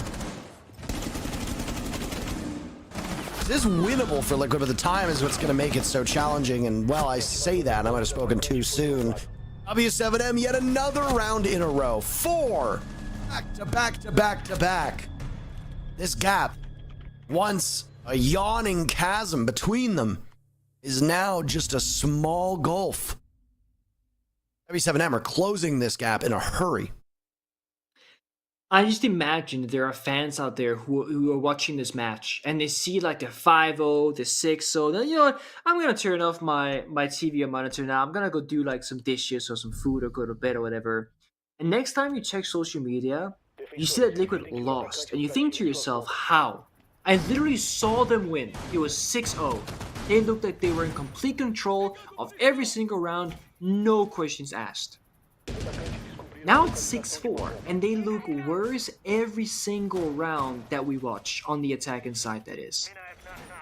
Because need I remind you for a final time, the very first attack round was Liquid being up 4 versus 2, bomb planted, typing GG in the chat. And now it's 6-4, and they can barely into the building, let alone attack the bomb side. They've tried the default take, they've tried the multi take, they tried the glass rush, now they're back to before. This lineup right here is more or less the exact same like the first time they attacked upstairs. So they've gone through all their options, they've gone through all their iterations, if you will, and W7M they have not, because now they're playing the Clash, for example. And that could of course be a counter in case of multi like we saw in Consulate. The thing is that Clash is actually quite a good operator regardless of the multi or not on this particular site. Because you can always see if an area is clear or not and not worry about that with the other defenders on the team. The other side is, in the current meta of Siege, like what operators you typically play on a round, none of those operators really deal with the Clash. Nades aren't Kukulkan any longer, so nades don't really matter against the Clash. No one is playing Sophia unless you're specifically playing her. And while Kemasal is a very strong operator, Nightheaven Lab is not the map where we tend to see him every single round. So look at Liquid's lineup, the only thing they can do to Clash is flashbang with Paolo and Thermite, or throw EMPs at the Clash to stop Clash from sapping them. That's it. So Volps could be a massive thorn in the side of Liquid this round. Time to dust off the Rainbow Six events or images that precede unfortunate events. Typing GG and then Liquid losing every single round since. Now they'll have to do battle. The Clash. Fenrir as always, Azami. The Kiba barriers will be present too. Of course, there'll be Volps playing on that Clash.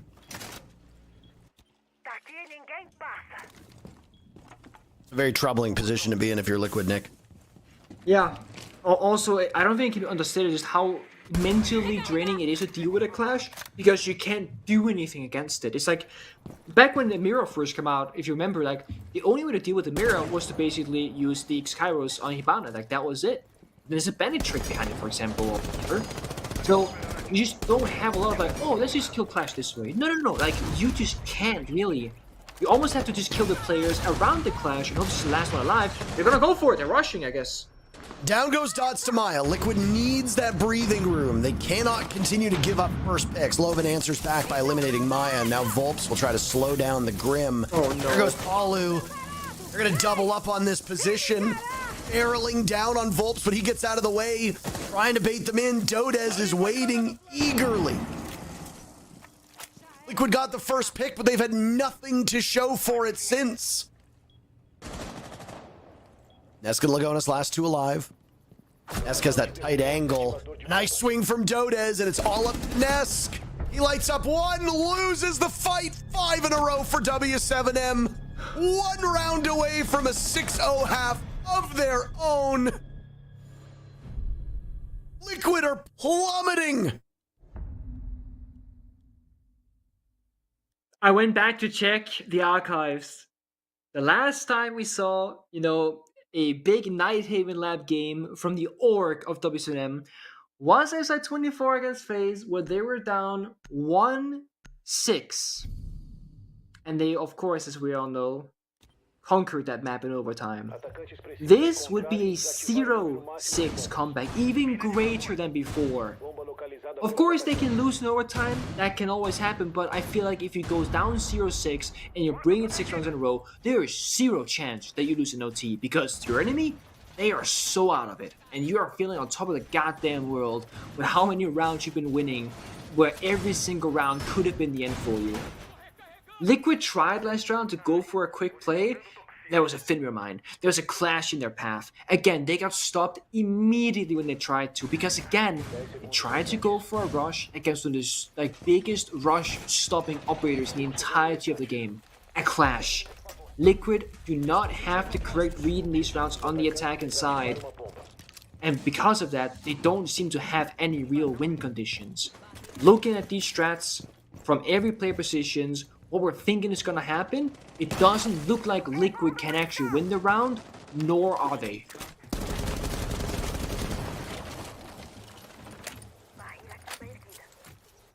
Somebody has to get that Liquid sign, if that universal sign for choking. I think you've seen it.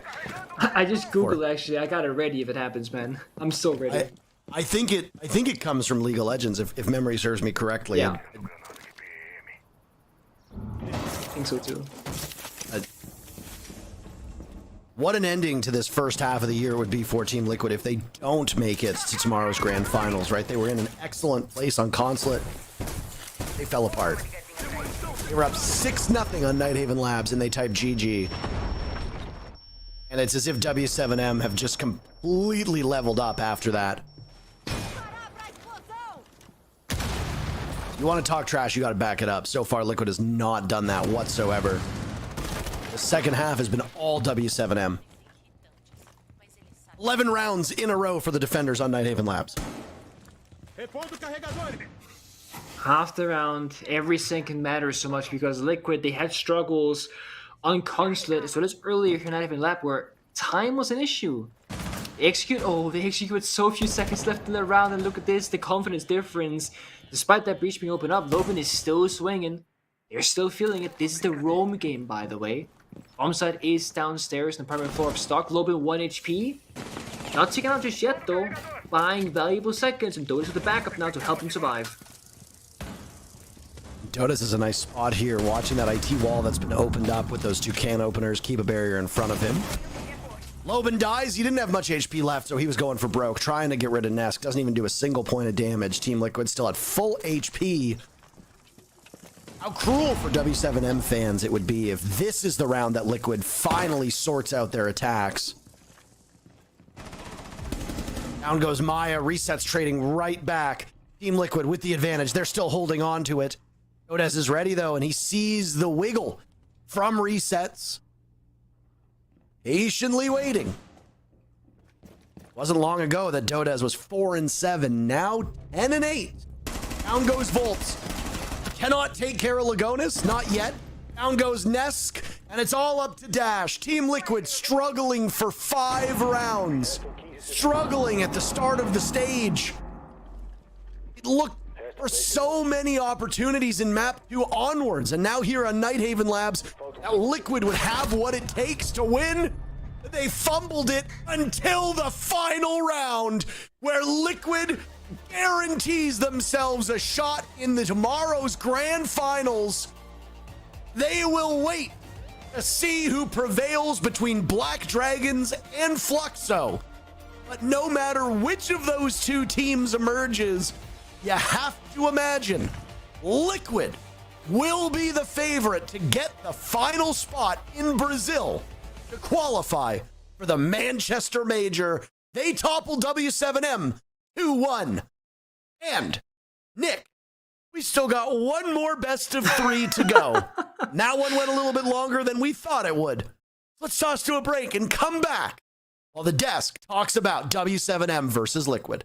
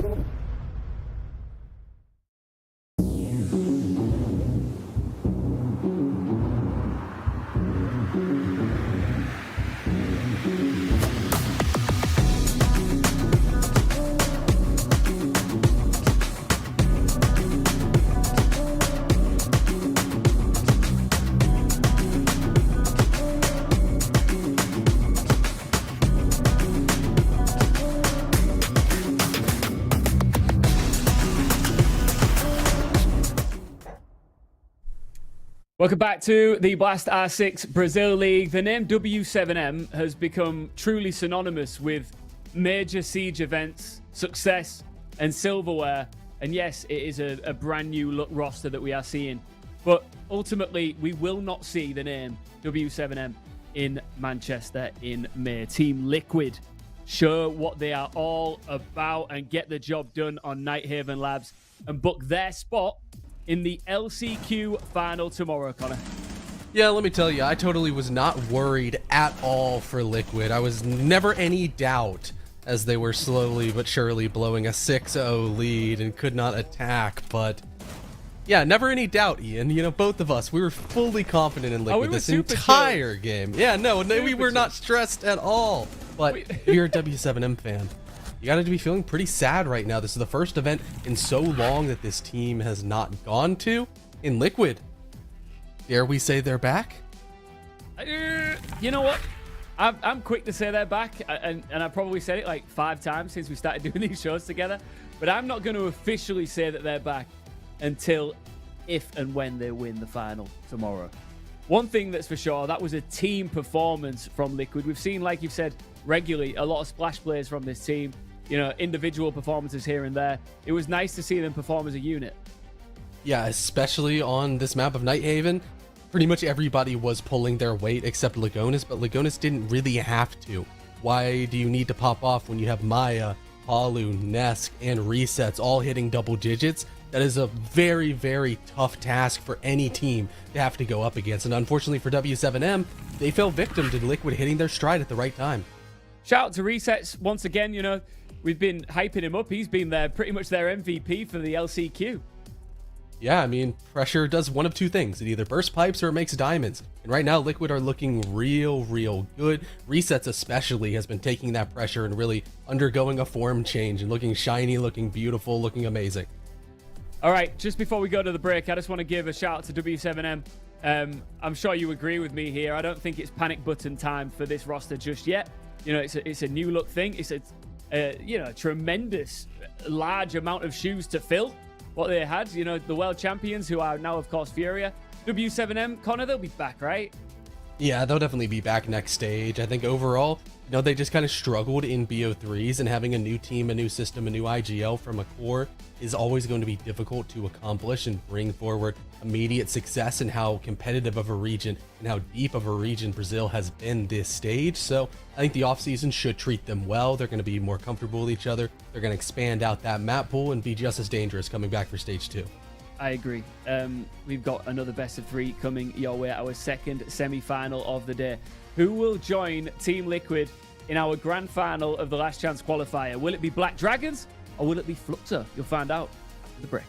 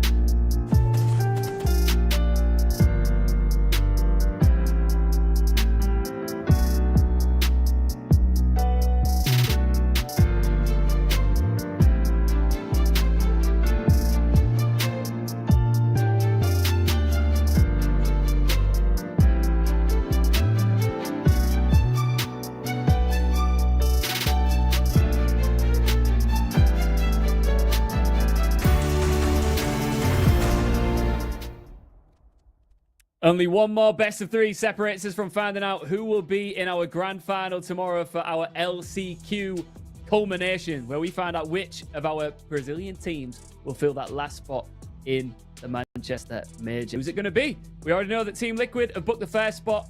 Black Dragons or Fluxo will join them once this is all said and done. Let's start with Black Dragons, shall we, C-Daps?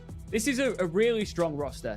It's a team that I know that in the group stages, we're just flying, high hopes in the groups. Yes, of course, they had a big dip in the playoffs, but then they looked so good yesterday against NIP. Yeah, they were able to bounce back against NIP phenomenally. This is a roster that found so much success in the BO1 stage, but they're a younger roster, and them finding difficulties in the BO3 stage of playoffs where the pressure is higher did unfortunately make sense. But as soon as they come back into the LCQ, they look revitalized once again. They have the energy pushed back into them, and they absolutely shut down NIP. It wasn't even a close game. Are they showing any of the qualities that made you so impressed in the group stages? Did they recapture any of that yesterday, do you think?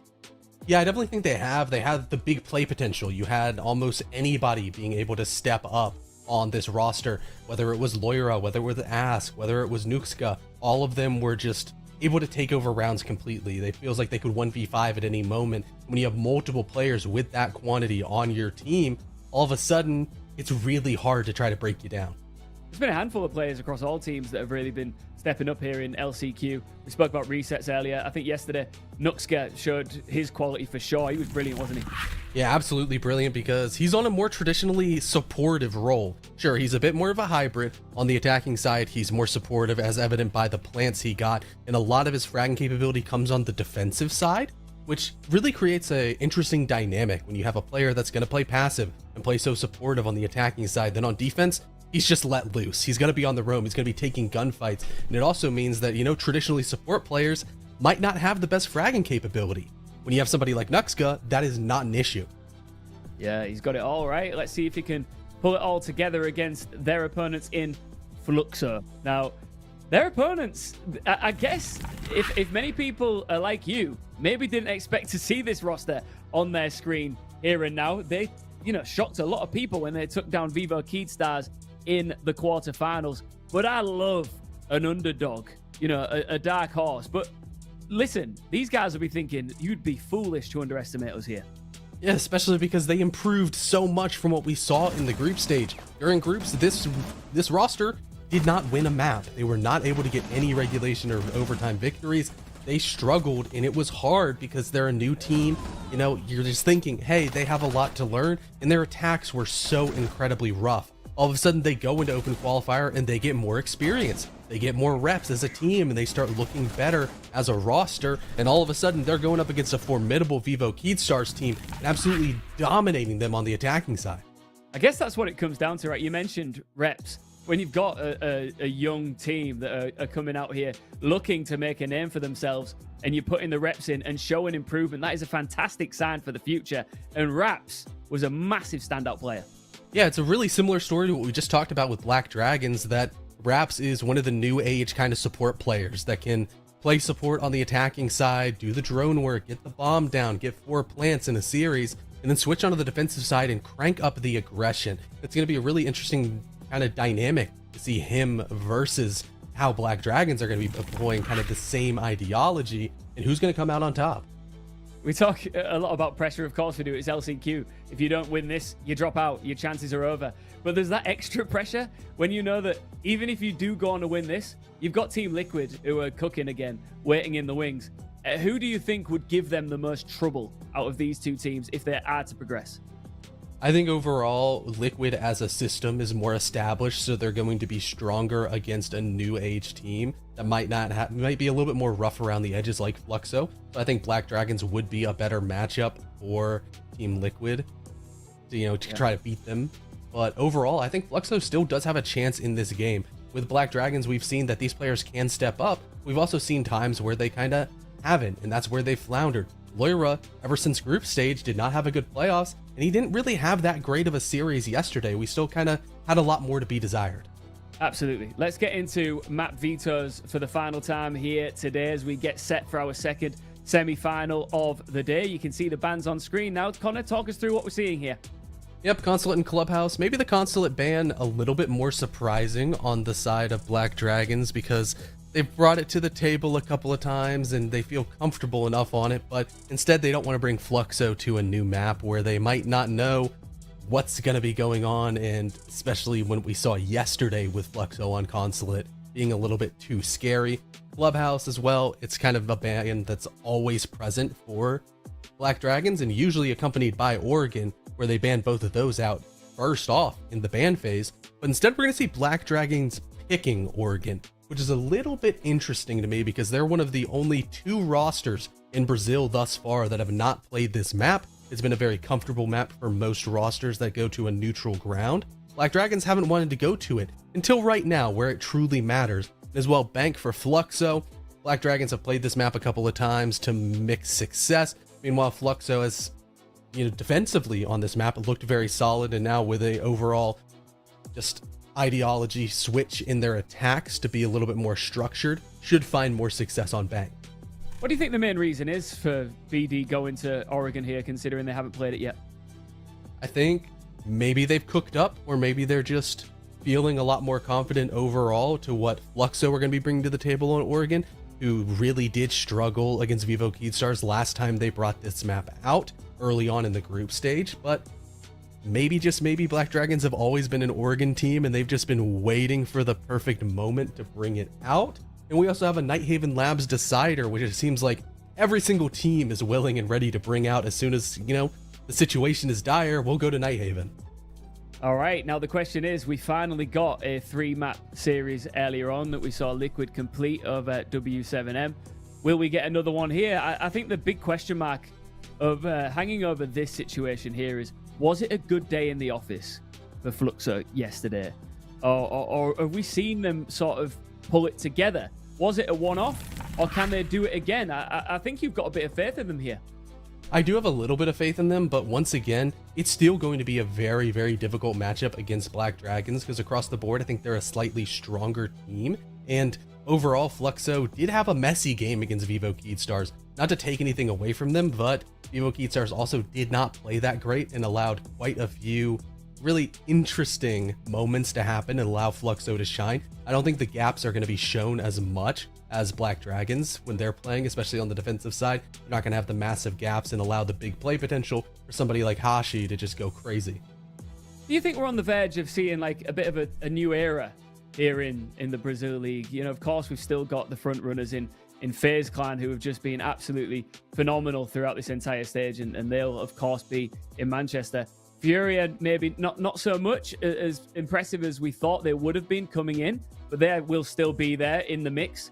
But we are seeing lots of other teams sort of pop up here, there, and everywhere and say, hey, don't overlook us. We know that E1 are going to be there as well. We've got other teams in the mix still here in LCQ that could make an impact. Are we seeing almost a new wave potentially? I think it's overall not necessarily a new wave. I think it's just an equalization across the board for this region. It used to be very top heavy, and now just the depth has spread so much more and every team is competitive. You almost get coin flips in every single matchup, and eventually you are going to have a new team that sneaks their way in. You could say maybe, yeah, E1 did earn their spot, but they were a complete factor that was completely unknown, and they were really fun to watch. They caught fire at the right time, and apparently that's all it takes to come into Brazil because, the kind of traditional Titans have broken up. CDAPS, thank you very much. We look forward to hearing from you once again after we get this first map done and dusted. Let's get into it. It is semi-final number 2 time in Terra and Pengu once again. Take it away, you lovely gentlemen. Oh, thank you very much. I am excited to see what happens here because yesterday, one of the biggest upsets, dare I say it, in any region of any last chance qualifier occurred when Fluxo won their match. Technically, it was 2 days ago. But I did not expect them to prevail over Vivo Keystars. Actually, no, that matchup was actually yesterday. I'm gonna admit. But Vivo Keystars, on paper, a pretty good team. Some extremely high-performing players. And Fluxo not just beat them, they 2-0'd them. 7-4 victory on Consulate and a 7-5 victory on Nightheaven Labs. Oregon was the tiebreaker, so Fluxo obviously didn't play that map. But they will today against a Black Dragons team that toppled NIP 7-2 8-7. Every single team that won their quarterfinal matchup did so in 2 maps. Well, as you saw from the Liquid W7M game earlier, it needed all 3. What about this? Do you think we're going all the 3, or do you think it's possible that 2 maps are all we need? It's hard to say, because if you asked me that question during the regular groups, if you will, of stage 1 here in Brazil, I would say Black Dragons to win 2-0, because Fluxo has been like a bottom barrel team, and I actually think Black Dragons are a little bit of an underdog in this stage so far. But then a lot of odd things have happened since the first couple of playdays, so now it's a toss-up. I think Fluxo, they have been underperforming or performing below everyone's expectations. They got some big names on there, they got a lot of experience on that roster, but they just did not seem that they had a game plan figured out. That has also now changed. Do I want a quick 2-0 because the first map or the first series was super long? Of course, we'll happily take a quick ending. With that being said, this match is so important for both these two teams. I want it to be competitive. I want this to matter so much more. I want it to go at least, overtime in the map, or go 7-5, etc. So that the winner of this can go up against Liquid in the grand finals and fight for a spot at the major. And as you said earlier, regardless of who wins between Black Dragons and Fluxo, Liquid is probably going to be the favor in that final matchup. But I do also agree with C-Daps on the desk, who said he thinks Black Dragons is the better grand finals. So I'm low-key rooting for Black Dragons. I mean, honestly, it's hard to say. Fluxo as an organization is huge, and some of these players have been excellent in the past. Astro is Astro. We don't really need to say much about him. Lucid was hyped up for a long period of time as what could be one of the best prospects when he made his debut some 4.5 years ago, but Lucid hasn't really had the consistency and the good teams that you would expect. Black Dragons finished 3rd in the regular stage, 2 points back of W7M, who were just eliminated by Team Liquid. Well, Fluxo were a little bit of a different team. Fluxo went 0 wins in regulation, 0 wins in overtime, 1 overtime loss, 8 regulation losses. Through the 9 games that were played, Fluxo got a single point. Ninjas in Pajamas finished 2nd last with 9 times that. Fluxo put on one of the worst regular seasons we've seen from a stage in a Tier 1 competition in years. They had the worst round differential by a country mile. They didn't look comfortable on any map. There were very obvious issues with team chemistry. And yet yesterday, they toppled Vivo Keedstars. Vivo Keedstars, who finished 5th in the league, by the way, and had some very close results that could have resulted in them being higher up in the standings. Black Dragons finished 3rd. Team Liquid, who's in the grand finals, they finished 8th. They were 1 point ahead of Ninjas in Pajamas in 2nd last place. So the LCQs have been wildly unpredictable, and the fact that Fluxo won 7-4, 7-5 yesterday, they weren't even overtime wins. It's not even like they muscled out 2 hard-fought games at 8-7, 8-7, where Vivo Keedstars were 3 minutes, potentially 6 minutes away from 2-0ing them. No, Fluxo won and did so decently well. How does that work up against this Black Dragons team, who had more pronounced struggles against NIP yesterday? Which Fluxo will we see today? And which Laura Demon is back in action. She's been going kind of back and forth from that name, I believe, throughout this stage. And he hadn't had the best time in playoffs so far, so definitely a player to look out for. This basement roam clear, nothing too crazy so far. It's a extension of the roam for Fluxo, playing some meeting, playing top 4, and falling back in stages as the sun progresses. Typically, I love to always say that you want to start breaching those hatches towards the bomb side at about 1 minute 45 to 1 minute 30, then you're on a good pace.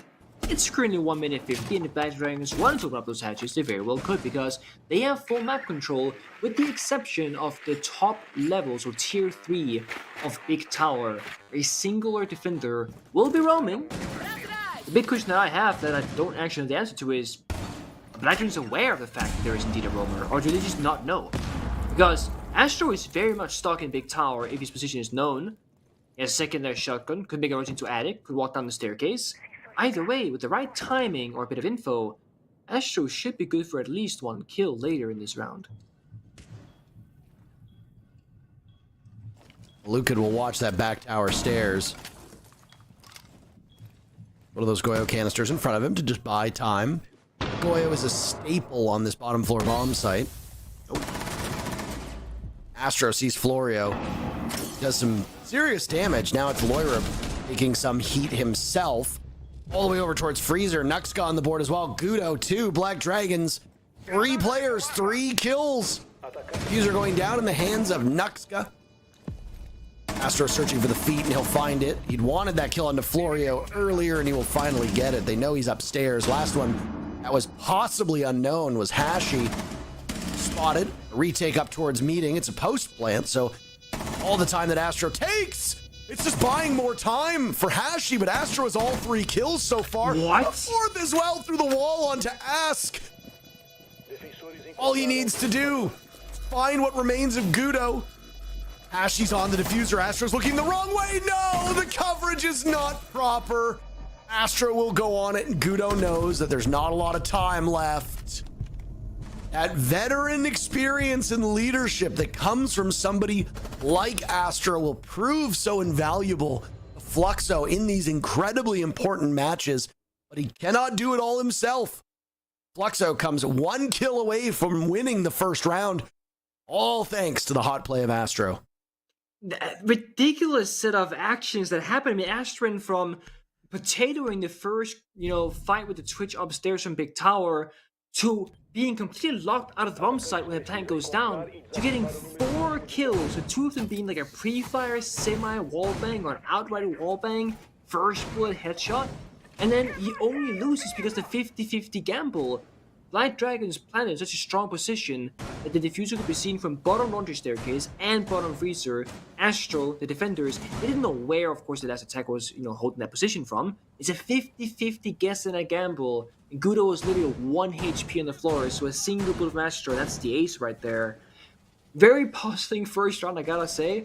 And for Black Dragons, what a big sigh of relief for them that they actually don't, throw that round essentially, or that Astro doesn't clutch it, because winning a basement attack is the most exceptional start to an organ that you can have. Typically, we're expecting like a 3-3 half, can be a 4-2 on either side. It's a very toss-up of map here, I would say, statistically speaking. But winning a basement just puts you in a much stronger position, and often when you do that, the enemy will go, okay, these guys are great at attacking basement, we're gonna go purposefully to a weaker bomb site just to change things up.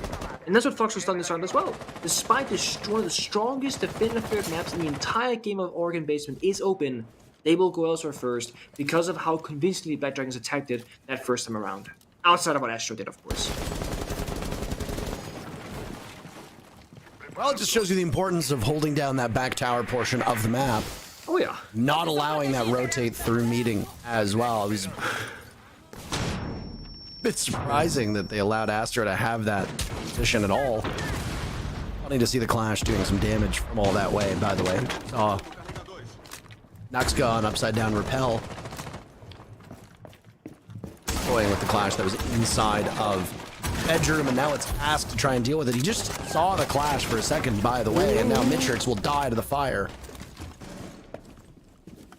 Apatow is a Clash counter, even though we don't see it all that often. That was a great example of what those fire arrows can do to the slow-moving shield defender. Yeah, just how quick they were. They saw the Clash, instantly bucked downstairs, carrots on the generator window, fire goes out, box destroys the floor, second fire goes out. Either Clash will walk backwards, die to fire, or stand still and die to block from downstairs. It's excellent. Like, there was no real flaw in that plan right there. And it happened in, 30 seconds time span? That's the biggest obstacle in the round in terms of, operators. That's, okay, you get swung and it's awkward, but the trade is there. BD's still in good control here. Care of the Clash early on, you lose the Wamai. Fluxo eliminated Loira, though, who's yet to find a kill through these 2 rounds. Loira demon, as was pointed out. I remember the Paul Lucifer days at 1.2 and Super Astro. All of these players, either adding before or after their names just to show off their skills in big moments. Big Bad Nadian is the one that will always stick with me, though. Whenever he's facing defeat, the big bad Nadian name would come out. So final 30 seconds, though, and you wouldn't know it. It's very quiet between these two teams. I don't think losing the IQ would really prove to be that much of an issue. Now they've lost Gudo as well. Luca taking some damage. A vault in from Nuxka, eliminating what remained of Astro Rapstoys as well. And there's Luca gone. Black Dragons continue onwards, and they were just waiting at this point. This is why they were the team that finished third in the regular stage, and they're up 2-0.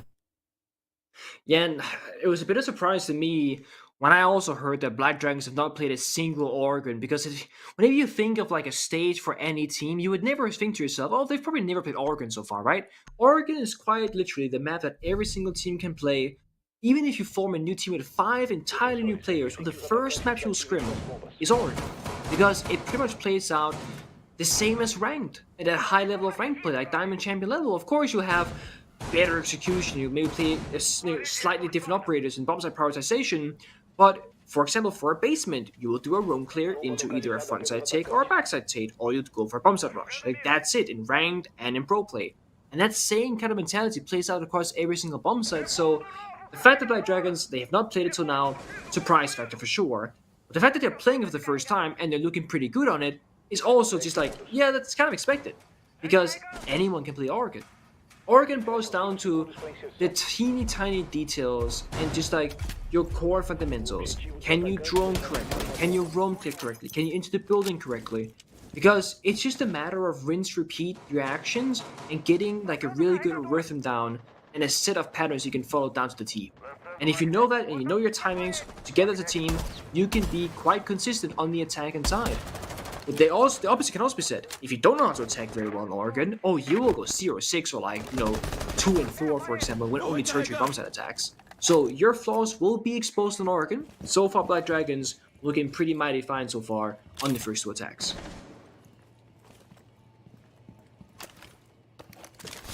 For a second there, I actually thought Loira and Nuxka were the same person because of their positioning and the camera angle and then the background behind them. I don't know if you thought the same.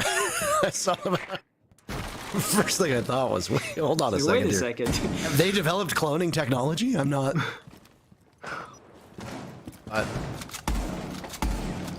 Back down to this bottom floor bomb site that was extremely close when it probably shouldn't have been. Luca taking the first bit of damage. He's playing on back tower stairs, and it's a good thing he retreated from his position because Gudo was quick to take up that space. Black Dragons now at the halfway point of the round have cleared out this middle floor. Didn't look like there was any roamers up above either. Means that the final 5 players from Fluxo all made their way into the bomb site. If not in the actual bomb site, close enough too, because technically playing in Freezer and Pillar, they're not the bomb sites, but they're close enough though. Consider it. Big thing to look out for now should be the Capital and the Grim. Those powerful operators for Basement Oregon is like they can just clear out, for example, Pillar like you mentioned. Not the side itself, but right next by. Get the Grim Bees, get the fire, deny some positions, and you can walk down the staircase, drop down the hatch, knowing what is and what is not clear. But if, again, with this pace with Black Dragon, so much time to work with, they can spend these extra 20 seconds double checking the drones, checking the player positions, getting everybody in the right position, get that 3-2-1 countdown, fire goes out, bees follow, and then players will drop down the hatch and seek out a gunfight. Gudo will dump all those flashbangs on down, no Roteros remaining, so no soft destruction to be had. Florio killing Luca. Gudo dies at the hands of Hashi. Hashi another, this time onto Florio. A drop will come through Pill. Black Dragons have not cleared out that back of the bomb site position. Loira last remaining. He gets swung on by Raps. Fluxo on the board. The victory in round number 3.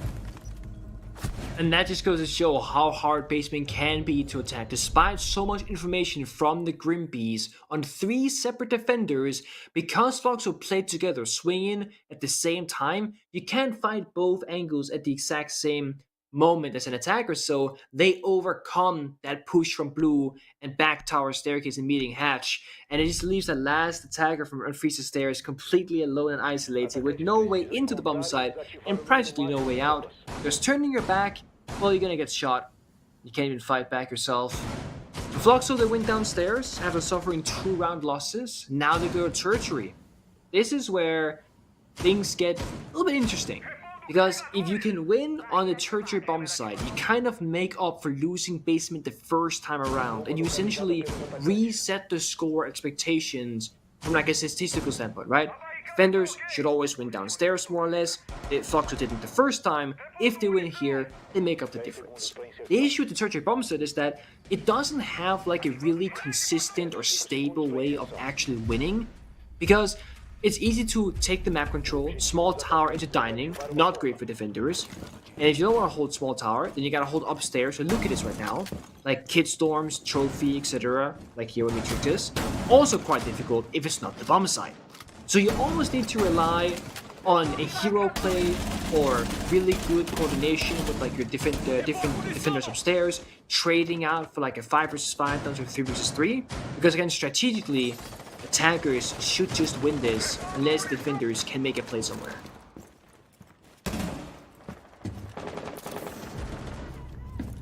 Not the start that Fluxo wants. The best player right now with 6 of his team's 11 kills. Astro is gone, and those Kiba barriers will be no more. The only ones that were thrown out, the ones that will remain. What, it's like the 1 minute and 40 second mark, roughly, where all the Kiba barriers are generated. So yeah, that's quite a bit of time that Fluxo will lose out on and not have access to it. It's like losing a Legion or Omai very early in the round. They get stronger the more time goes on. And of course, that's ignoring Astro being Astro. But 4 of those 6 kills did come in the first round, and 2 rounds since then. Good read now from Black Dragons as they look for yet another kill, and they might have found one at top white.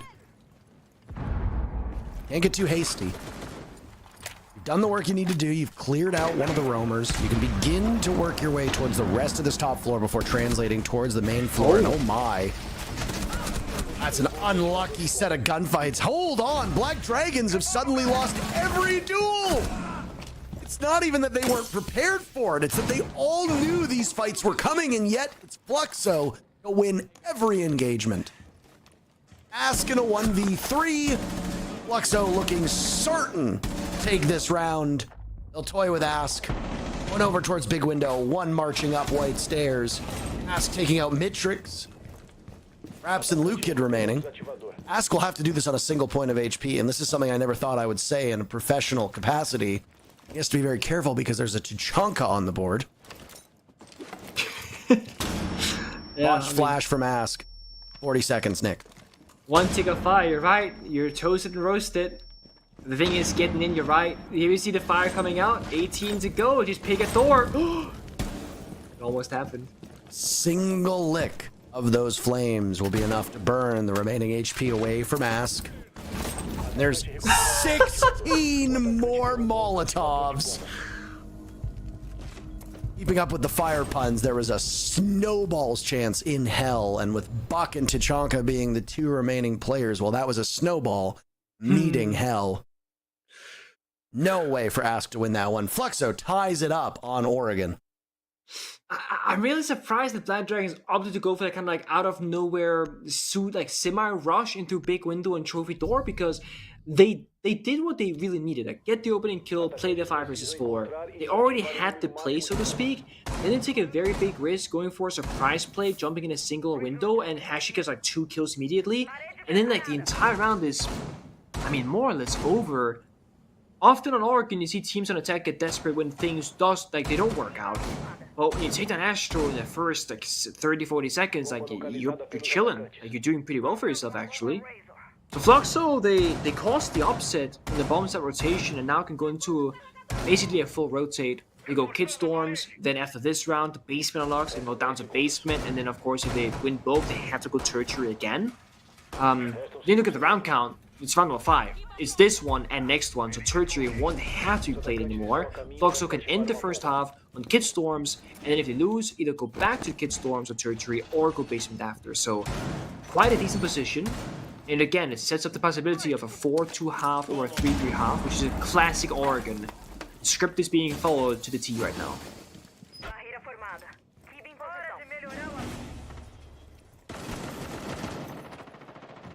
It's the mirror window on Closet.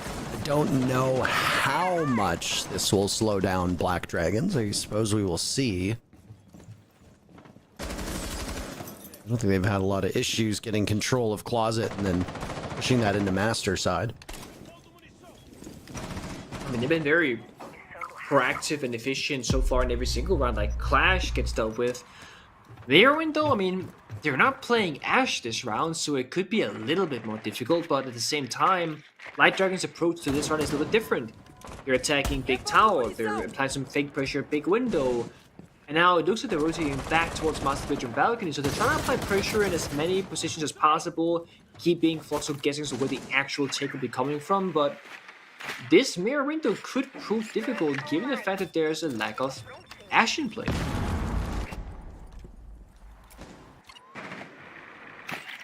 Got a really slow start for Moira as well. 1-4.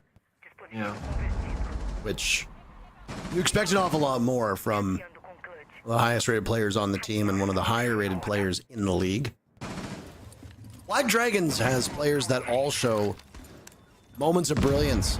This was not a team like, say, Vivo Keystars with hates, where one player absolutely dominates. Usually a good team effort. There's Lawyer picking up yet another kill. Second kill for him. Ask also on the board as Hashi and Mitrix are down. Lukid's still searching for kill number 1. He's one of 3 remaining players for Fluxo, so if Fluxo wants to win, you can't just have Raps and Astro finding these last 4 players from Black Dragons. Astro had that sensational first round, but is a bit slow since then.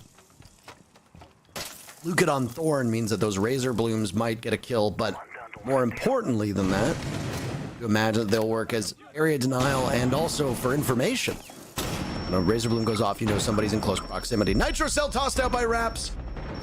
Flashes galore. Astro dies at the hands of Loira. Lukid finally breaking that goose egg, heading onto the board. Second to be had. A third eludes him right now inside of Attic, taking some damages. Now it's Raps to take up that position. Lukid, 3 kills, 4 kills, and he wins the round for Fluxo. From 0 to hero, quite literally. A 3rd round in a row for Fluxo. That's what they needed. Get that Kid Storm defense done, go to basement next one up, get the 4-2 half. Fluxo, they struggled the first 2 rounds with nothing really going their way. They didn't get opening pick. Black Dragons took the bomb down the very first round. And it looked like Black Dragons, they were controlling the pace, the speed of the rounds every single time. But then something happened in that 3rd round where all of a sudden Fluxo are now in control. Astro in the very first one, Lukid in the previous one, individual performance when it matters the most. Of course for Astro, it didn't lead to a round victory, but it kept it close between Fluxo and Black Dragons to start things off. In this base and bomb side, I mean, last time it went pretty well for them. They shut down that backstairs attack, played well together on the defense and timings. Black Dragons, they gotta break it apart though. They can do it in a couple of different ways. Just to name a few, we got something like the Glass, the Blitz, the Monty, the Capital, the Grim, the Ying. Of all of those operators, only the Munchie and Yang are banned out, so all the other ones are up and available, and for a very long time, Ash was actually hovering the Blitz, showing a potential take with that operator, but I guess they saw the mirror, and thought, you know what, we cannot deal with the mirror windows unless we pick the Ash. The awkward thing about Mirror and Ash right now is that it's kind of like a Bandit and Maverick situation. Enemy plays the Bandit, you play the Maverick, you nullify each other, it's kind of whatever. When you see Mirror on defense, you almost feel forced to play the Ashe, just outright use both of your Ashe breaches on both of the Mirrors, and again, you kind of nullify it. Nothing really happens. And because of the operator lineup right now of the defense, like we see right now, Warden, Mirror, Asami, Melusi, and Smoke, often you can also have a Fenrir in there instead of a Melusi, for example, you don't have a Wamai or a Jaeger. So there's actually nothing protecting these mirror windows. You are quite literally trading 2 mirror windows for 2 Ashe charges, and that's it. So it's a bit of an awkward spot in the meta right now, but you have to pay respect, and that's what Black Dragons are doing, are changing to Blitz into Ashe. They want to ensure they can deal with the utility that Fluxo are putting in their path. These rounds have been stolen by Fluxo, not as if they were property of Black Dragons, but I think we're kidding ourselves if we say that Fluxo were strategically the better team in 2 of those rounds. I think they just won out in the duels that happened. Those 2 most previous rounds in particular, the ones that stand out the most to me. That's what happens as well when we get to these last chance qualifiers. Teams usually, as we go deeper into the LCQs, are evenly matched in a number of ways that it really just comes down to whichever team's guns are better that day. Fluxo have improved dramatically as a team from Stage 1's start. Provide a greater understanding of what we're looking at. This is a Fluxo team that only got a single point during the regular season, going up against the team that finished in 3rd place. This is the team in dead last versus 3rd. Should, in theory, be a cakewalk for Black Dragons. Fluxo, I guess, starting on defense, even if it's not their map. Feel good about this one. If you're Black Dragons, this round is virtually a must-win. It'll put you in such good position for the second half if you can emerge tied 3-3. Well, that's the start they want. Mitric swings blue, punished by Ask. Ask picks up a second now onto Hashi. Astro's been dropped at the hands of Ask. Channeling his inner Lukid from the previous round. All up the Lukid and Raps. 2 support players. Raps covering the door frame, not far removed from pillars. All while Raps wastes those toxic canisters. Maybe not wasting, but doesn't stop Black Dragons at all. Florio eliminates Raps, Lukid dies to Loira, and it's a flawless end to the first half. Black Dragons gets the equalizer. 3-3. As now Black Dragons assumes defense. Fluxo onto attack.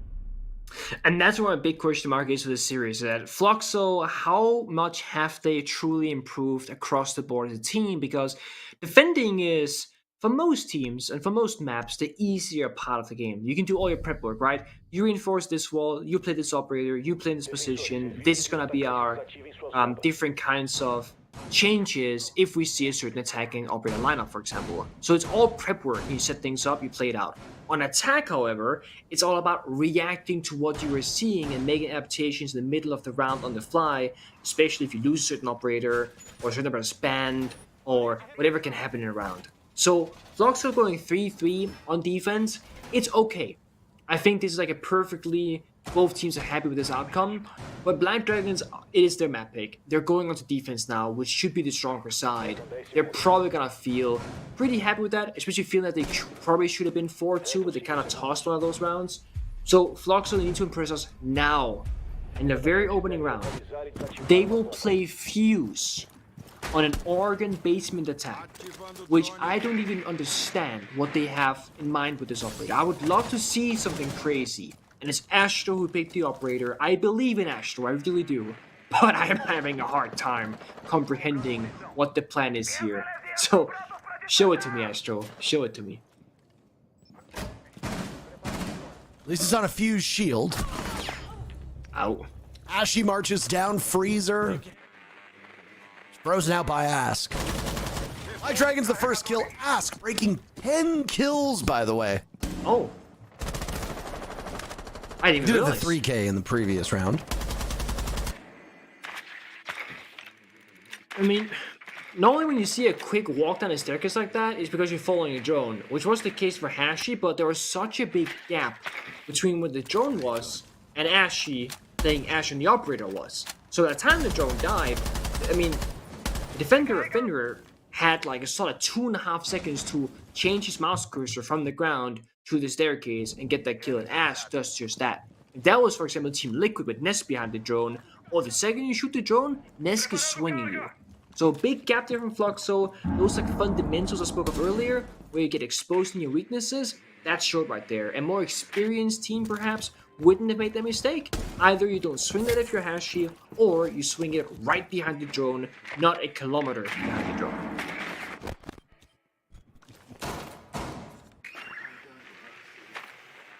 Flores drones now going down to do some soft destruction work. They will have to deal with those mute jammers that have been laid out by Florio. Astra's away in, not far removed from Raps, as there's Meeting Hall and now Purity taken control of by Fluxo. 1 minute to go, and Freezer was a precarious place to be for Fluxo just a few minutes ago. Now, find themselves with a bit more confidence. Astro still has 3 cluster charges in pocket and is making his way down. Freezer, where are those cluster charges going to go? Maybe he thinks otherwise of it, because back up to main lobby through Zulu he'll go. It's Luke now in Freezer all by himself. He might just play Fuse for the secondary heart-breaching gadget because he wants the gun and Ace can only get a single hatch, but he's only spent one of those can openers as well, so I don't really know. But fire goes out, beast falls shortly after. This is when Fluxo they have to go while they have those beasts of fire up and alive. Through that toxic gas, Lucan fires away. Knows the default spot for that shield. Hold on a second, Fluxo with 2 kills answered right back. Gudo holding things down. Now it's Neska with shotgun out. The gas will do the job. And the SMG-11 finishes the round. Black Dragons succeeding in their very first defense. That just goes to show you the power of the smoke. Round 1 by Black Dragons. The fuse. You were waiting for Astro to show you. Did he, Nick? Did he show you? He showed me in all the wrong kinds of ways because I'm thinking that man is trolling in that round because I'm gonna message Astro. I'm gonna DM him on social media after this match. Like, listen, that attack on basement, did you just want to play Fuse for the gun plus heart-breaching canister opener? Or like, what was the train of thought? Because I am genuinely curious because they could have called the wrong side. Maybe he didn't have time to change operator. Maybe he thought he played something else and just misclicked. I don't know, but I'm curious now because you're right, he only spent a single cluster charge and nothing really happened with the operator. I also think that round showed us just why it's so important on those kinds of basement bomb site attacks to keep all 5 players alive until the bomb site. If Hashi was up and had that 5 versus 5, they would have much more manpower to work with, either an additional flank or more brute force on Freezer. Either way, because it was a 4 versus 5 for the attackers, they very much struggled to actually get past that first line of defense. And then having a useless operator and Fuse doesn't help, of course, on top of that, but, you know. Fluxo will stop having fun with the operator picks, and now Astro goes from one of the weakest operators in the entire game to currently one of the strongest in the game, from Fuse into Grim. It's a much better look here. Got that Heartbreach canisters again for any destruction. No true Heartbreachers, just Capital and Grim to get those walls opened up if they're reinforced, the Bug and Ash if they are soft.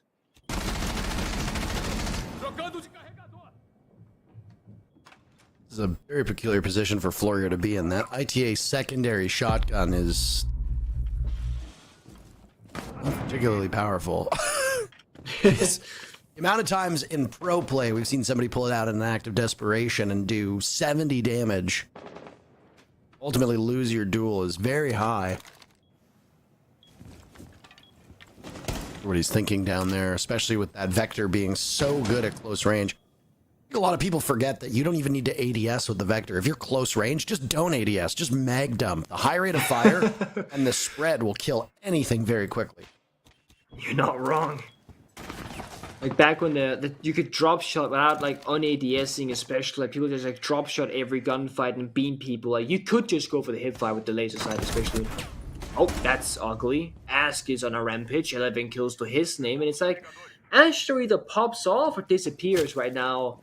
Fluxo, same issue as the first attacking round. They are just down a member way too early in the round, and the way the player dies with no backup even remotely nearby is just puzzling. Because again, you need these players upright, and you got multiple players downstairs for Fluxo, but nobody who helped Astro directly. Now they're just kind of standing still. They lost the Grim Beast. That's a lot of valuable information later in the round for that execute. All they have to work with are flashbangs and caps on smoke and fire later on. Second round in a row that Ask has got that leadoff pick too. Astro's still the best player on this team. You want to know something funny? Wow. You just went off of the 4K that Astro got in round number 1. He would only be a single kill behind Hashi and Mitrix for most kills on the team. Just to show you that while Fluxo's winning these rounds, nobody is running away with kills.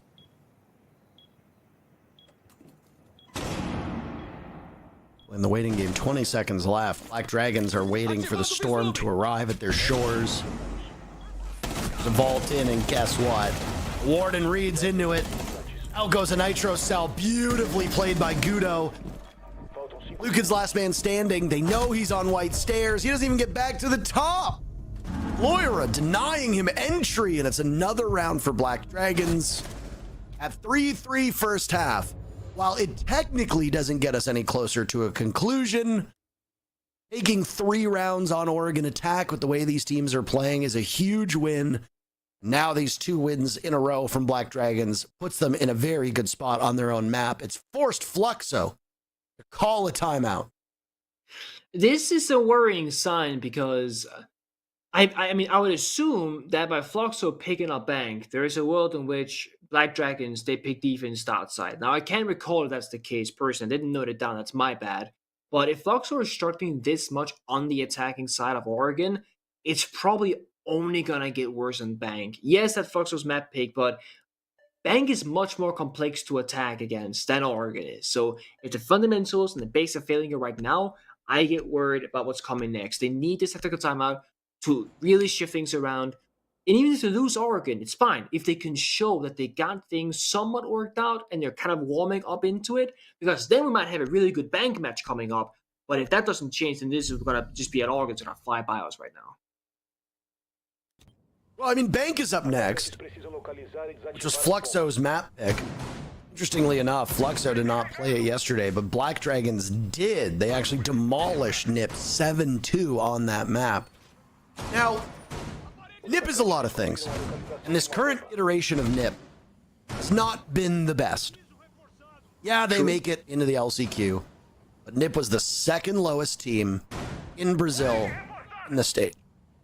They get 2-0'd by Black Dragons, 7-2 on Bank. Chalet was close, took all 15 rounds.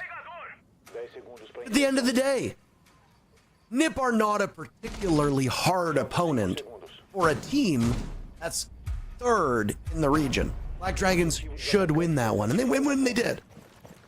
So it will be intriguing to see what happens on Bank, given that Fluxo didn't go there, but they've chosen the map. Black Dragons who won there yesterday, and we can't really gain much from the stage that just transpired, because Fluxo didn't win anywhere. It's not like Fluxo has 2 wins and both of them were Bank, and we can say to ourselves, oh, it stands to reason they'd go there. Of course, it's their best map. Fluxo doesn't really have a best map. Fascinating to see what happens. That's it. It's a very interesting point because it's true, right? Like when you're losing everywhere, all your maps are kind of bad. It's a matter of, the score rounds themselves, I guess, and one is actually the worst. But again, yeah, like Oregon is the map where you would expect things to go a little bit better, perhaps. Now, I'm not looking at the scoreline and going, oh, it's 5-3, Fluxo did the worst team. I'm looking at, okay, Fluxo have lost the first player in the first minute on the attacking side with no trade nearby. The way they're losing the rounds, and especially how they're playing the early stage of the round, is just not up to speed.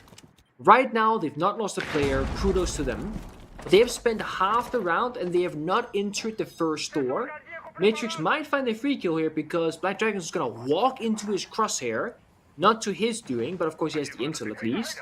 And look at this, he's waiting for that swing to happen, and it's not. Ask is standing still, maybe now, but look at the time at 125, 124. These are valuable seconds where Fluxo are not progressing across the map really anywhere. Come on. Someone's gonna make the first move, boys.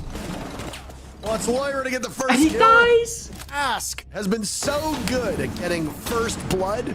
He's actually beaten out by his opponent, and it's Loira to get 3 kills. Another flawless round. Out deflating for Fluxo.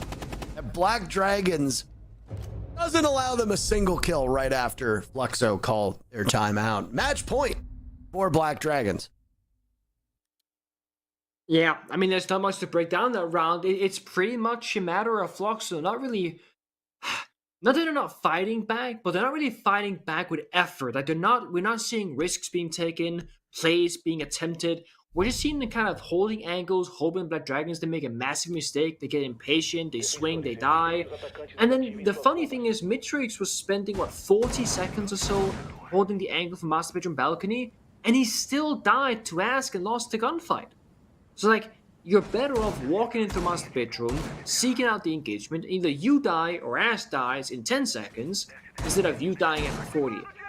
And this again, it just sets up, okay, now Black Dragons, because they win 3 rounds in a row, this is a big thing about Oregon. If you win 3 rounds in a row, you get what we call a perfect bomb site rotation. You go primary bomb site basement, into secondary bomb site of Kid Storms, into your optional territory between kitchen and meeting or kitchen and dining. If you win all 3, you go straight back to basement, which is the strongest bomb site again, and you can just rinse repeat till you win. So you really want to see attackers at the very least win the territory bomb site attack. And if you don't, then this is where you're going to be at. You're down 3-6. That 3-3 half was okay for you, but then you're struggling on attack, so it doesn't even matter if you are 5-1 on the half, because you can't buy an attacker round by the looks of it right now. Astro is playing Fuse again, and I'm starting to lose my patience. I hate to say that, but like, I don't quite comprehend. Because if you want the can opener, I mean, you can play Buck, you can play a ton of different operators, you can just play a Heartbeat Tree if that's what you want, but the cluster charge, to be fair, can be used to clear out Roamer, maybe vertically speaking, to the floor, but we just didn't see it last time. Like a disappointed father there. Yeah.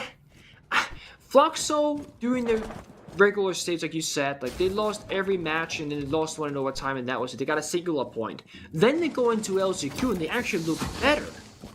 Like they got to this point, they had some success before, and now this is happening. Like they just walk in and die, and they're playing Fuse. Like Fuse didn't use a single part of his gadget or his can openers. He was just a walking gun.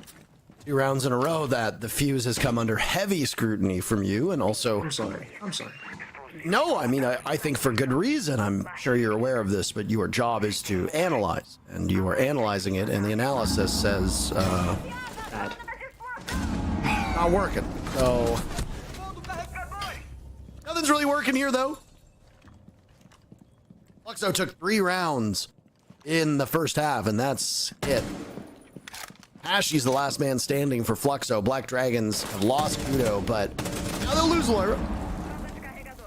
All they gotta do is find the final player from Fluxo. They know he's in Freezer, or at least know he was moments before. That's Tilt's injury. Jaeger's pick rate is basically non-existent, and ADS just actually stopped one of Ash's charges. Ashy at the moment, though, is stuck inside a Freezer, has to shoot the door. Mirror window ejected. 40 seconds left. Black Dragons are showing great patience right now until Ask decides to send us home. Black Dragons picked Oregon, and for good reason, it would seem. They take it 7-3. 3 rounds for Fluxo in the first half. But after that, it was all Black Dragons all the way. Bank is up next. It wasn't a map that was played by Fluxo yesterday. Fascinating to see what the scoreline is as Black Dragons take map 1. I mean, I'm curious about Bank, because I want to see Fluxo and their map pick and just kind of forget about Oregon, get some water in my face and just kind of, let's just hope for a third map and Bank's going to show us a good time, because I think it's such a shame for Fluxo as well if this is how they go down, if this is how they go out, because we were hard on them in the season, they do better, and now we got to be hard on them again because it seemed like they forgot what they learned before. Anyway, let's hope Bank goes in a different way. I mean, if it doesn't go Fluxo's way, then that's it for the series, and it's Black Dragons versus Liquid in the grand finals tomorrow. So if you're a Fluxo fan, you're best hoping they pick that map for a good reason. Idle speculation is all well and good, but I'm sure people actually want to get into the map itself. So let's prepare ourselves for the second map of this series, and what could be the last map, unless Fluxo prevails. We'll be back in a few moments.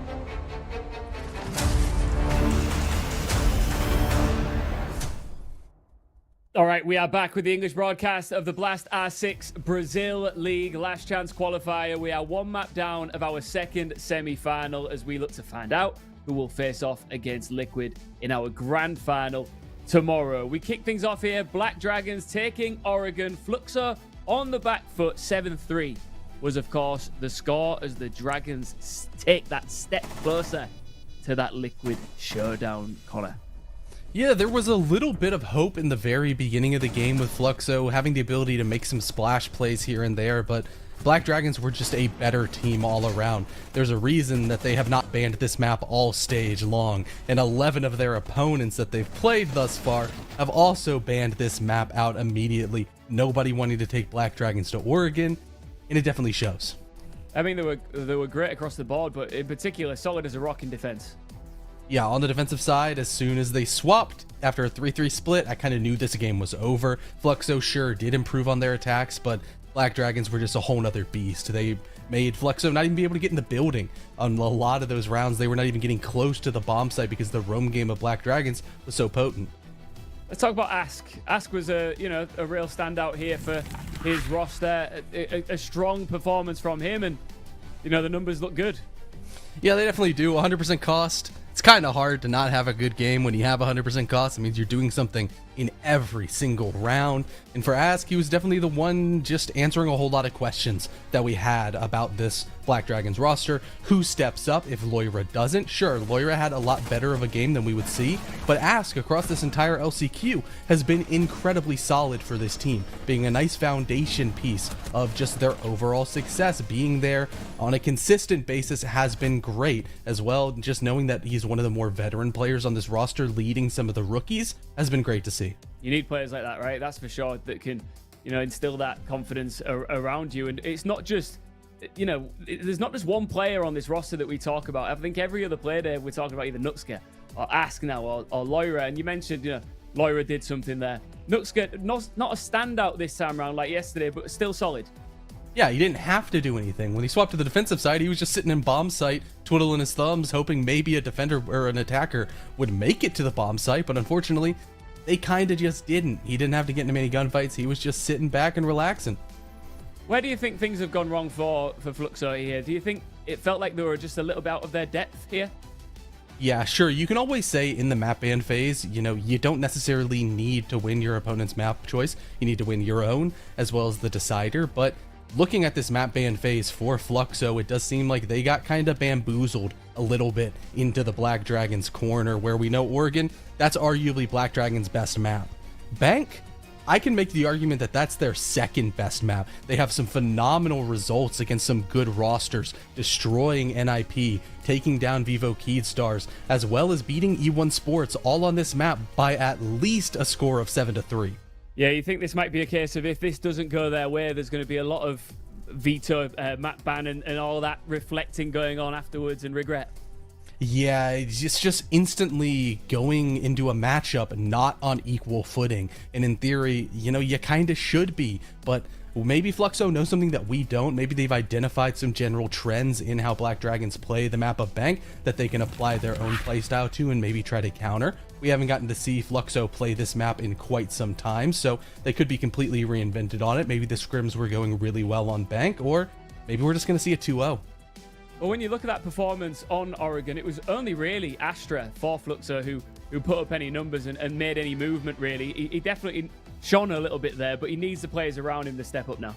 Yeah, he definitely does. And a lot of the utility play, even from the team as a whole for Fluxo, when they swapped on the attacking side, seemed a little bit awkward. I know Pengu talked about, there was a fuse picked multiple times on basement, and for what reason we didn't really get to see. Sure, now on a map like Bank, there's a little bit more verticality on a multitude of bomb sites, so hopefully, if a fuse does get brought, it'll actually get used properly. But overall, just from a macro perspective, Fluxo did kind of look lost. They were out of their element, and hopefully Bank brings them back home. Are we getting through maps here, just briefly, yes or no? No. Come on, let's find out. Intero, Pengu, take it away. Well, quite the definitive statement there from our good friend CDAPS. We're not going back to Oregon. No, If we did it, we would certainly not be getting a third map. If we were going to Oregon, I think it would be a 2-0 for Black Dragons. We're going to Bank, different side of, not the different side of the country, because Bank is located in LA, a couple hours south of Oregon. It's like a 16-hour drive or like an hour and a half flight or something like that. Depending, of course, where in Oregon it is. All that said, Black Dragons will start on defense of Bank. They played it yesterday. They slaughtered Nip on it. Fluxo had a very good game yesterday, but this is still the team that finished in dead last. Do we see a bounce back, or is this it? CDAP said, this is it. What do you think? Do you agree? I think this is it. Although there is one way that it's not it. In the first 4 rounds, if Fluxo can convince us that they know how to attack on a map of their choosing, we might see a competitive Bank. However, after 4 rounds, I will make my assessment myself, and I will believe whether or not it's going to be a 2-0. Very important that you wait to make your assessment. That's huge here. That's what I need. I want to believe, man. I mean, we speak about this, right? Astro, Luke, like whenever we talk about Luke, we always talk about how like he was this like big name in Brazil, you know, up and comer, and then you hit me with and that was 4.5 years ago, and I lose my mind every time because it feels like yesterday where Luke was the hot topic in Brazil. I was expecting this guy to make majors, international waves, and maybe even leave Brazil to go to EU or NA, for example, because he was that good at one point. And now he's on Fluxo with some new life and some old life and someone like Astro with the experience, and this is what they can get together. It disappoints me a bit because I actually had pretty high hopes. You also often yourself speak of Fluxo as like a big org in Brazil. It's like it's also a big deal in that regard, you know, big name in org, big name in some players, and they just have not been able to find much value here. Granted, it's their first stage together, maybe stage 2 is better if they stick it together, but still, I expected more. Will be a very intriguing start to this matchup. I don't know what the conclusion will be. Seems to be unanimous that it will be Black Dragons winning the whole thing, but that's in theory. They look good. Sorry? They've looked good. I think Black Dragons being in the LCQ was actually okay. They had to go there eventually, right? But I thought Black Dragons was like a potential really good team. They're like my dark horse at this stage, to be honest. And if Liquid had continued their trend of having a really tough performance, I could see Black Dragons very much being in Liquid shoes right now, being like already in the finals, so to speak, in that upper bracket. Maybe taking out a team like WCM to get there, like Liquid did earlier today. Or just maybe even avoid LCQ entirely. So I feel like Black Dragons have a lot of potential, and I am surprised the fact that this is how they get potentially to the major if they can beat Fluxo, and then of course the more Liquid. My dark horse team was actually Vivo Keydstars, and they got eliminated by Fluxo yesterday. So yeah, here we are. Not exactly the result that I had expected in that matchup. Fluxo absolutely need a good start. Number one, because Black Dragons will have presumably picked the favorable side. Fluxo picks the map. Black Dragons get to pick which side they want to start on. They've chosen to start on defense. Fluxo need to blunt the momentum that Black Dragons built up previously. First thing they'll do is they'll try to find Gudo. Right now playing inside of Elevator. Getting a lot of information, a lot of drones sent his way, and peeling off after a minute. He's burned. pretty good timing so far. I mean, he kills a total of 5 drones, 4 normal ones plus a single Twitch drone together with his team. And then again, they have to respect this. Is he in the elevator? Oh, we don't know. We gotta double, triple check. But while that's happening on the lobby side of things, Fluxo, they are very efficient actually. They get the corner hatch, they get the primary hatch towards the A-bomb side, and they have a lot of time to work with. I'm also a big fan of the attacking operator lineup. They got the Grim and the Ying for the execute on the bomb side with the utility, and then we saw earlier, Twitch drone, taking down default cameras, roam clearing, and potentially later on, because Astra still on in pocket, can take down the Yokai drones from the Echo to establish a plant later on. And again, 1 minute 10, they get the server hatch. Like, they're closing in on the bomb side. They got all 5 attackers alive. The one big question that we have left right now is, will they attack the front, the A bomb side? Because if they want to, they have to clear out Ask on the server stairs, and he was a big problem on Oregon. And if not, they gotta go for lobby hatch drop and just win out those engagements once they drop down that hatch. Lawyer's waiting for this Florio, the first to die. Black Dragons suffering. They didn't have a lot of instances where they were trailing in numbers on Oregon. They were very good at drawing first blood. But success is not directly translated to this first round. Down goes everybody on Black Dragons except for Loira and Ask. Fluxo yet to lose a player. Flawless round from Fluxo could be had. Black Dragons with 3 flawless rounds on Oregon. Now it's Fluxo's turn to do the same thing. But wait a minute. Ask eliminates Mitrix. Sitting by that Kiba barrier, losing HP. He might be holding down the A bomb site, but the B bomb site is where they will choose to take the case. Raps with the final kill, and Black Dragons ultimately do not keep up their winning streak. Fluxo wins the first round of their own map. And they're good doing so. They assess correctly. They don't want to deal with Ash, don't want to deal with the Warden on server staircase. Just go down main staircase, take garage control, drop down that elevator hatch, and just again, use the B from Grim, using Cadilla's from the Ying to get yourself into a strong position. Cadilla goes out, they get blinded, you swing, you get that free kill, and you build from there. It was well done from them. And that's the only question you have in basement. Attack the front or attack the back. Do it correctly, you're in a great position. Black Dragons are smart about this. They're not going to go straight back to that same bomb site. And we can look at the numbers of Bank and go, oh, like right now, Basement has this percentage win rate for defenders. I really think Bank is a map that really is tailored to the specific team in question, where some teams, they are so bad at playing the plant deny, really heavy turtle, because it's not how their playstyle is as a team. Roaming on Bank Basement is not really the most viable thing to do because of how the map is built, simply. It's very easy to roam clear top down. And then there are some teams that are very methodical who are it's like impossible to plan against on Basement.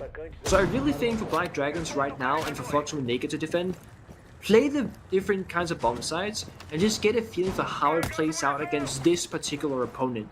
Because it's all about kind of the pacing of those rounds. Okay, if Fluxo are great at roam clearing and you can roam on Bank Basement and you are not good at plant denying, avoid Basement, for example. Play it as your third or fourth option. Because all 4 bomb sites are playable. Even Archive Still has see some play in North America and Europe, for example, this stage. With varied results, of course. So they go upstairs CO, change things up, Fluxo again. They're quick with the drones, they lock down the flanks, they're starting to approach those window repels, and of course the rooftop to rotate across where they want to attack from.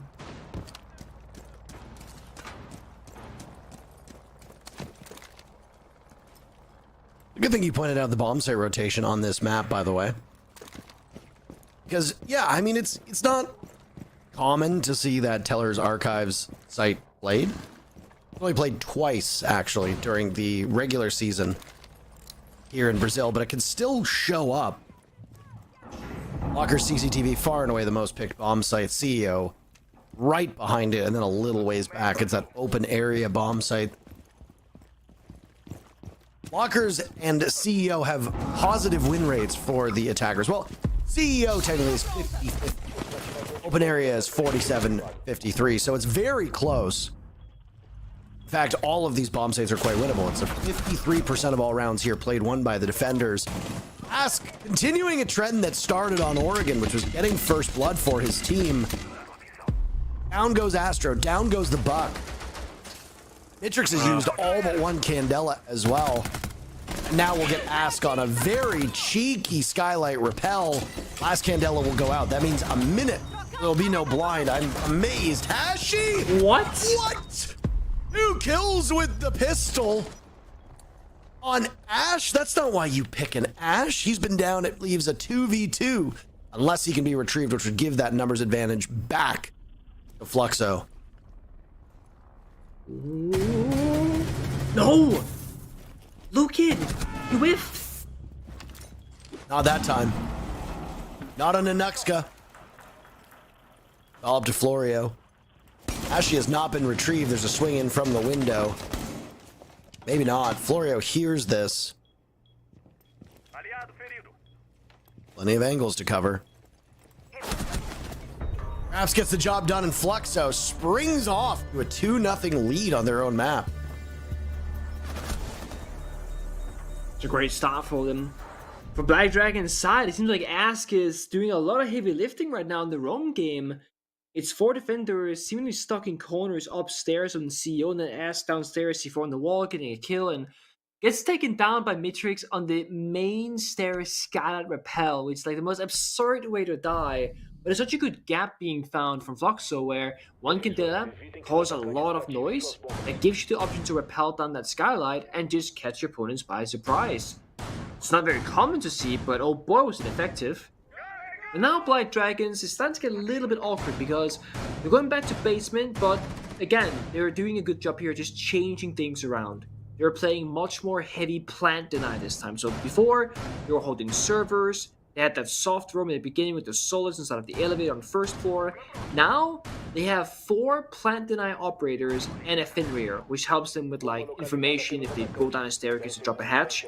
So they have 2 C4s, Toxic Babes, Goyo Fire. They got so much time they can stall for. The big thing I want to see from Black Dragons, though, is still maintain a little bit of that roaming presence, and seeing Laura barricade that kitchen double door right there is telling me that I think they're going to play open area and just like stay there for a bit, maybe waste a minute. They certainly shouldn't die for the roam, but just stall a little bit. Because with all that different utility on the bomb site itself, if they start planting with a minute left, you're okay with that because you have that much plant deny. As long as they don't rush the side here or like take map control immediately, they should be okay.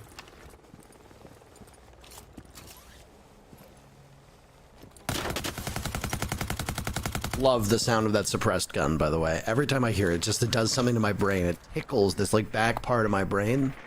Ying's LMG. Yeah. The spear as well, Finka's suppressed, also sounds so good. That's my favorite as well. The observers can't hear us, by the way, which is the best part, so it just goes right back, and I'm like, I wonder if they're saying the same thing. I wonder. Certainly seemed like it. Yeah.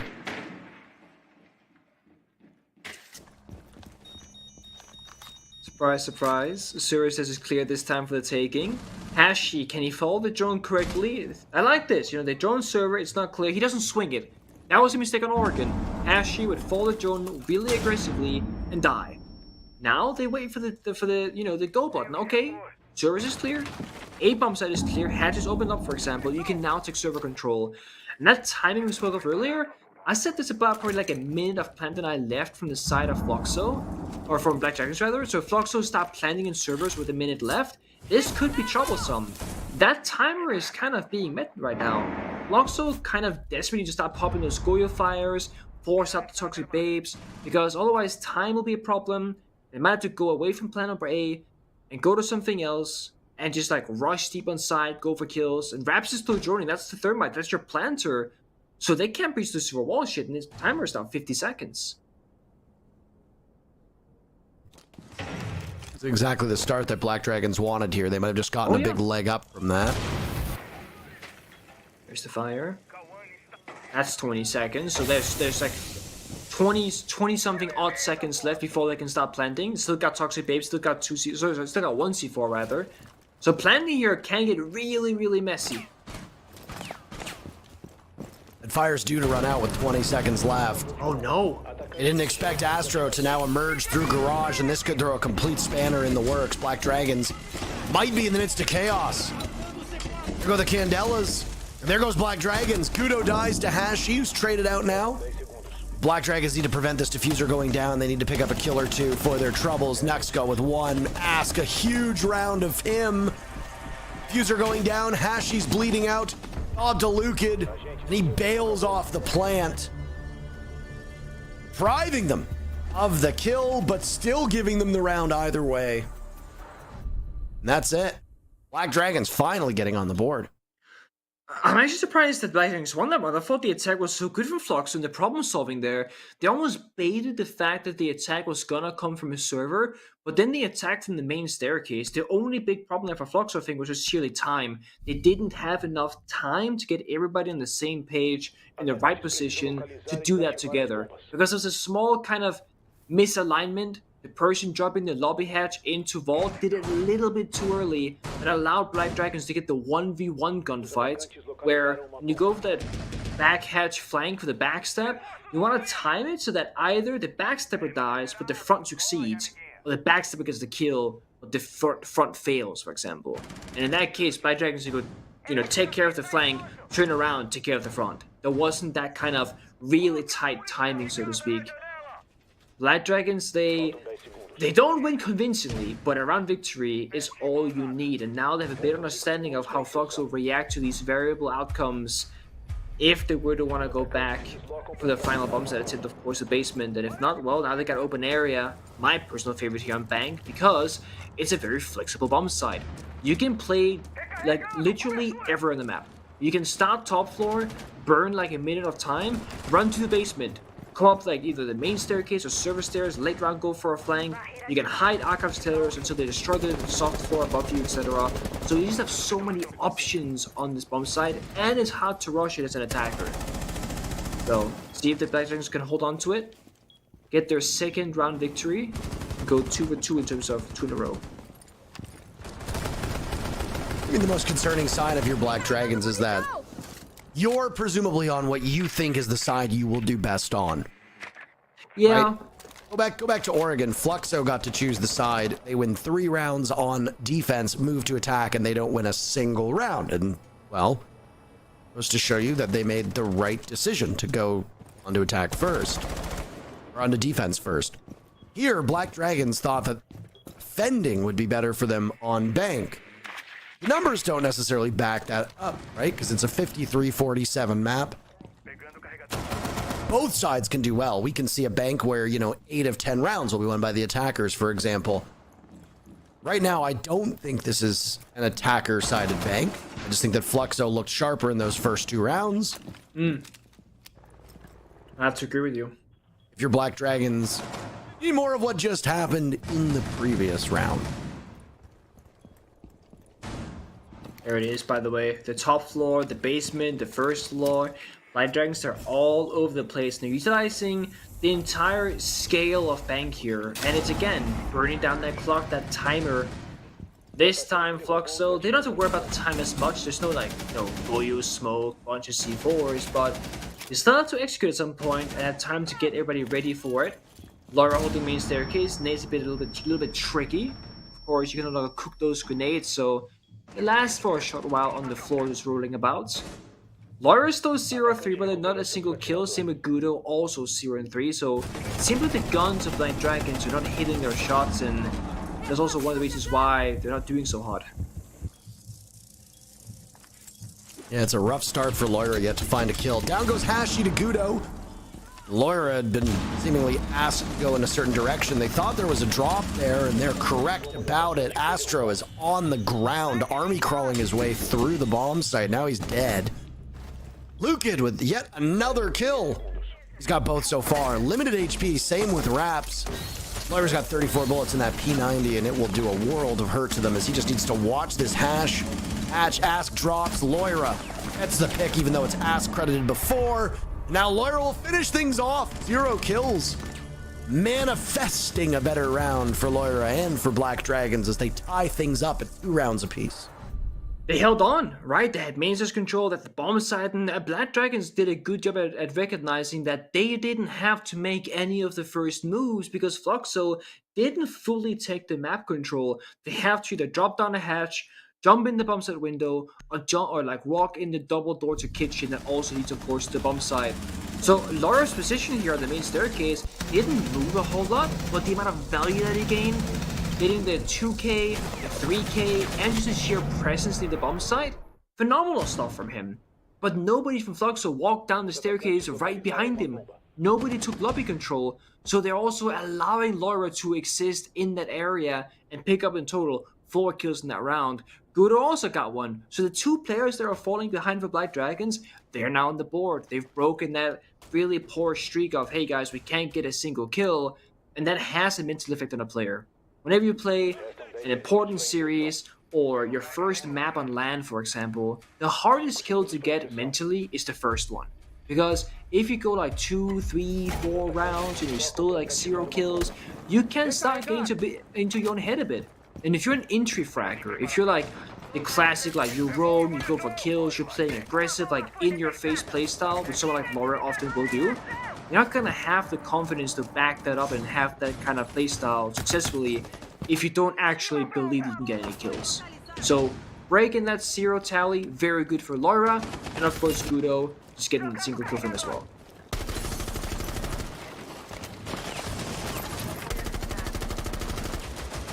The last time we saw the Ying on this bomb site, if memory serves me correctly, Mitrix used most of those Candelas very early in the round, and they came over towards Skylight.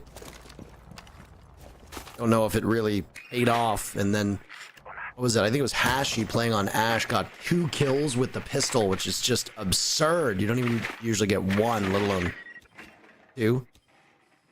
Be a bit more conservative with those Candelas, not throw them out as quickly as they did. I don't think they really gave much value. You got Candelas and you got smokes. No Warden on the side of Black Dragons this time, so they're not going to be able to see through any of it. Halfway point of the round now approaching. Yeah, and I think Fluxo are just approaching this a bit slower than Oregon because they recognize they made mistakes before very early on. As I say that though, a fight happens, Black Dragons are swinging, and they're losing those gunfights this time. Fluxo starts things off, Nuxka gets on the board. There go 2 Candelas, still 2 remain in pocket. Fluxo have not been able to get into the building the way that they want. They've still found 2 kills, which is excellent for them. They got backup hard breach with the Thermite still on the board, even though they've lost Astro, so if they need to get into the site, they have the tools to do it. Gudo's looking for a player out on Repel. Doesn't see anybody, though. They're both far too far down. I got that cam. Astro's watching something. That's gotta be a lobby flank cam because they went straight off that repel when he went for it. Gudo now playing long range as he's made his way back up top. Nuxka with both kills so far for Black Dragons. 35 seconds remaining in the round. Black Dragons losing out on some of these players. They've lost Nuxka. It's all up to Gudo. As Raps and Mitrix get on the board for this round. Gudo looking for a flank. I don't think he'll be able to see Hashi. Raps cannot get the plant down without the all clear. Have to play it slow. Raps waiting for it. Fluxo wins the round, and all of the work that Black Dragons had done to equalize is now gone. Ooh, that's a nice one-tap there. Also, just a very big back and forth in that round. Fluxo gets a kill, Black Dragons they equalize. Fluxo gets another kill, then Black Dragons they equalize again. But it very much seemed like Black Dragons were on the back foot the entire time, and it looked like they were actively trying to make a play there, swinging the breach and swinging Janitor's door, and just simply lost to stronger positions and gunplay from Fluxo being on that exterior rappel outside the building. Also, just like very much ready for that aggression. And again, I think Fluxo doing a great job at reading kind of like the pace that Black Dragons are trying to set, not being caught off guard by the aggression, but saying, hey, we're expecting you guys to do something weird here. We're going to hold the angle, wait for you, because I said this has been a very disciplined and slow, but in a good way, Fluxo, compared to Oregon, where on the attacking side, they were either really quick and would die very early in the round, or they were so slow that the round would literally just be lost on time. They've kind of found that middle ground where they're doing stuff nice and slow, sitting at decent pace, and not losing people along the way, and it's working pretty well so far. I mean, they're guaranteed to tie the half worst case, and they could win it if they get this upcoming round. Not really sure what happened with Astro, but whether he's an act of God or PC crashed. I mean, it could be the 2 fuse rounds on Oregon, you know? Can always go back to that and say, you know what? That's payback, Astro. Take a 5-minute in the corner, okay? And we'll all have to wait for you, unfortunately, but you know.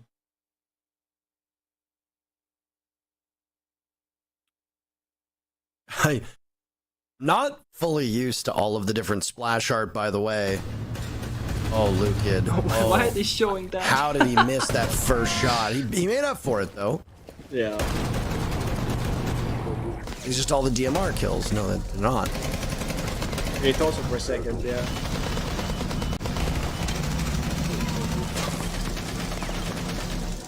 We got a nice flicker effect going on. Oh, yeah.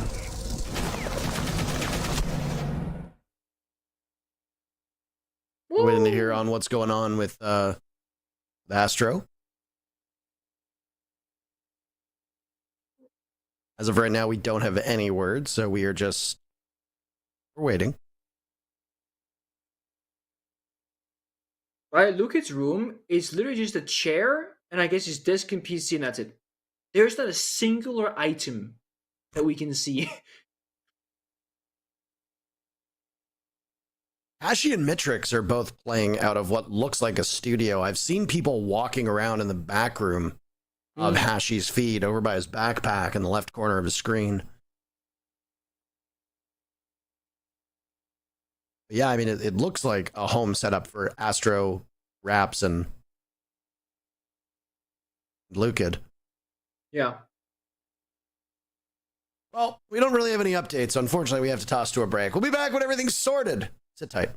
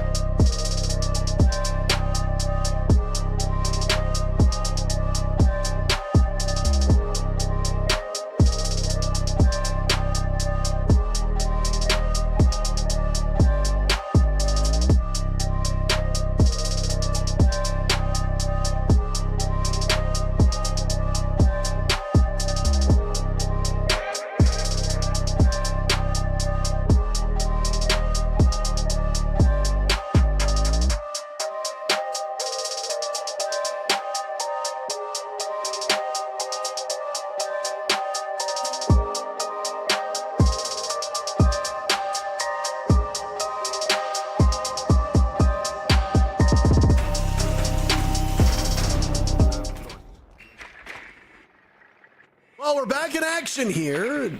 Kind of taken some time. We appreciate your patience. Thank you so much for waiting.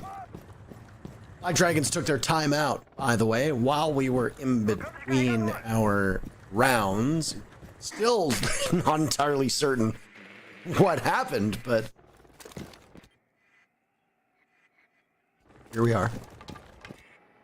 We're still back. Sure. Sure. It's always a bit awkward, of course, with players as well when a big break happens like this. Now you gotta find back like a rhythm. Of course, the scoreboards are reset, so we can't keep track of the kills exactly, but there are some players that are doing better than others. Laura and Guda, for example, had a tough stop on the side of Black Dragons, but we're showing more sense of life in the later half. This is the last round in the first half. Fluxo looking for either just going even, 3-3, or get that sweet 4-2 lead on their map, Choice of Bank.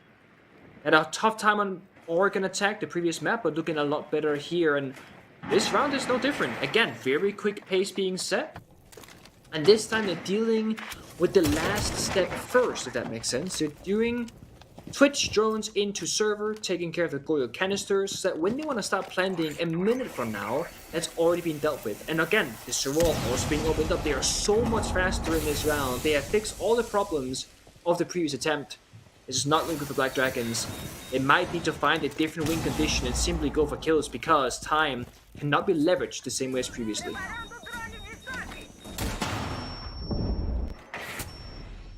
A number of rehosts today, and it's been a little unfortunate for the stat trackers as, well, they're not available, unfortunately. It's zeros across the board, so just hope that somebody's keeping track all on their own. By the way, Raps is planting with 50 seconds left. Everybody is still alive in the server. Fluxo is going for a straight server execute, trying to plant on the border of the A-bomb site and server.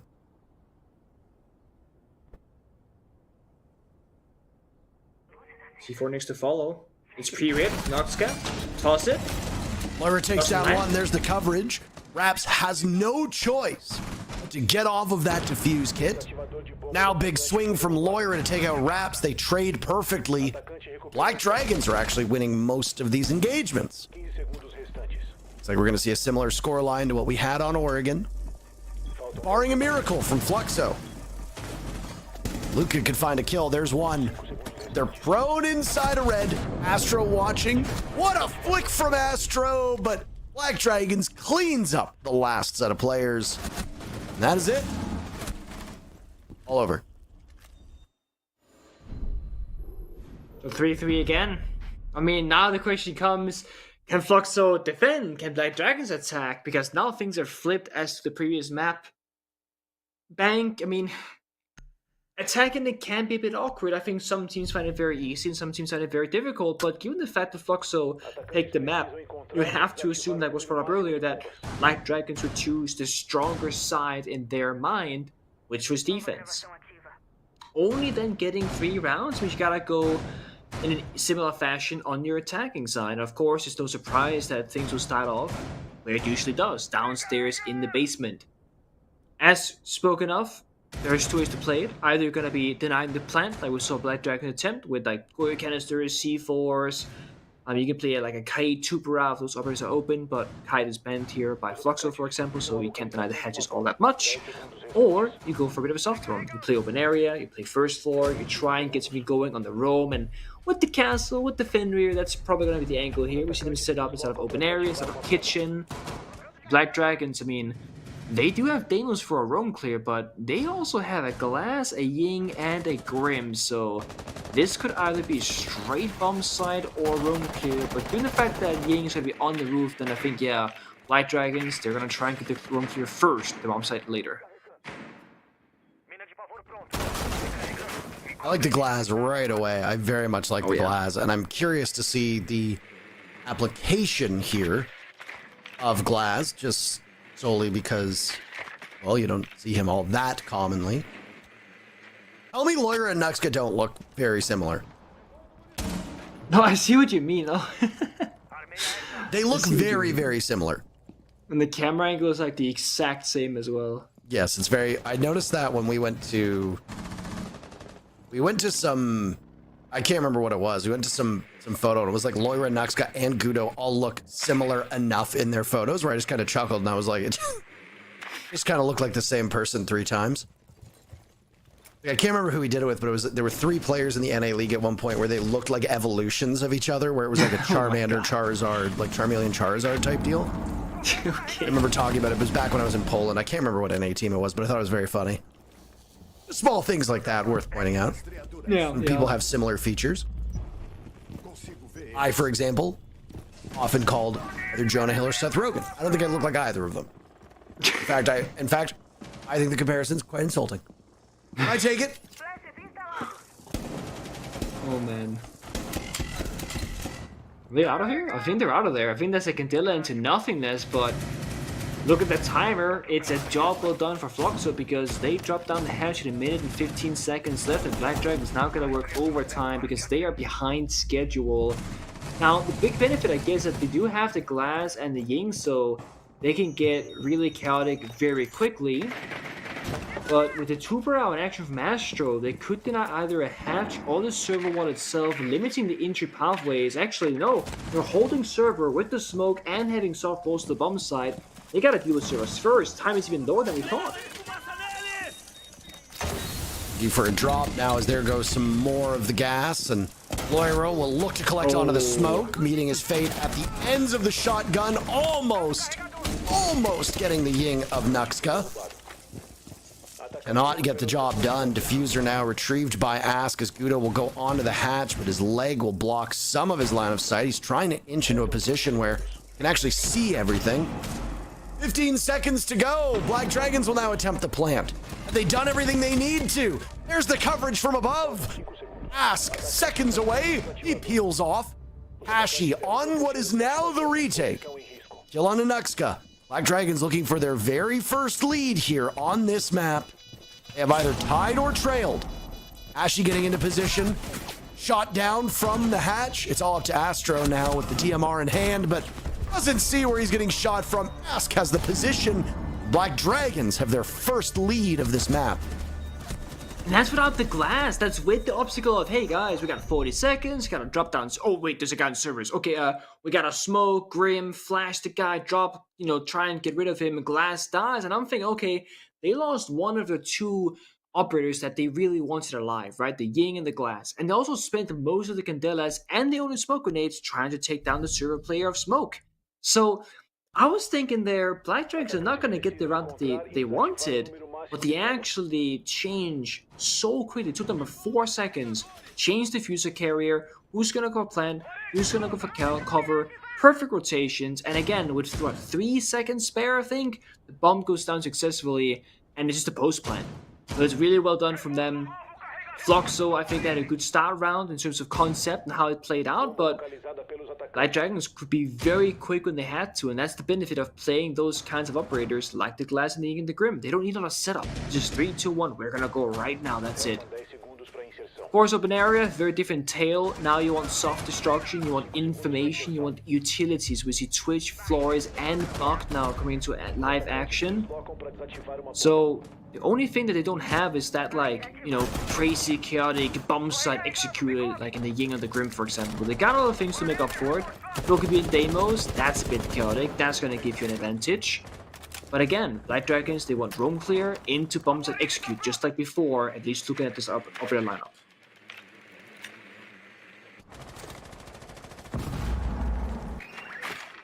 Didn't even really get to see much from the Glass either. I'm a bit disappointed with that one. Yeah. I was hoping for more. I mean, when Glass becomes your entry, you know something's about to go wrong, and he got one pumped by a shotgun, so, it went wrong.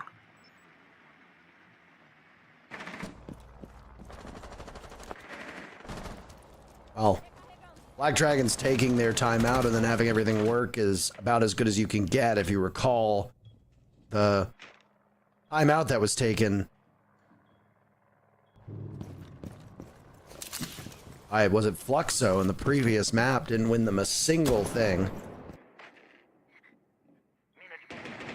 Womp womp.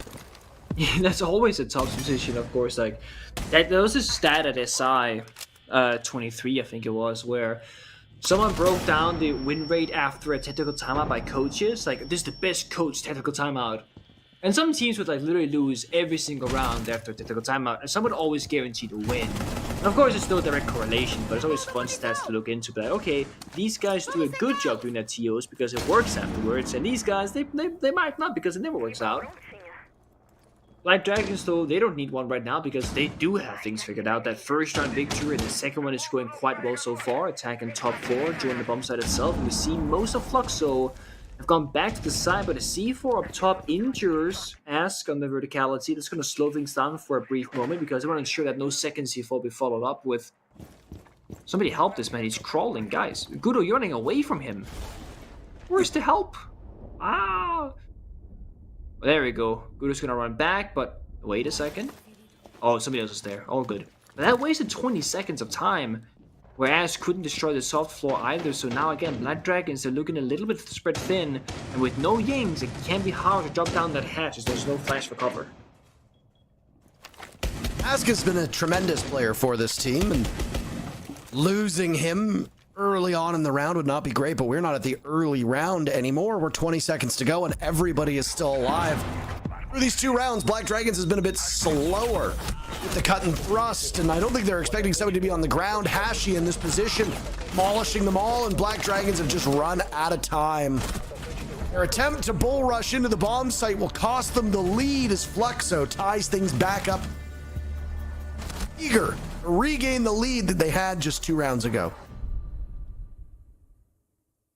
Bit of a, I mean, Fluxo didn't really go with the most, I guess, interesting setup. I mean, they were playing 4 or 5 guys on the bomb site itself, but that's what they needed. All they had to do was watch the door, the window, and the hatch, and they had enough guns to do that to ensure that unless they lost 3 gunfights back to back to back, they were gonna be okay on the side itself. The big question mark is, can they problem solve the difficulties of basement and of course what comes later, CEO, that upstairs hold, because that is often where defenders, they will struggle the most. On CEO bomb side, you're stuck in difficult corners with people on the exterior window rappel, and it's hard to fight up against. On the basement bomb side, like we saw Black Dragons with a similar struggle as well, it can be hard to play that middle line of, hey, we're gonna try and roam enough to, get drone kills and waste some time, and fall back and also have enough plant deny to stop you from planting afterwards too. And most teams at the highest level of play, they have that struggle because the line is so fine. And do you want to hold server? Do you not want to hold server? Okay, do you want to hold garage? Do you not hold garage? There are so many small kind of micro decisions on a bank basement defense that can just make or break these rounds. For example, right now, we see they're holding open area just by the corner hatch. They can fall back any moment, not a big deal. But then they're playing Lukid with 2 shields. Oh, sorry, he moved it. That's a single shield that he rotated. He's playing a server staircase with a shield, holding servers with his life. Black Dragon's decision this round comes down to, of course, the roam clear like before. And then, will they deal with Lukid on server staircase or go for something else? That's the big, pivotal moment where we see kind of the decision making from either side here, and of course, what kind of outcome that leads to.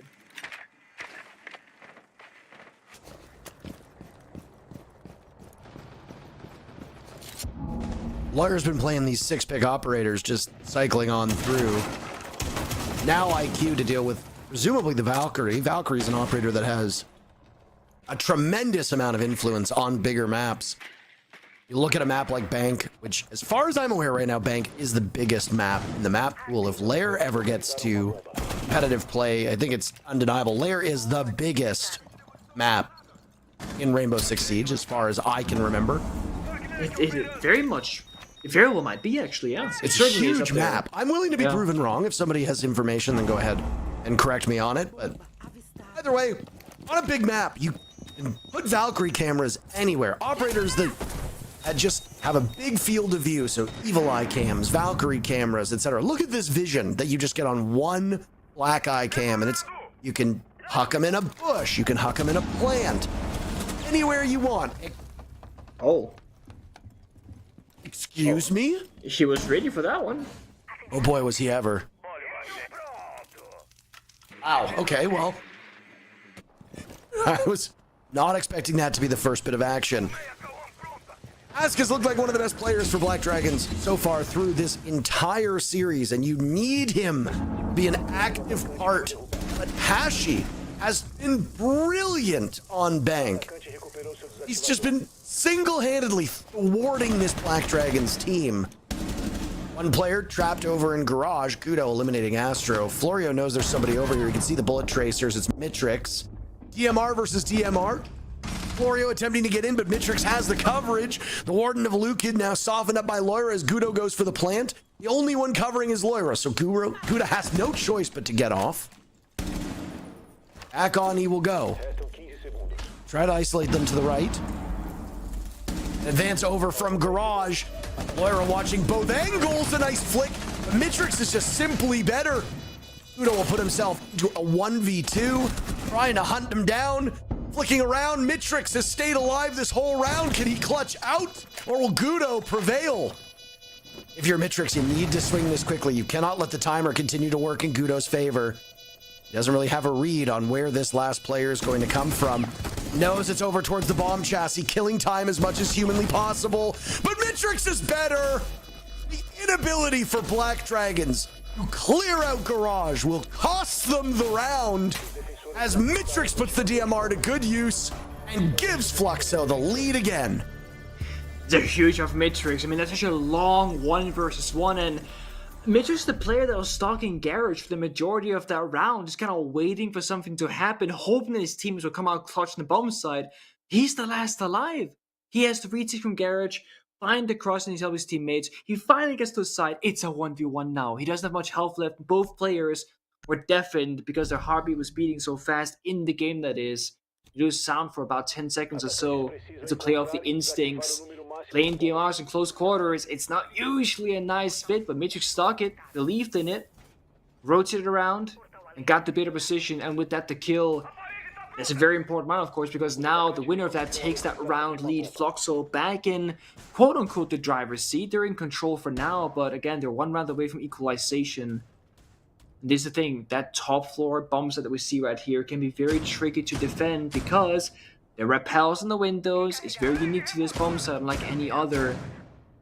Thankfully, for Fluxo, they got Asami, they got castle barricades, they have different tools to make safety spaces across the bomb site and just kind of fortify some of those player positions so they're a bit more comfortable.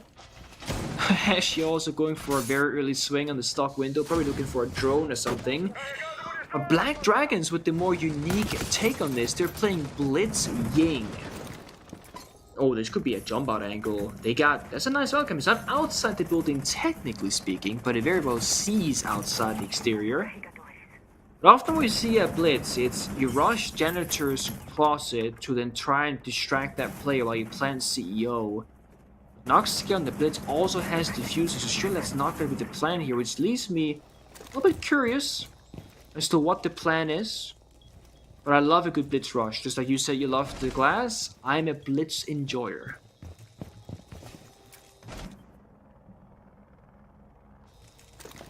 That is a Valk camera that can be quite easy to see, and oh my.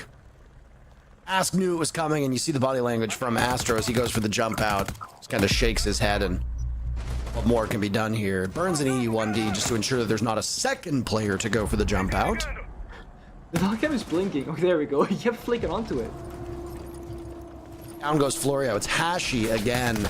Hashi is just on another level when it comes to Bank. Just doing some of the, if I can use this term, doing some of the stupidest things and winning. It was him that got the 2K with the pistol as well. Yeah. And it's just like, how does he get away with this? Well, who cares? He does. You need to find a way to stop him. He's going to be playing the Warden this time. How about this? A melee punch to the face. Oh, he's dead.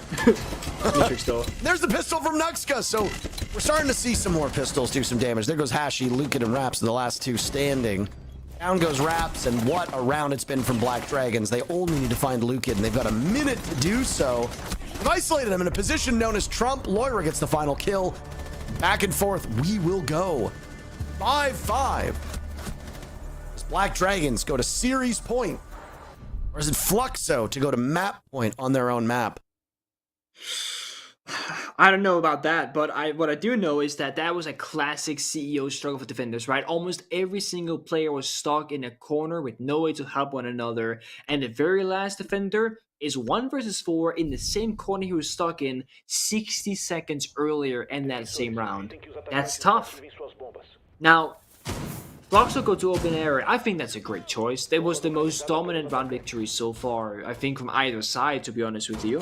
And it was that Black Dragons were very slow, couldn't get to the bomb site, and Fluxo quite literally didn't even roam. They gave up the map control very quickly.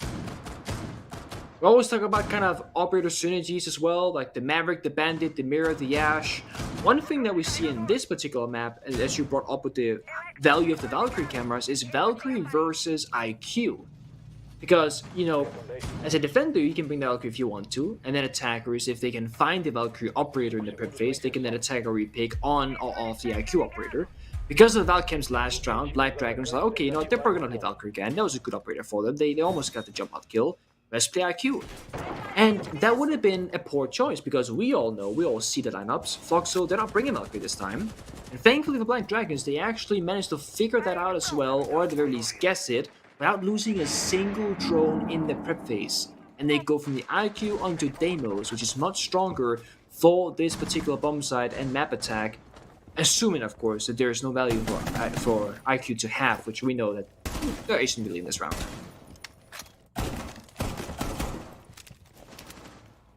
Mitrix still doing setup 40 seconds into the round down below to give him a vantage point over the photocopier.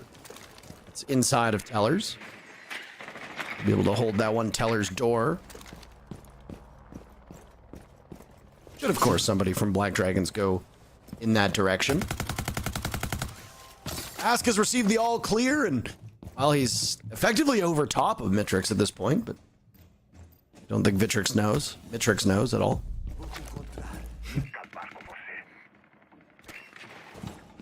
So many drones. I mean, they have 9 drones alive, plus they have a Flores. They have so much intel. It's also why they're so quick, I guess. Ashy and Solus in the stun elevator, just chilling. Big chilling, big vibing. And again, Fluxo, they're approaching this in a very similar way as previously. They're playing like 4 people or so inside the bomb site itself, which is very limited in player positions. A little bit stuck together, if you will. But the big key difference is now Blind Dragons, they will bring out the ink. They will have the Candelas, which will get them away into the site. Only Lukit on the Warden can see anything when that site execute happens later on. And Ask has not been down by a C4 this time either, so it's a 5v5 with all players in full health, which certainly favors attackers more than defenders in this scenario. Black Dragons are not very quick on any of these executes. I don't know if it's just I don't know if it's an unfamiliarity with the way that Fluxo is structuring their defenses, or if it's that Black Dragons are just terribly slow here. Last time that they attacked this bomb site, they had some serious difficulties right here with this break room hold that you saw. The Ask is going to try as best as he can to blind them and hop in, but there's going to be somebody unblinded, I'm sure of it. Mitrix in this spot takes down Gudo. Loira dies as well. And it's just a limp and ineffective entry from Black Dragons. They have done absolutely zero work to take care of those Kiba barriers. How do you have a Flores on the board and you haven't taken care of the Kiba barriers inside a break room? I don't understand it. I don't understand it at all. This is not the Black Dragons team that we're used to seeing. Fluxo really didn't do anything on that round.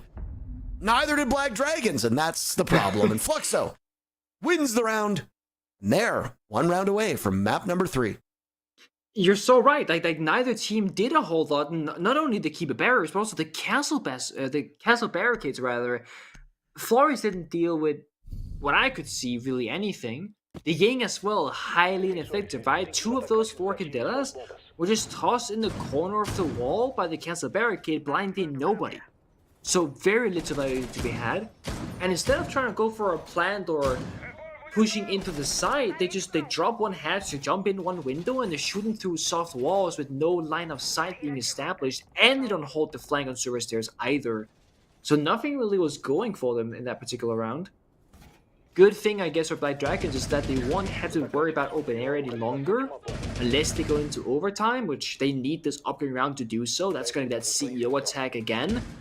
Previously, Black Dragons went for that blitz take, stock in heaven, down main scala, kind of 3-2-1 explosive execute, and now they're going to play a lot more utility in soft destruction. They got Sophia for the castle barricades, for the Kiba barriers perhaps, to eliminate some of the safety around the side that the Kiba barriers and castle barricades can provide, while also playing the Grim, which can again spot you to then take you down, take you down from the floor below, maybe to go into Taylor's Archive. So a lot of options here. Verticality, soft destruction for Black Dragons, but they will need a bit of map control to do this, and that's why Laura is joining open area, Laura is joining lobby itself, so it does look like they want to get Bok in below, try and get the Green Beast out, get the intel, block the floor apart, and try and get some early picks and build that early man count advantage. This has been probably the slowest map so far of all of the LCQ, at least that I've watched. It's Fluxo not doing much and Black Dragons not having an answer to deal with any of it. And I think what we just saw in open area is the most egregious example of Black Dragon's inability to problem solve while in the middle of it. You have a Flores, and yet there's two Kiba barriers inside of break room, and you use your Flores drones elsewhere. Roteros are not for the Kiba barriers. Okay, why not bring an Ashe? Why not bring a Zofia? Why not bring somebody who can take care of that? In this case, you've got soft destruction in the Zofia. Both of those explosives have been used, though. That's it for soft destruction. Zami is almost like single-handedly winning them these rounds. They've also spent 4 of the Grim Bees and all of the Sophias, and they've not really found anything. Finally, Astro goes down, but that took almost the entire utility of 3 separate operators. No land scans, 1 Grim Bee, no Sophias left, and now they can just have someone else retake that position. I mean, Fluxo are still somewhat holding the bomb setting control here. They are looking okay despite losing Astro. I don't know if Black Dragons actually have a way in towards the side besides like a rappel on in and pray for the best type vibe. Big entry though to take care of Astro. Should also be the back of the CEO bomb site now, free for the taking, or at least freer.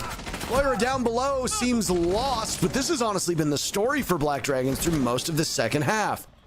Stands to reason why Fluxo would take it. Hashi just swings and it's another absurd kill.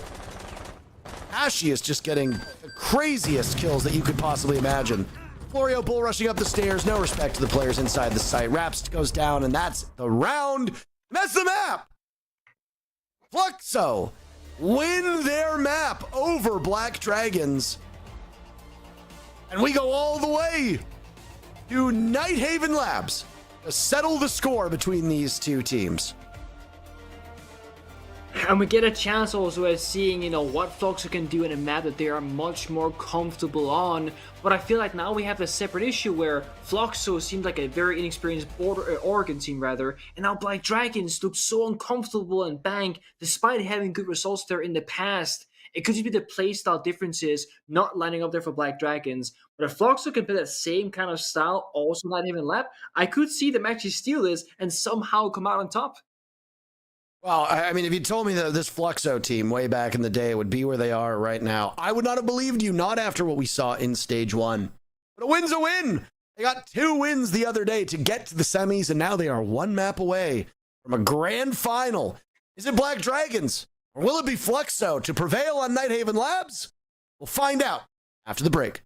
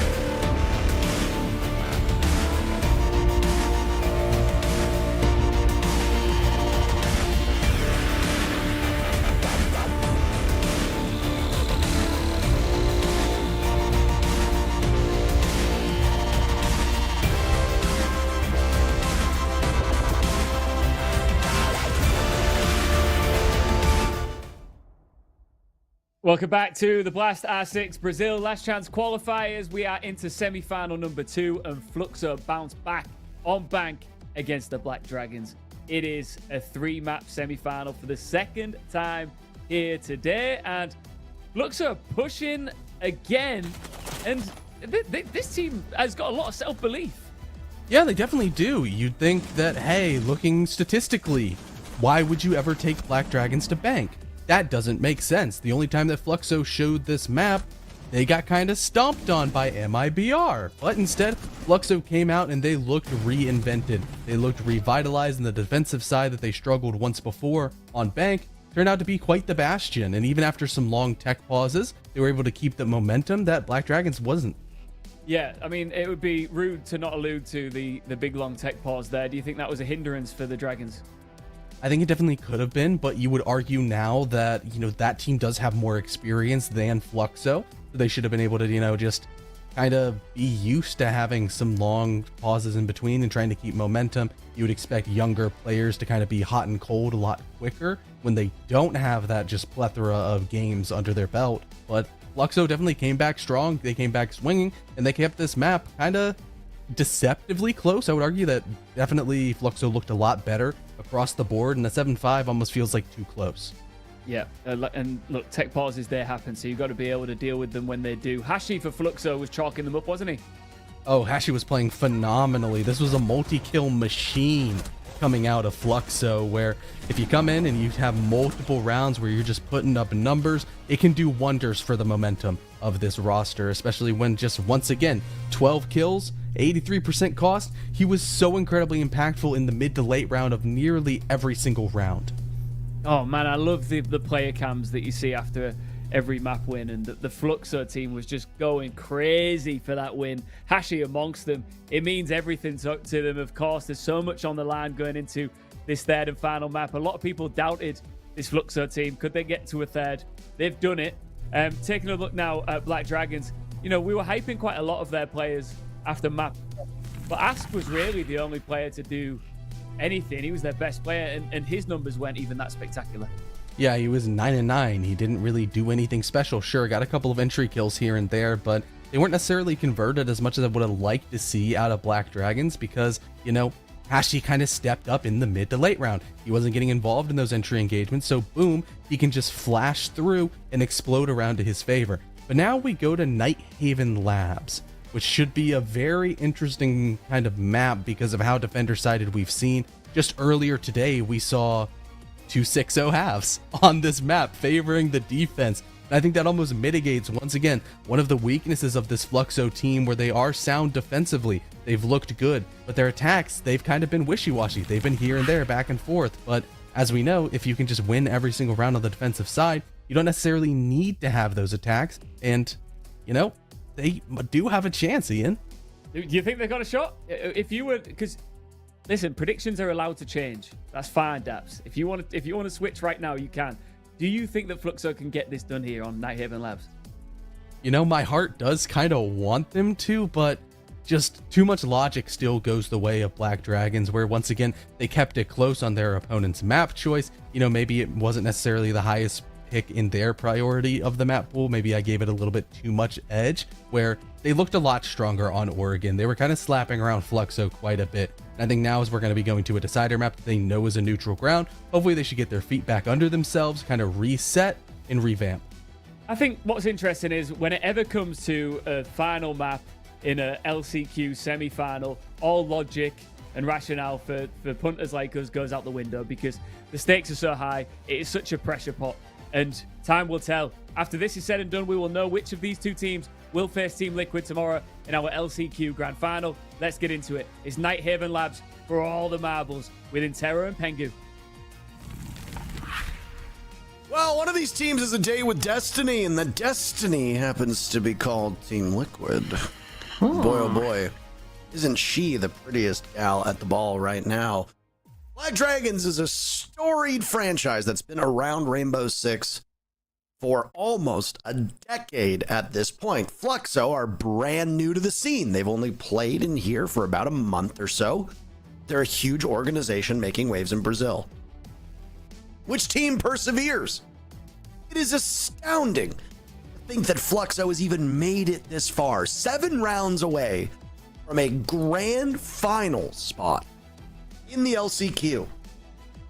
This is a team that even Jesus Christ himself could have stepped onto the roster and probably not made much of a difference in the regular season, Nick. Oh my God. Fluxo looked so poor. 1 point in all of stage 1, a single point. And now Fluxo is a single map away from making it to the LCQ finals. And to get there, they upset Vivo Keydstars, and they're possibly about to upset Black Dragons. And then they have to go up against Team Liquid. Team Liquid series against W7M ended on Nightheaven Labs. Black Dragons and Fluxo will end on Nightheaven Labs as well. There was a unanimous feeling that Map 3 would not be required, and yet here we are. Does this change the calculus for you at all, or do you still think Black Dragons are the favorite team? I'm slowly starting to turn my side towards Fluxo. I mean, I don't know. I feel like these maps are having a much bigger impact on the outcome of like who's gonna win than what you'd expect from other teams in Brazil, for example. When we're watching Liquid versus W7M, you're thinking, okay, this team will win this map, and if they don't, you always think, well, I'm still sure Liquid will win the following one, so my stance is still the same. We're gonna go third map, right? And I was thinking for sure 2-0 for Black Dragons when they came out swinging on Oregon. With how that bank played out, I feel like they've lost their steam. They weren't taking risks, they weren't really seeking the plays, they were playing very timid and kind of almost like saving themselves for future rounds, but it's like the rounds stopped happening because they just ended up losing and then it was over. Fluxo, though, they are starting on attack, so if you're a believer of statistics, this should be a very defender-sided Nightheaven Lab, as it usually is, as it was earlier with Liquid and W7M, so I will stick with Black Dragons simply because they're starting on defense. That's where I'm at right now. Not sure if we're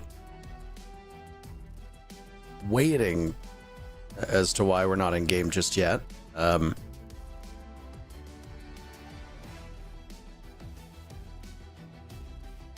But we're waiting for a call right now because we're not in game. There we go. Now we are in game. All right.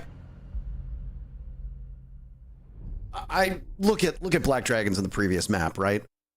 They looked like they'd never played on bank whatsoever. I get cool off a second here.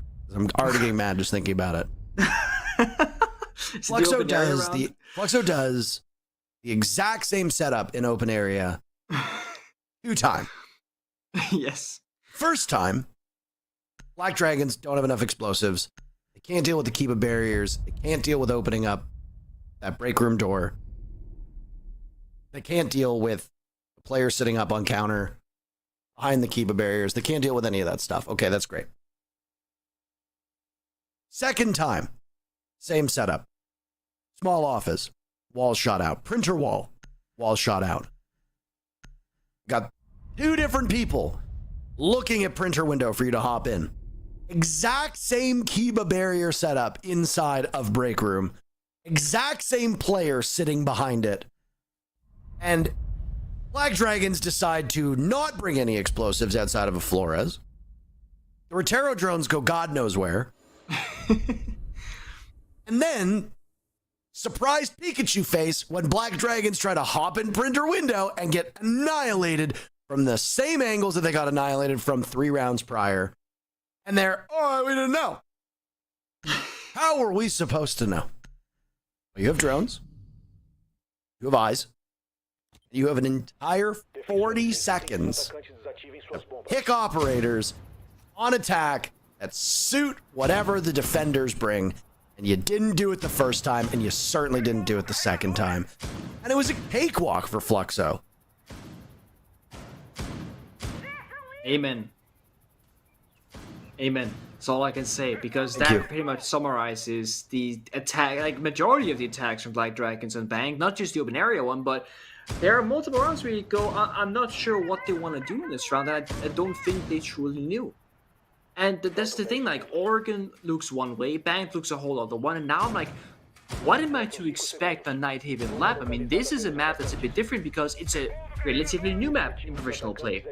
So players and teams don't have that same kind of experience with more like basic things like the exact angles.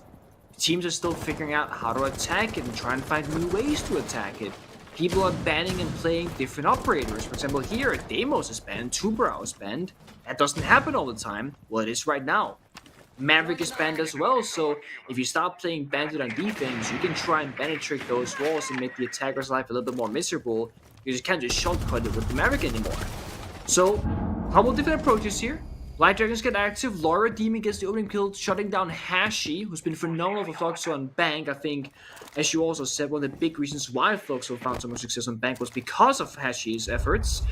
He's down for this one. It's also the sole kind of soft destroyer of the attack and lineup, so if they go for a roam clear, they can't get all that sweet verticality any longer. Good all stage, really, but just that matchup on Bank shows you that Hashi just pulls these kills out of where the sun doesn't shine, and it's really it's astonishing to watch. Times where it's just like, what are you doing? How are you getting these kills? And he gets them. It's something else, and you're obviously not gonna be unhappy that he's getting those kills, but don't know how sustainable it can be. Ask eliminates Astro, or well, it's Nuxka. Astro keeps playing Monty and has done so for years, and I feel like you and I cooked Kino alive for his Monty plays, yet we always kind of overlook the fact that Astro's Monty is questionable, so to speak. I do have one way to save him in this particular instance. He got baited by Mitrix. He never droned that ask on Warden's side, so he probably got told, like, it's clear, buddy, just walk in there. Guess what it was? And the C4 operator of Warden was right next to drone the entire time. But, you know, you are correct in the bigger scheme of things. Astro is not the most successful multiplayer, and neither will Fluxo be in this first attack round because Laura is still roaming and picking them apart. Well, a flawless start to this round, and a flawless start, rather, to this matchup for Black Dragons would be fantastic stuff, but doesn't necessarily show that they're the best team on this map. I mean, this is a Nightheaven Labs that we just saw become a defensive masterclass between these two teams, or between, rather, Liquid and W7M in the previous map.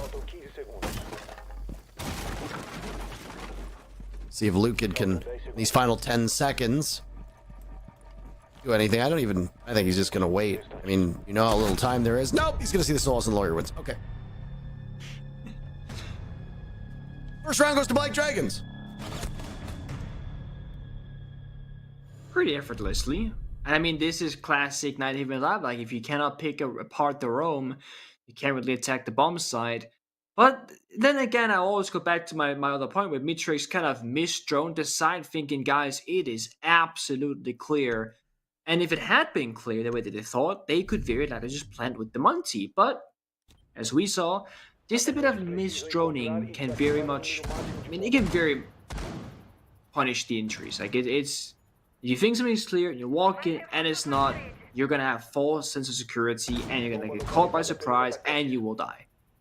And a single C4 takes down the Monty, I'm not sure exactly where it landed, but not sure if Astro didn't turn his character correctly, the C4 like landed in the funky spot behind him, but Monty can and will often survive a C4 as he'll do about half his health and damage, maybe a little bit more than half. And I don't think Astro had taken all much damage prior to the C4 arriving at his feet, not from memory at least. Bomb side, you know, kind of rotation expectation is you start downstairs in basement. We saw that, round victory for defenders. Typically after that, you go upstairs, where we are right now, CCTV or CC, we don't call it that, whatever. And then you'll go to stockroom as your territory, with the occasional kitchen bomb side, although most teams don't have a big enjoyment for kitchen, as it's very hard to defend in the current trend of things. Now, Mirror is a phenomenal operator for this upstairs hold because there are some more like long lines of sight you can utilize. The only thing we don't see from Black Dragons, which is a bit of a surprise to me, is there's no wall deny. There is no mute to force out the Thatcher, for example, or secondary MPs. There's no bandit tricking to try and play around the fact that Maverick and Tupra are both banned, where again you could really slow down the attackers and force out some utility. So instead, because of this, Fluxo can just sprint to the building, hop the first wall, hop on the rappel, hop the second wall, and within 50 seconds, they have done the first step of this plan. Reach the exterior walls, and they got Astro and Monty again. They're gonna triangle, second time here. And he can walk in very quickly again and get all this information for the next step to come. White Dragons certainly don't have the time on their side with the pace of Fluxo currently sitting. Interested to see the theatrics that Hashi can bring on Ying on this map. I want another more of those highlight reel kills. The double pistol kill on Bank was definitely a standout from the previous map. Even if you can turn around and say, oh, well, these kills maybe weren't deserved. Who cares? It's exciting. Pretty good shots, to be fair. I say well deserved. At the end of the day, nobody's going to care how the kills are got as long as you get them. Astro reunited with the Monty now walking up. Saw the previous round. Next to no value gain from Astro on this roll. It does not inspire confidence when he plays Monty. Kudo dice to Hashi. We don't actually get to see that kill because we're following Lawyer, who's 3-0 down below. Ask now taking some damage. Got IT breach and he'll go crossbody karate. Deal some damage to Mitrix. Raps is also taking damage. 3 players on Fluxo. Not at 100 HP. Ask and Lawyer taking a beating as well. Just constant damage being done. Down goes Ask. Nuxka trying to stop this Monty along with the impacts. He can't get it done. Astro's actually doing a fantastic job here. Ashley reduced to 1 HP. He figures out Nuxka. Florio, the first one on the board for Black Dragons, but it's Fluxo right now all the way down, and Lucan with 2 kills to even up this map. 1-1 each. And much better round from Astro as well. Just again, this time with the Monty, not getting overconfident, just like understanding that if he's alive in that doorway, he can get so much live information because that's the big benefit of Monty. You don't need to have a player off a gun on a drone with the risk of that drone dying and losing all the intel. You just stand there. Say, hey, there's a guy here. Hey, there's a guy there. Okay, you're behind me. You're ready to swing? Okay, 3, 2, 1, go. Monty on extends, goes to the melee. Ying swings with the pre-fire gun as well. They get that first kill, and they get in the bomb side. And I do really think that one of the big issues that Black Dragons they had in that round was a lack of wall deny. When you have the Maverick ban, you can really, again, play into the Bandit on both the basement hold and the upstairs hold that we just witnessed in the first 2 rounds. Now, often we'll see teams, play the first, site rotation, the first 3 bomb sites. They'll show us like their original plan. That's what we're seeing right now. And then the second bomb site rotation, it's very common to change it up. So let's say that the first time you played basement, you are roaming very heavily. Then maybe the second time, you don't roam at all, or you roam a little bit less. Small adaptations. Same thing could be argued for if they go upstairs again, then they could go onto the Bandit, maybe try to hide the operator in the prep phase, and surprise Fluxo by Bandit tracking that first exothermic charge and deny them the opening of all the walls immediately and catch them a little bit by surprise, forcing them to problem solve. Because I think that was the issue last round. Fluxo didn't really have any problems to solve or worry about. They already had the solutions. Wall breach, Monty, round over. That was it.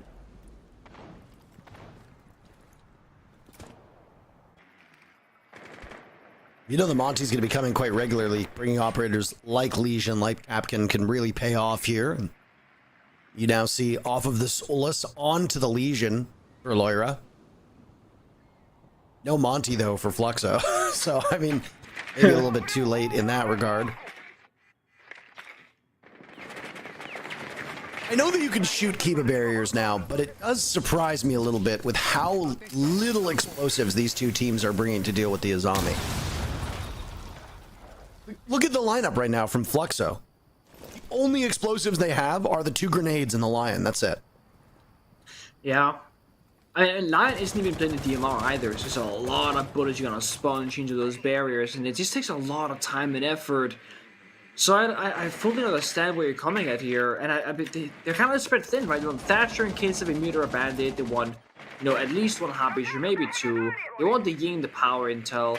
I guess you could go out of the Twitch or out of the line onto a Soft Destroyer, but then you get two sets of explosives, or sorry, one set, so two explosives, so two Seviers, two Ashes, or two Nades. There are 5 key barriers in the server. That's all your soft destruction and a little bit more just to deal with all 5 of them. That's still gonna be problematic. There's no easy solutions here, I feel like. Flashbangs now ringing out. Just under a minute left to go, and of course, we have to confront those Kiba barriers. As is very commonplace on this rafters portion of the map, Ask governing over it from the safety of a black mirror. Mitrix is attempting to get the diffuser down. There's Astro to lead things off. Mitrix dies to the gas. Astro has just evaded it, but needs to pick up that diffuser. Candela's to go and sprinting over. He sees the smoke. Eyes either way. Ask and Gudo doubling up for kills, and now it's Ask to get his second. Back and forth, these teams look to be going. Black Dragons won round 1, lost the lead. They're going to deprive Fluxo of yet another round. It was Lucan toiling and twisting all on his lonesome back in round number 1, and he will meet the same fate in round 3, though technically he survives, whereas he didn't in the previous instant. Black Dragons, 2-1.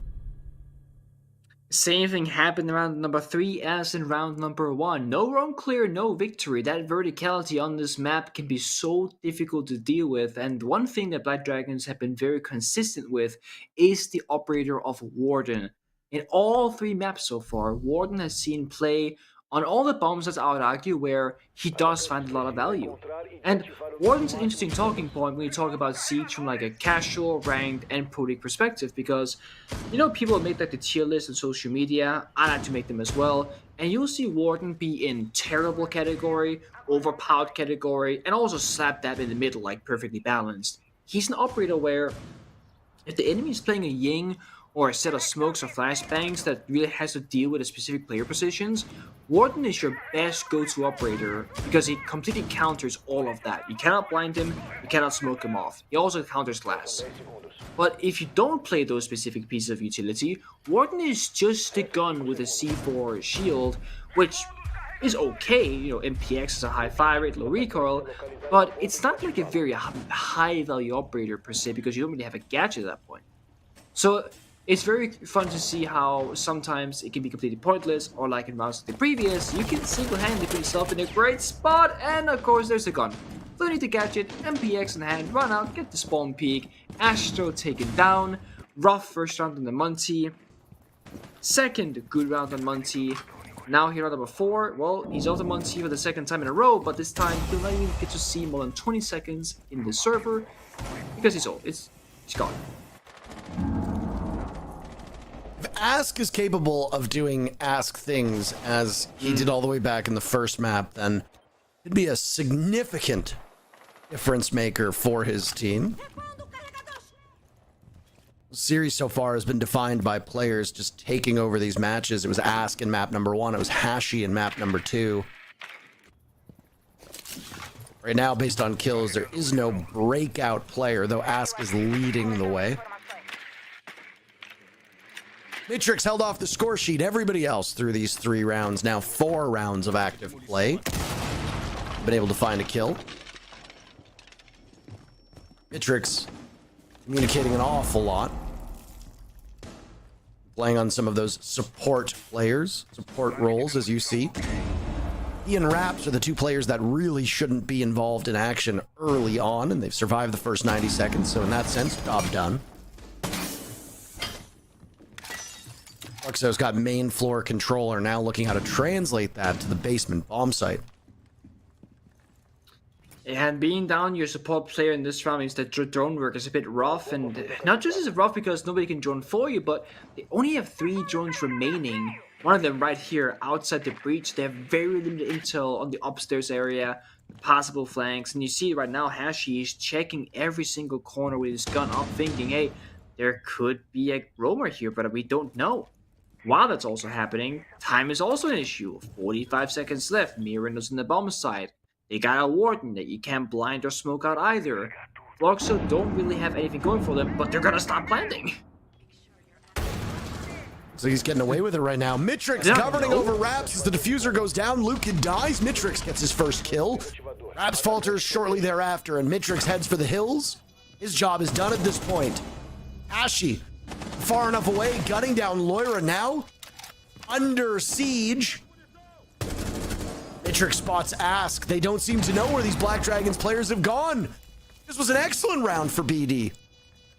They don't have the wherewithal to hop on that diffuser. Mitrix on 1 HP. Run out on sidearm. Gudo wins the engagement. Hashi watching from above. Could he go for the drop? He has no choice but to do so. This is what we're talking about. Hashi out of nowhere wins these rounds. And it's like nobody can stop him.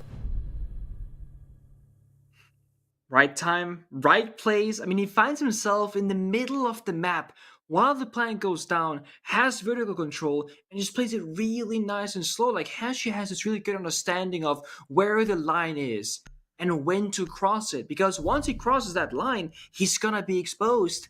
So he plays keep away for just enough time, finds the first 2 picks, then he can comfortably drop the hatch. Even if he were to lose that final gunfight, he would die with like 11-10 seconds left. There is barely enough time to go for the counter defuse, assuming that he dies immediately. And Hashi, he said it, like when he can take over these rounds, that's when Fluxo they thrive. Same thing for Ask and Black Dragons. And I really do not understand how they found that small gap and that small timing, because they were just planning in the corner of the bomb site with practically no real cover. And I thought Black Dragons would hear it or have a camera on it or something like that, but they seem to not really have the full idea of what was going on. And the worst thing is, Black Dragon still had an active roaming presence. So it's very surprising and impressive rather, Fluxo they managed to do it and even dared go for it. Now they're gonna go into Yin and 1T, so again, more utility, more chaos, more safety net on this upstairs attack. But I had a big question of my own. What about the second time they play CC bomb side? Will they bring out the Bandit to surprise Raps on the exothermic charge of Thermite? Well, they will. Mirror and Bandit hand in hand can deny the walls, deny those mirror windows, keep the nice safe and comfy. Now, there are 2 hot breaches though. So Mitrix will breach this wall that we see right here. Raps is going to be on the other side, probably waiting to see if they have a Bandit or not and try and go for that one instead. But they should buy Black Dragons a solid amount of time here to just slow down the primary breacher of the Thermite. Oh yeah. They're waiting. I mean, look at this, like, they're repelling, holding angles, but they know Thermite can't get the wall, so now either they're gonna not get the wall at all, or they have to go get it later on in the round. That means step 1 is not done fully now. Last time, they immediately got both walls, and about this timer, they were inside of this room where Astro's looking at jungle, and it's all good. Now they've only breached open 1 wall, and Astro isn't even in, so much slower pace. Fluxo won't have the same time as previous to work with, which was a huge reason for their success.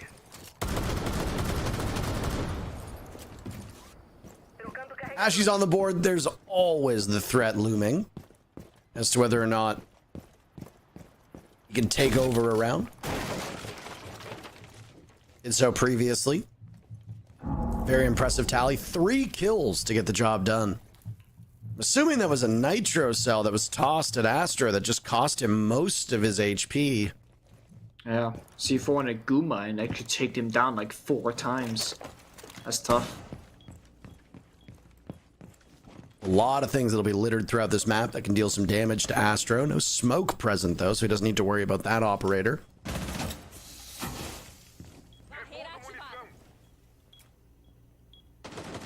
Very slow between these teams.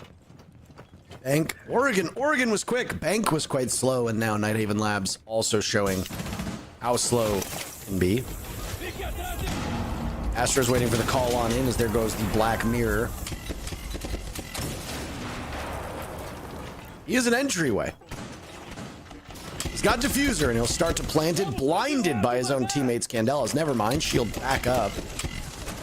Maybe now an opportunity. Down goes Mitrix. Lucan will fall too. Astro's shield put away. He dies. Black Dragons have 5 seconds to just hang on. Ashy swings.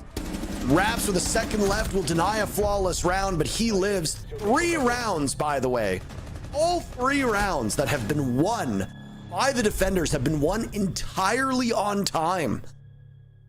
Fluxo are very painfully slow on many of these attacks. It really does seem like they just have this this struggle to adapt to things they've not seen before. Like again, the only thing that really changed in that round was they played Bandit, which when Maverick is banned, I feel like most people would assume Bandit would be in play at some point, and you would have a prepared strat for it. And the worst thing is when you have Thatcher and Ace Thermite open, you can simply just EMP the wall. Exothermic charge to the left or the right, and then Selma charge to the other, and the Bandit can't trick both in most instances, and the wall will get opened up, although it's not the most efficient way to do it because you lose 1 bit of heart breach, but the wall gets opened up. That's the point that you want to achieve. So Fluxo, they have the tools open and available, but they don't necessarily choose to go for it, or they don't realize that they need it, or maybe they just have a different thought in that round. But I'm not sure why Astro is so slow to enter the build in the first place, outside of the fact that they didn't get the main wall opened up. I feel like that could have been quicker as well.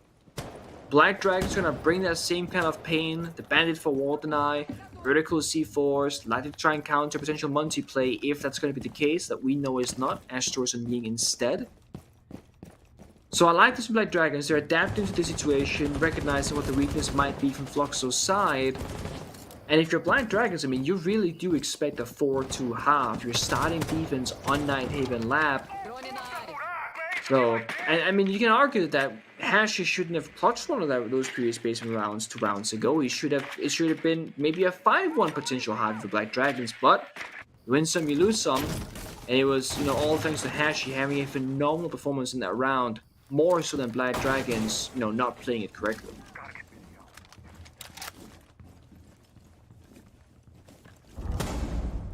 Solo entry from Mitrix, though never mind. Lucan will link up with him. See any drones visible? They've lost 5 of their 10 drones on the side of Fluxo. There's a Solus on the board. No Mutant, no Mozzie, but Solus will get the job done. You don't really need much more than that. Down goes Hashi. That's the raid boss. That's the player on Fluxo you need to get rid of. Not only because it's a Finka, Hashi tends to play high impact operators while also being excellent at getting kills. Black Dragons with the opening first pick. And Fluxo stalls out again. I mean, this time I get it, right? They want to get the soft destruction in the block from Matrix and the Ram and set things up before losing any more bodies. But again, there's a minute left. They have 4 drones. Unless Black Dragons, they get overzealous here and they swing a staircase like Astro's holding right now on Fish/Aqua. I don't know what their intent is, or rather what options they might actually have here. I guess Astro is the big saving factor. They got the Cadillas, the 2 smoke grenades, and Pocket can pop those out, maybe escort someone in towards the bomb side.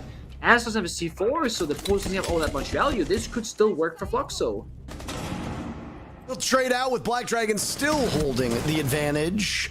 But wait a moment. Black Dragons looking completely lost there. What? How does this round go so badly for them? And now Florio needs to reascend. Fuser going down to Raps, but they hear him. He peels off. Bullet tracers from multiple directions, and Florio will try the wrap around. Flashed away. Unable to see much, but it allows the remaining players from Fluxo to get into position. The first half in the books. Both teams evenly matched. Evenly matched, but one of those teams, being Black Dragon, started defense, and I might need to eat my words here, thinking that Black Dragons can utilize that starting side to their advantage to a point where they would actually win out this map and this series, because this is the final and third deciding map. Who wins here will meet Liquid tomorrow in the grand finals of LCQ for a spot at the Manchester Major. And this would be a terrible way for Black Dragons to go out, showing up really strong on Oregon, and then halfway through Bank, looks like they just completely lost the plot. And then again, having a really statistically strong starting side of defense, Nightheaven Lab, are not able to find like the proper round count that they should have gotten.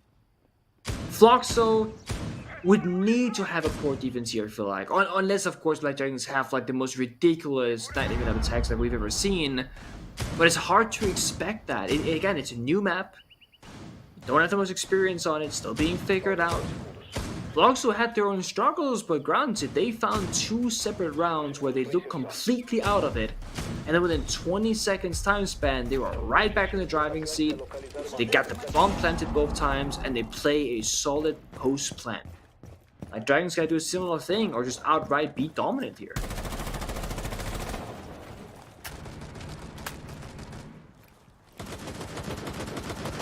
Well, with the side swap now, Black Dragons must win this next round or two, or they will likely lose the plot of this map, Nick.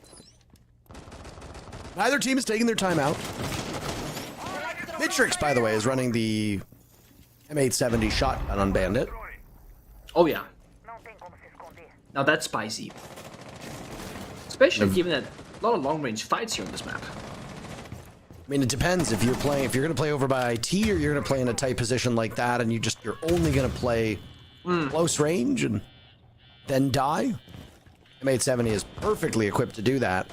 It's Hashi watching IT though, as the breach has been opened up. Drones were sent in to try to find Luke, and then a logic bomb to follow. Hashi decides to maybe overstay his welcome.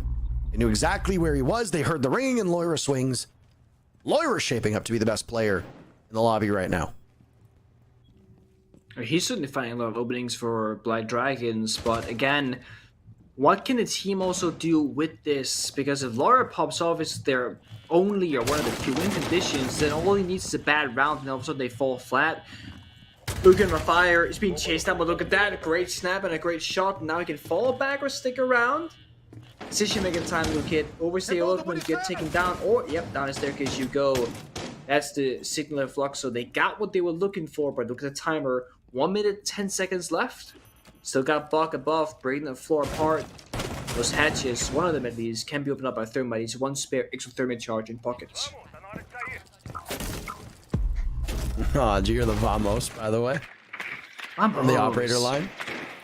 I did not hear it, actually. It reminds me of SI when, for whatever reason, every member at Talent would just always say, Vamos! Non-stop. Vamos. Led by both Fresh and Lynx, of course. Yeah, we have those phrases every LAN event that change, and for Brazil, yeah, it was vamos.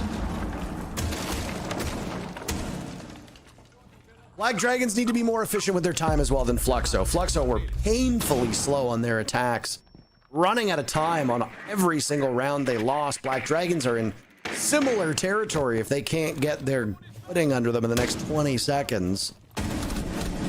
They already used the logic bombs. Loira died after Hashi had been felled by him early on. Black Dragons and Exo a little bit farther away for the bombs if they want, and if they're stuck in the mud, that M870 is going to rip through you. Mitrix already got 1 kill with that shotgun. Bandit looking for more. Florio gets swung on down to a single point of HP.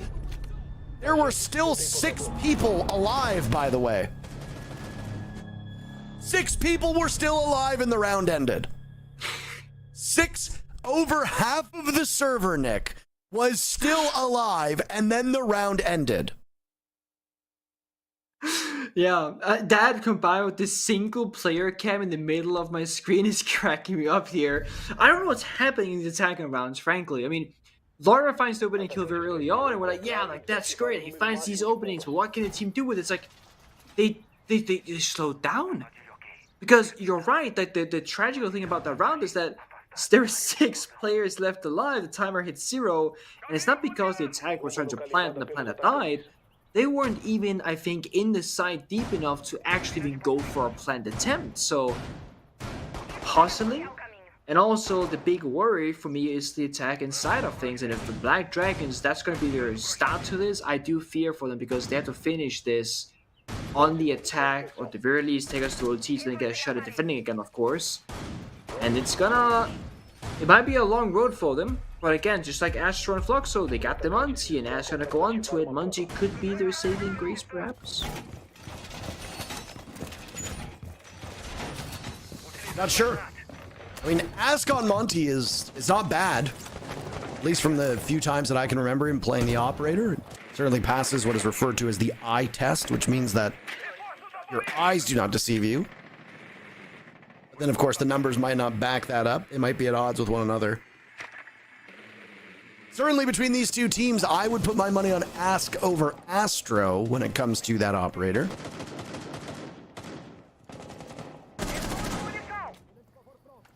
No faith, no respect for your elders, yeah, Parker?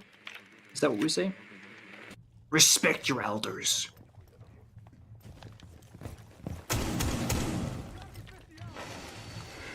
Think about how bizarre that is, by the way, that we demand respect of people just because they simply survive longer. In some cultures, till this day, age is how the hierarchy works. So the older you are, the more respect you basically have. It's true. Yeah, like, it's not a thing in my culture, so it's a bit puzzling to me sometimes, but it is somewhere. I suppose it comes from the place that back in the olden days, the fact that somebody could survive for a long period of time was a genuine accomplishment. Yeah. I mean, if the average life expectancy at the time was like 40 or 45 and you made it to that point, then yeah, I think it's safe to say you did deserve respect. Now with great healthcare and good lives, we get older. Happy daisies. No. Grenades going out. Nuxka and Ask, both very, very hurt. Still surviving for the time being. Black Dragon's not much faster than Fluxo, especially not after the previous round.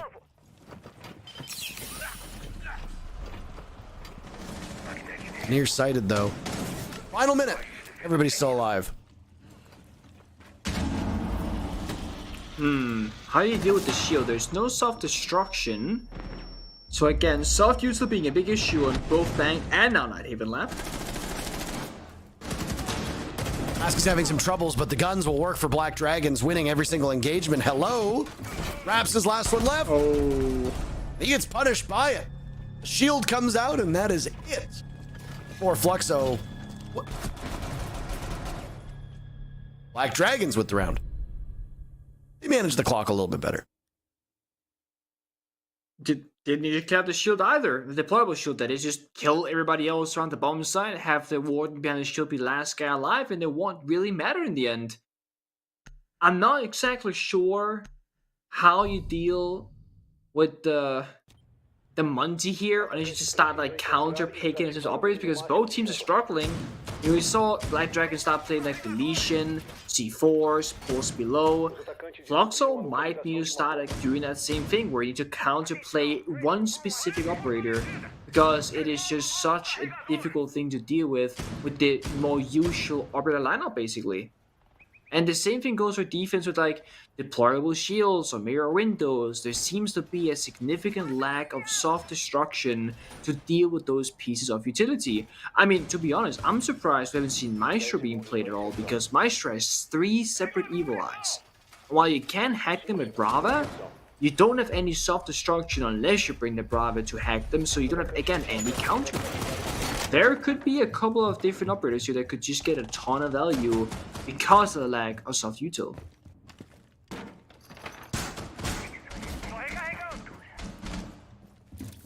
Back to a tie game they go. Black Dragons were marginally better in that previous round at controlling the clock. They need to be the ones in control of the clock, not the defenders. The defenders already control the clock. They just need to wait. If the defenders don't do anything for 3 minutes, they win.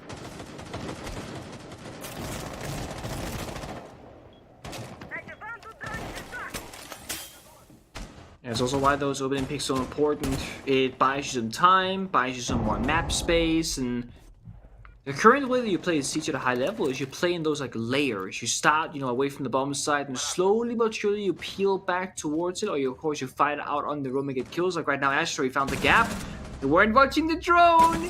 Kills Florio, sprints right back, gets the drone on the way out, and that's max value right there. So you extend past the line of defense, get the kill, and back into formation you go. Black Dragons lose time, utility, and drones with that loss on the early count.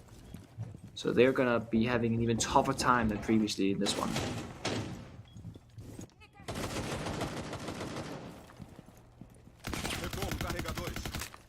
There's that very, very satisfying sound of the suppressed LMG.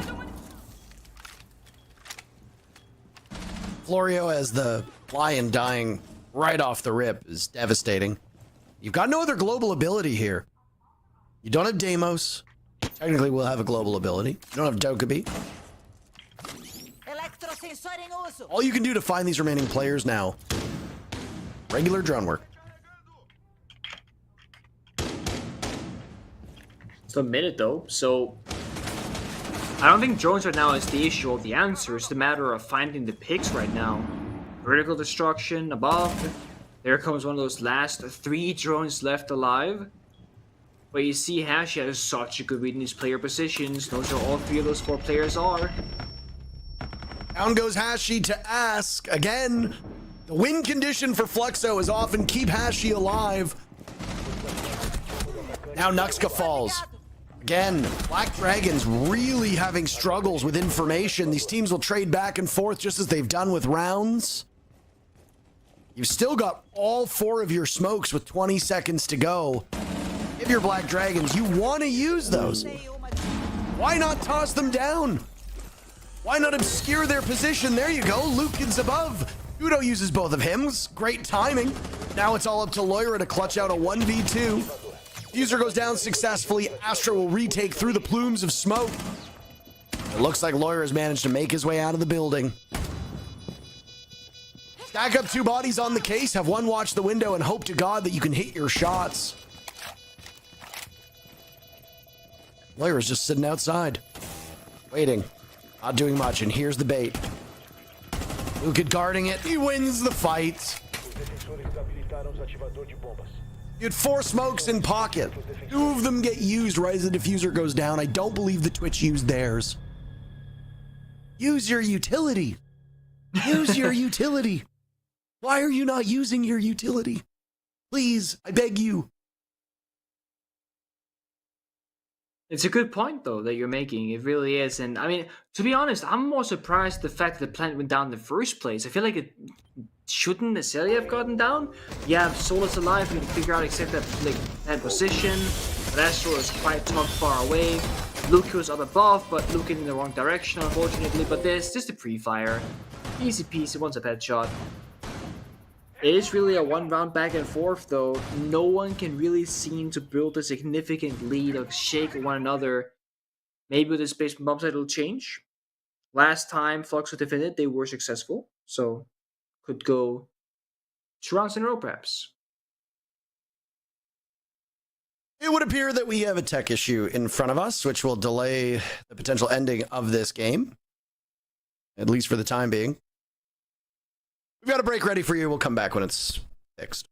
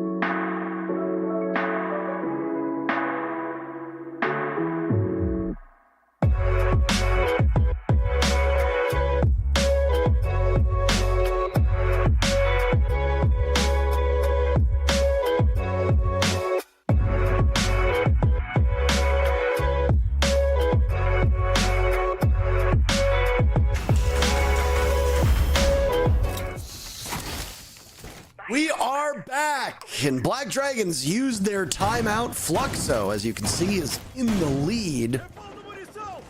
Apologize for all the tech issues that have befallen this broadcast today. Not sure what's going on and what's in the water.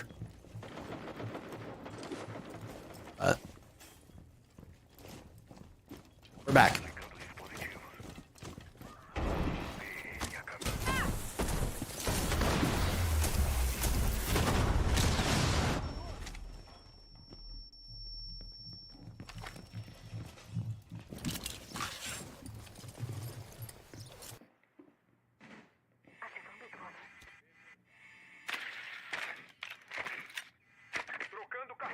Inimigo localizado!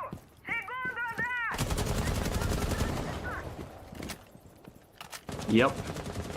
So for this round, Fluxo looking to hold strong. Just sit there, play out this defense. They got their setup. They got the kite being brought out. And for Black Dragons, again, the problem-solving part, the timing, the pacing, because the clock has been such a big issue time and time again. With a small break, maybe they can rest up and they have cooked together a plan on their own. They can actually pick up their teammates because there we go. Black Dragons, they're fast to punch this time for the first time in a while. And the wall's reinforced. Honestly, like, this is what they need, right? Like, I mean, you need to be quick. And both of these teams have had some very obvious and very serious struggles with clock management. The Black Dragons are the team that will now have to sort this out if they want a victory. They trail Fluxo.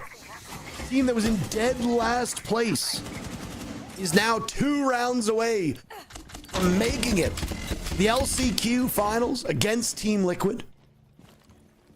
No matter what happens, with the way these two teams have played each other, I would be very happy if I was Team Liquid right now. I wouldn't be particularly worried. Doesn't really matter who prevails. Black Dragons probably have a greater upside just based on their own experience, but right now, can't outfox Fluxo, just as Vivo Keydstars had the same issue yesterday. 30 seconds left. Black Dragons got the leadoff pick onto Astro. They have to breach this bomb site, and they are getting bogged down again. They have no answer for this Electric Claw. They have no answer for the shock wires. So it's all just gonna be a slugfest. Flashes go in. Raps wins it blind. Ow! How does this happen? Whoo!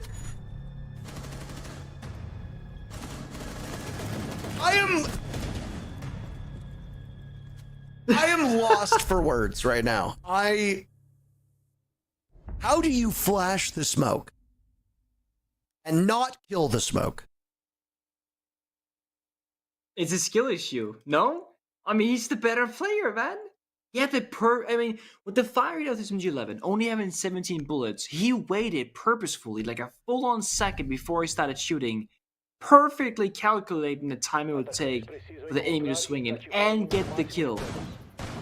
I mean, Black Dragons were in Garage at 1 minute 40 seconds. They sprinted on in for a fast take. Then they realized, okay, they actually triple reinforced the Garage catwalk wall. We gotta open it. And they do so with a can opener. That's secondary hard breach utility. And then they stand there for basically a full minute, unable to progress because you can't jump in that singular breach. You also can't quite walk in the singular doorway either. So they're kind of stuck in this very awkward position, and they struggle with the Kite Claw and Bandit batteries. But they had Thatcher open. The EMP economy just wasn't really there, didn't hit the mark, it didn't really do it, I would say, in the most efficient way. And when you run out of EMPs, those Kite Claws and those Bandit batteries, they will be a problem. That's a round that Black Dragons are going to be kicking themselves for, because it genuinely seemed like the round was theirs. They got the first pick of Astro. They made quick work to try to shake off that breach denial that was present. They had the flashes go in.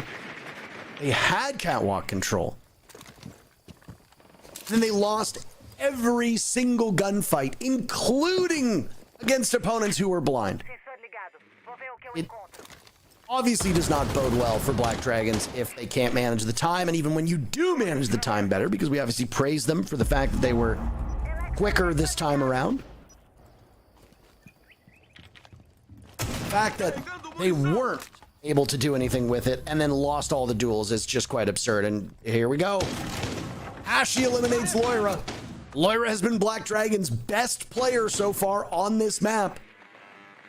Fluxo will trot out the exact same lineup before, especially with the M870 in the hands of the bandit. And I mean, just look at that round. You just drove a mute jammer direct. You just drove a drone directly into a mute jammer. You knew it was there. Bit of salvation though, as Nesk can find a kill onto Astro to bring it back to a 4-on-4. But if time is an issue again, you got Capcan traps, you got goo mines, and as you mentioned before, those mute jammers stopping multiple drones in this round, and of course slowing them down in general. You see there the jiggle peek in the doorways, that's the Capcan traps, of course. Curious to see if Hashi put any of those Capcan traps on the bomb set itself, because time has been running so low as a consistent factor in most of these rounds. But yeah, Black Dragons, you know, if they end up losing this and don't make it to tomorrow's finals, they will have to look back at this entire best of 3, at least on Bank and Nightheaven Labs, and go, man, we could have done better and we're capable of doing better, but we did not really hit the mark today for whatever reason. And again, you know, there's been a minute since we saw them get that kill onto Astro, and just now, a minute and 10 seconds later, they get that exterior wall opened up. They still gotta progress throughout the verticality, walk down the staircase, drop the hatch, walk in the beast, and there's the Capcan trap kill to make things worse. This could be it. Hashi doesn't really need to do much of his traps, do all the work for him. Black Dragon's in, tucked into the corner. Florio attempting the plant now. Coverage not working out the way they want. Nuxco with a single kill. He's gone. Florio off the defuse. And Fluxo will move to the finals against Liquid tomorrow. From 0 to heroes. The team that finished dead last in Brazil this stage will do battle with the team that finished 3rd last for the spot at the major. Is it Liquid who goes to Manchester, or does Fluxo pull off one of the biggest upsets we've seen in Tier 1 Siege in ages? Not just that, but also the order of things, right? To take down Vivo Keystars, to take down Black Dragons, and to potentially take down Liquid in a back-to-back-to-back fashion. That could be a phenomenal story for this team who struggled so much only a few weeks ago. I mean, you've seen some pretty big improvements, but you got a lot more work to be done. This was a matchup that Black Dragons will be soon quick to forget. An unfortunate end for them and their fans, but Fluxo has pulled off the unthinkable and will face Liquid tomorrow. That's it for you and I, Nick, but the desk probably has some things to say about this, so let's not impede them. Take it away, boys. Oh, wow. There you go. I can't believe it. The underdog story continues, CDAPS. Fluxo, our grand finalists alongside Team Liquid. Black Dragons, commiserations. They had some stellar moments during this campaign, but ultimately really underperformed and couldn't get the job done. They've got some serious work to be done going into the next stage. But now all eyes have got to shift to Fluxo, because this is a monumental achievement for them to get to this final stage. Yeah, it's a huge step in the right direction for Fluxo, because there was a point during groups that you could take any religious figure that you could think of and put them on that roster, and they would not have been able to win a game. It was that rough. And overall, when we're looking at how Fluxo has come into this LCQ, it's definitely a step in the right direction. They're still not perfect. They are not perfect by any stretch of the imagination, and they still have work to do if they're going to try to compete against Liquid, who look in top form. But once again, all we can ask for is progress. What do you think it is that's clicking? Of course, I know you've mentioned there that there are elements that they still need to figure out, but what is it they're getting right so well? I think it's maybe just their aggression is working better in this online environment, and just once again being able to play game after game after game and getting together, where, you know, it's the kind of simple mantra that 5 people doing something, even if it's incorrect, doing it together is better than, you know, 5 people doing individual things that might be more correct. And right now Fluxo are just overall winning round after round and having those big play potentials when it's needed most. I mean, we saw those player cams. It's just so good to see what it means to these. I think that even themselves, they must have, you know, overachieved to get to this point. And now they get to go have a night's sleep and then take on a huge challenge tomorrow. They don't really get much bigger. Team Liquid in the grand final for a spot at the Manchester Major. This Fluxo team, if they somehow manage to pull it off again, will be boarding a flight to Manchester at the end of May. It's exciting times for them, CDAPs. It definitely is, especially when you're now factoring in what happened during playoffs. We had E1 come out of nowhere as one of the rosters that were a huge underdog. Are we going to get a mirrored storyline in the LCQ and all of a sudden send 2 rosters from the most competitive region that have a majority rookies on them? They've never been at Nest tier event. That could be absolutely crazy. Black Dragons, a mainstay in Brazil Siege. What do you think about them now? I mean, we say this a lot. There's other teams that have dropped, you know, W7M, NIP, among more. Where do they need to go from here? They just need to kind of look introspectively. I don't think a roster move is necessary because we've seen them just be looking incredibly strong as a team and as a unit. But in the times that we see, you know, the lowest of their lows, it looks really rough. It's like they lose the plot. I don't know if it's prep work or if it's overall just philosophy going into a game, but sometimes they just get trapped down and seem like they're losing before it even starts. All right, let's take a look at our bracket now. We saw our predictions earlier on today. Look, they don't really match up at all. I don't think either of us expected Fluxo to be in that grand final. Team Liquid, we both did predict would make it to the final step. But it's shaking out how it's shaken out, and it just goes to show the unpredictability of this league. Yeah, it's any given Sunday. That's the motto, you know, any given play day here is now just, once again, it's absolute pandemonium in this LCQ. The stakes are so incredibly high, the competition is even higher, and just one mistake, you're done. Unfortunately for Black Dragons as well as Vivo Keatstars, they're just kind of done at the hands of Fluxo that everybody counted out. This was a roster, once again, that had not won a regulation or overtime match through group stage. Now all of a sudden they're winning back-to-back BO3s. Exciting times. Tomorrow is where it all comes to a head here for the Brazil LCQ. Team Liquid versus Fluxo for one spot at the Manchester Major. One more best of 3 is coming away at the exact same time tomorrow, and it is for everything. You do not want to miss it. Myself and CDAPS will be here with you to guide you through it. We will see you then. Bye for now.